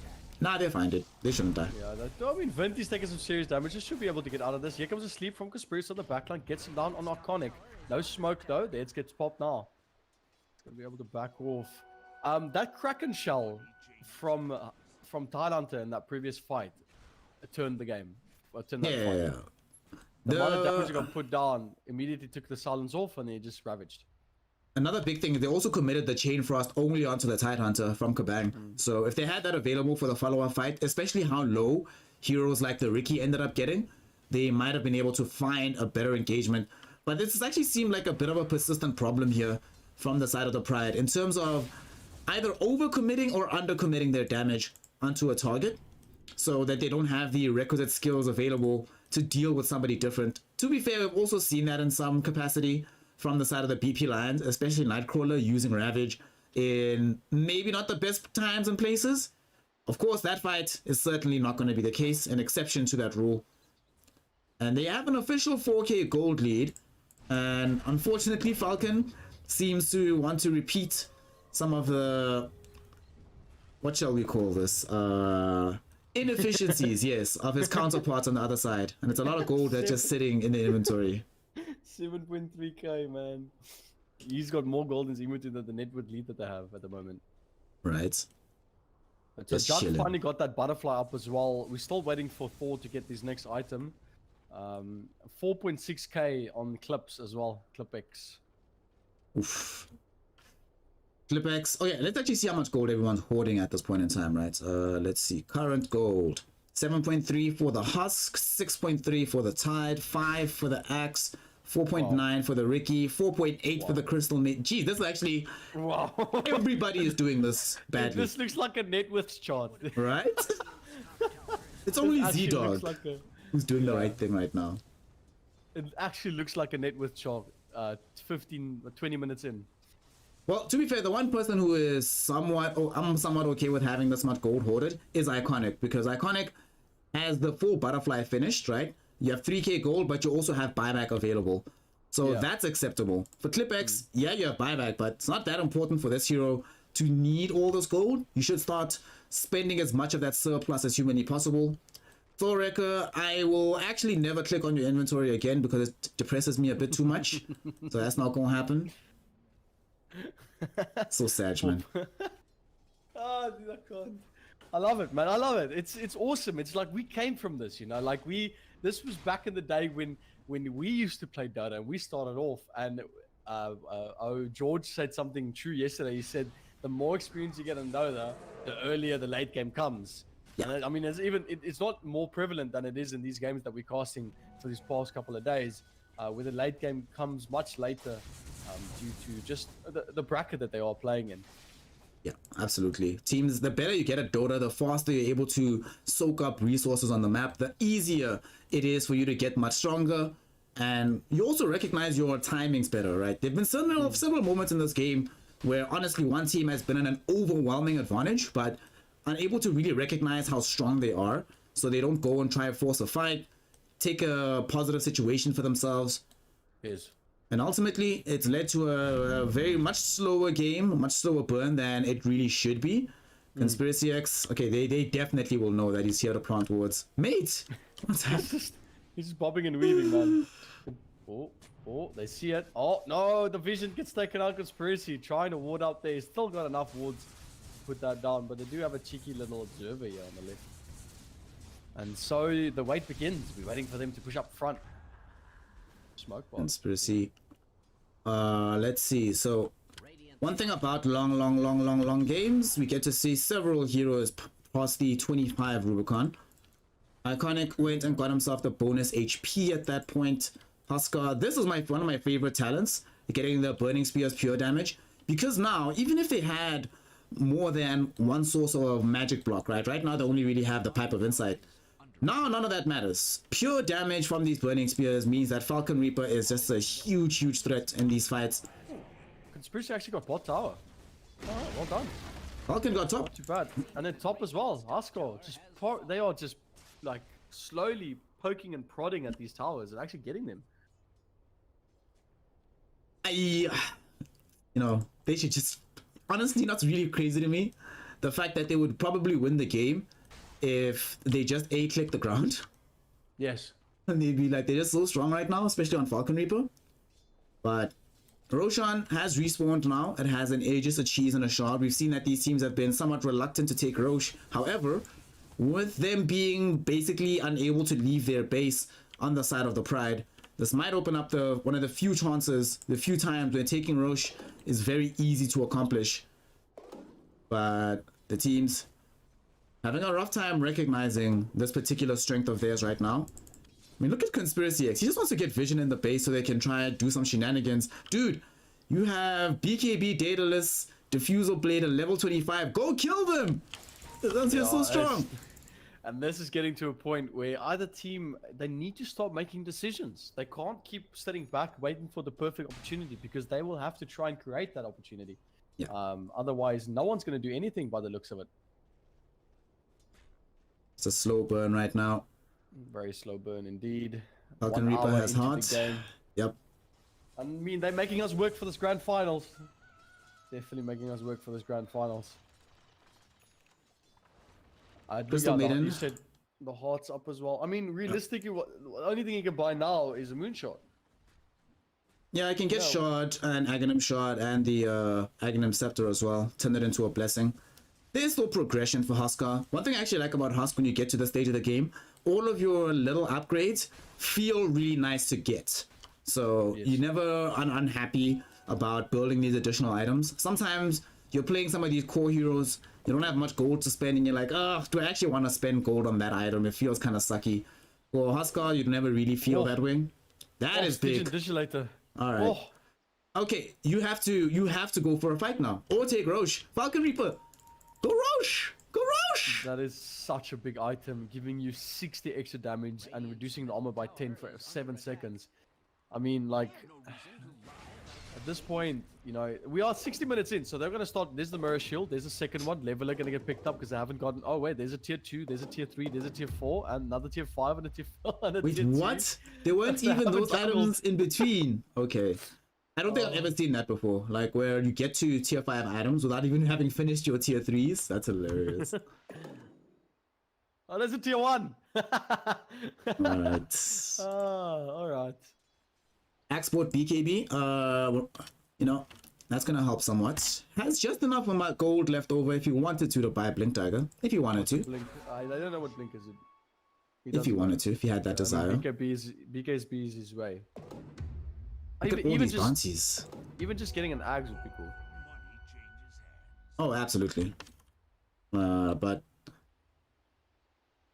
they're still inside the base. This is a big thing that's been concerning me, right? This tendency of theirs to just wait inside the base. Dota's also a game that very much rewards risk.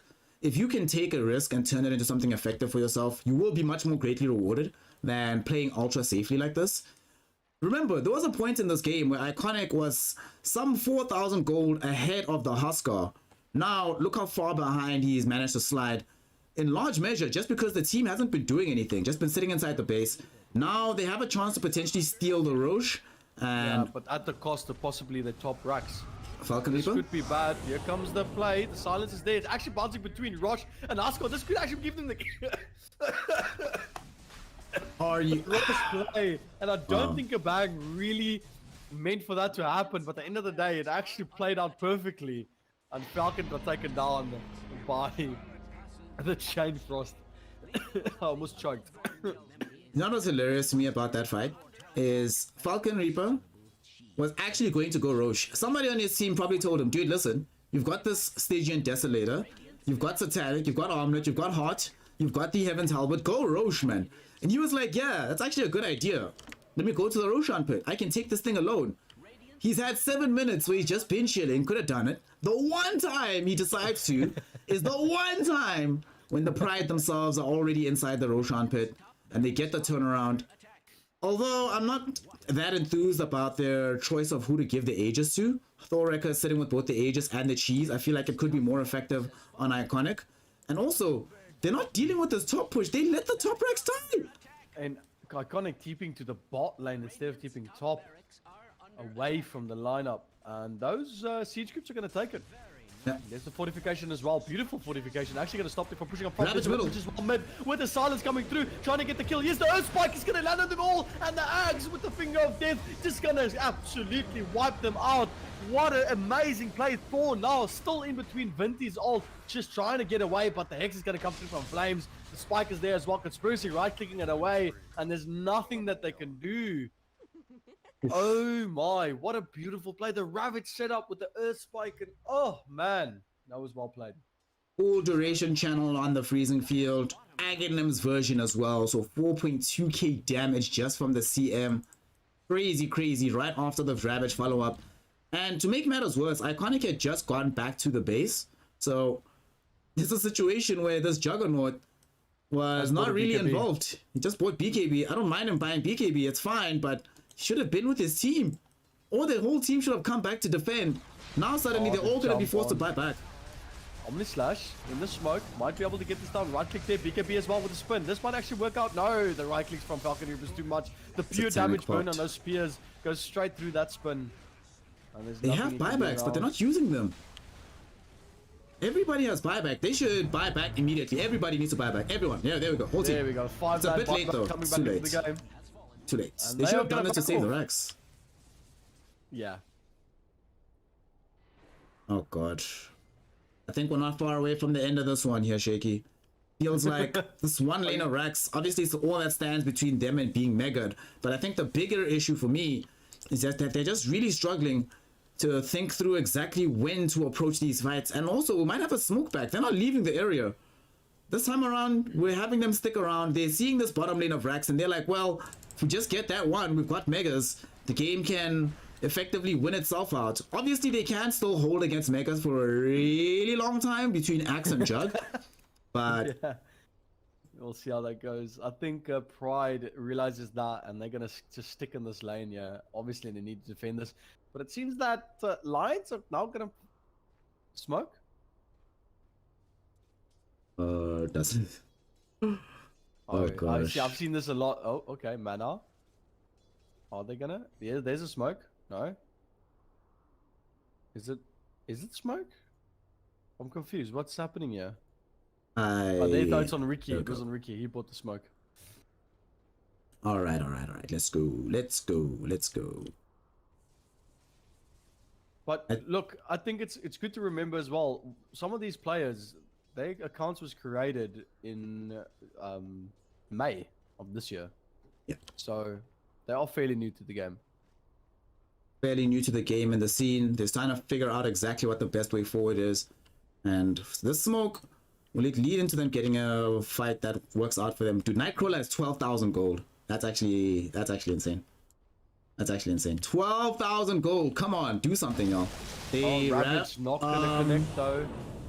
There's the blunder. They've gone try and go. Here comes the Chain Frost going to land in as well with the Meteor Hunter. I'm going to connect at the back line. Here comes the Chain Frost going to connect on the back. It's going to get the kill. Oh, they've got. Oh, Iconic is going to get duped up with Conspiracy there with Trickle J. Jump back in for Falcon with the BKB. He does not have the Satanic up anymore. Keep pushing forward, trying to get as much as he can. Now, Last Word's going to get committed on him, but there's too much damage for him to deal with. His Conspiracy and Vinty has left him to die.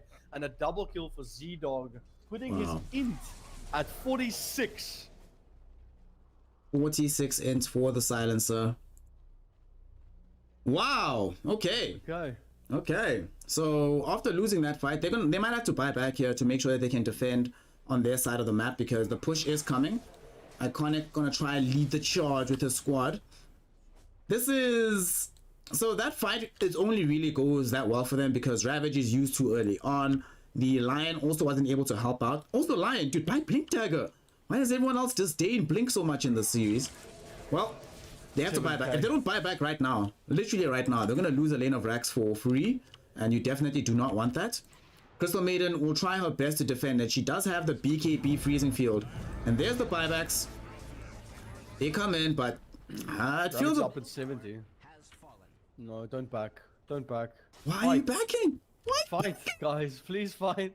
I mean, I suppose they don't have Lich with them, right? And Kabang doesn't have the BTs. He's trying to finish an Aghanim Scepter right now. And that's going to be, of course, quite beneficial for the squad. Yes. Oh, that's AoE Sinister Gaze, right? Yeah. Yes. Yeah. So AoE Sinister Gaze, which right now, given that there's only one 6-second BKB, another 6-second BK. Oh, it's 7. Okay. I was going to say there's only... there's no heroes with longer than 6-second BKBs, but Conspiracy has the one. Nonetheless, if he doesn't trigger it in time, they still end up in a bad position. Yeah, and Lich is almost at level 25, which if he takes the right skill, is going to give him unlimited bounces on that Frost Shield. Chain Frost, yeah. And a little bit of a stalemate yet again. We're waiting for them to push down. Yeah, they still have that bot racks available to take. I mean, at this point, they really need to look at what are their goals pushing forward. 70 minutes in almost now. We're still have that one lane of racks for them to still take down bottom. Still being defended. They haven't taken any of their own. We are getting to that point in the game where not only people are going to approach level 30, so they have all the talents. You know, ideally, when you're at 70 minutes into the game, you should also be getting to the point where everyone is finishing off their final round of items. But we still have a while to go before everybody is available to have those. Yep. I thought we agreed we're not going to talk about the Axe's inventory. Sorry. On the lion, mate. We're still waiting for a blink on the lion. Well, actually, maybe these players are ahead of the curve, right? We are all expecting a patch before TI. So potentially they know that Blink Dagger's getting nerfed, so they're trying to get used to playing without it. Good times, man. They know what's up. Yeah, what do you think is going to happen to the Blink Dagger?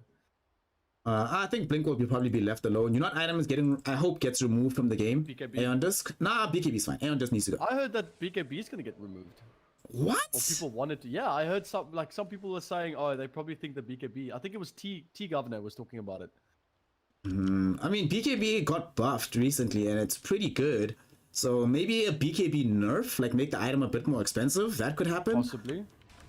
Oh, Death Ward's going to get committed towards Nightcrawler. And now he's used both the shard and the normal.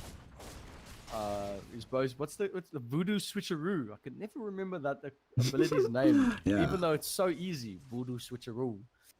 I guess it's also one of these items you don't really see all that often actually being picked up by the Witch Doctors, right? Unless you get like really late into this point in the game. So I'm actually more surprised that he doesn't have the Aghanim Scepter.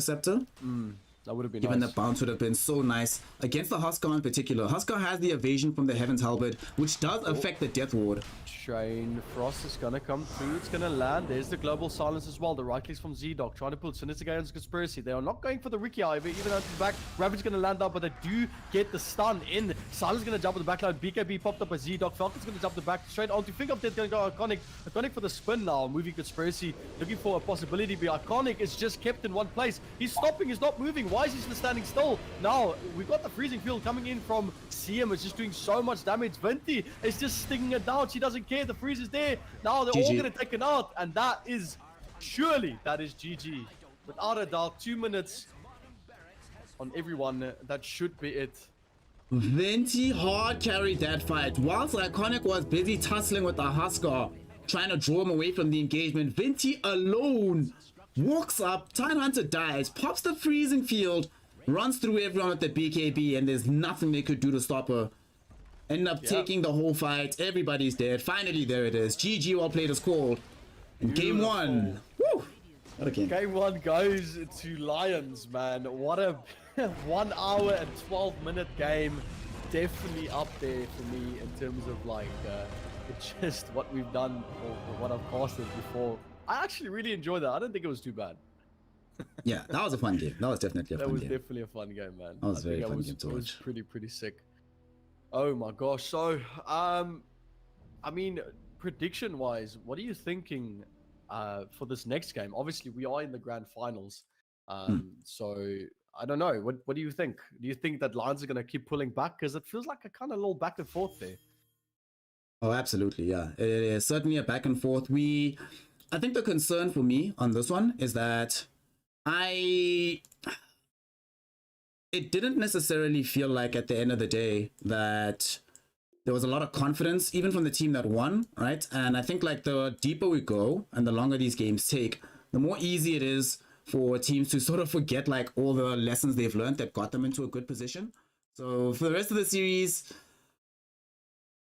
from what I saw here, I still think it'll be a 2-0 for Blue Pride Lions from this game. But there are enough cracks in the armor that the Pride can try and exploit themselves. If they had like a little bit of time to think really about exactly what happened in this game and come back and reassess, I think it would be a lot better of a situation. But right now, I still Blue Pride probably will be able to make this. I think it'll be 2-0. I'm not. I can't get past the lack of blink tackle on X. Torika, why?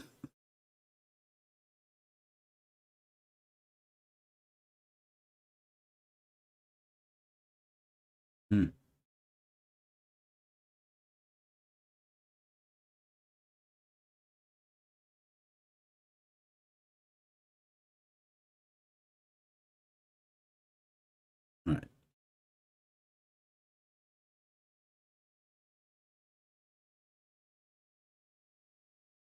Indeed, indeed, indeed.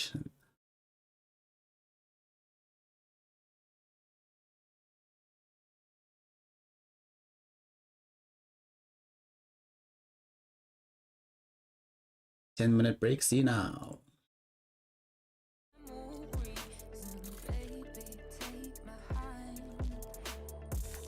Okay.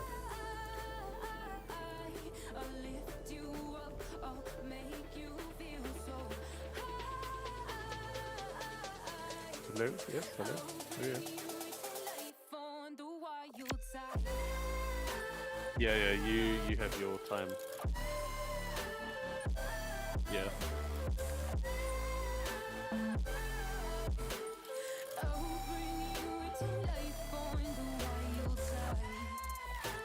Yes, I agree.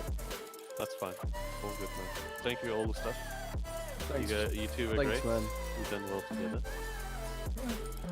That was fun. Freaking 70 minute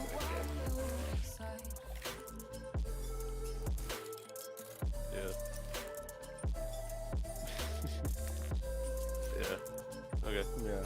But yes, Dude, I had loads of fun, Snare. Thank you so much, man. I definitely want to cross with you if you ever need a partner. I had loads of fun. Good laughs. Oh, dude. Oh, man. I love it. The axe. Brilliant. Okay, Shippy, you said you're doing the second. Yep. Cool. Raid and then host, I guess. So the viewers go over as well, if there's anyone watching on yours. I think most are watching Shaky. Yeah. Cool. Awesome.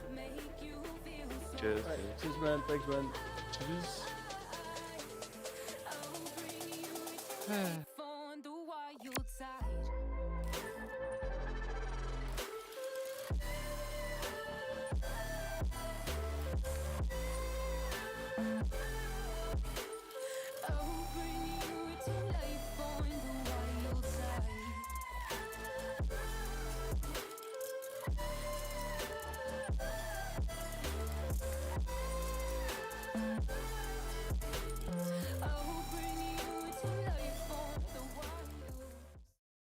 Ladies and gentlemen, I have to inform you of some bad news right quick. So, as you know, we just did the series, myself and Shaky, for Game 1 here in the Grand Finals. Unfortunately, the games themselves and the entire tournament has been a little bit longer in terms of the duration than I was expecting, and I have some previous commitments that I need to reach. Fortunately, you're still going to be in good hands. Shaky's going to be taking over the rest of the Grand Finals on his ace. However, we're going to be raiding him in just a second. We'll go over, we'll hang that side, and we will make sure that we get to see the finale, the conclusion of all of these games. Unfortunately, it will not be with me around, but y'all know how it is these days. Thank you so much, though, for joining us and for being with us. And we'll see you on the flip side, on the shaky side. We're going to raid, and then I'm going to host the channel, and we're going to finish the finals in that stead. Thank you all for your support. Make sure you still keep it locked for the Curro Esports Cup continuing in just a sec.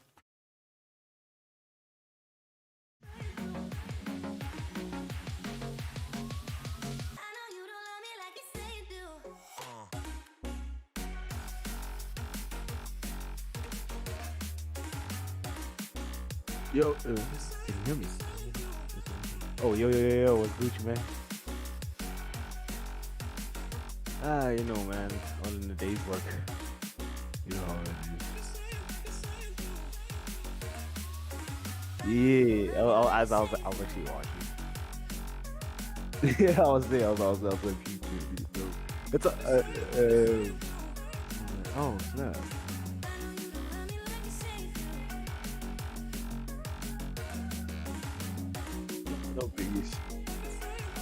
No biggies, fam. But yeah, no, it looks solid. It looks solid. I'm not much of a Dota fan, but I was like, hey, let me check it out. Because I had like 30 minutes to kill. So I was like, hey.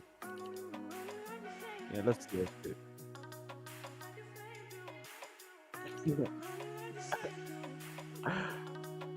I know the feeling, man. I know how you feel. Especially because I think there were some other issues as well. Like sometimes the other guy would go off and on, you know. I was like, and I was like, should I text you? And I was like, nah, you. And then something got fixed, and then yeah, it was. But I guess.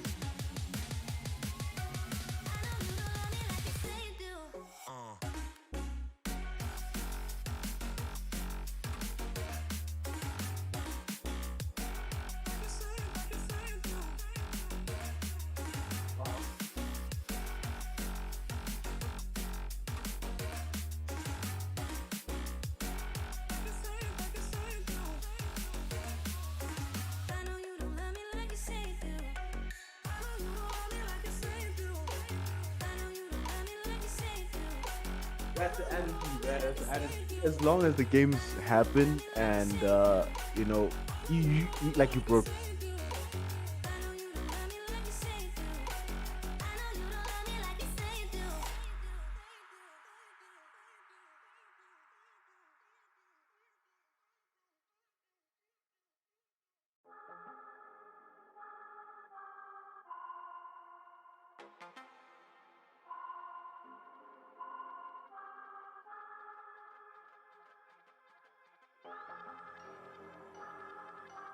I'm not gonna lie to you kids, it's a fucking jungle out there. Keep your head on tight. Unknown brain in mind me, baby, let's do it. Y'all see me flying, never drop down, smoking high, am I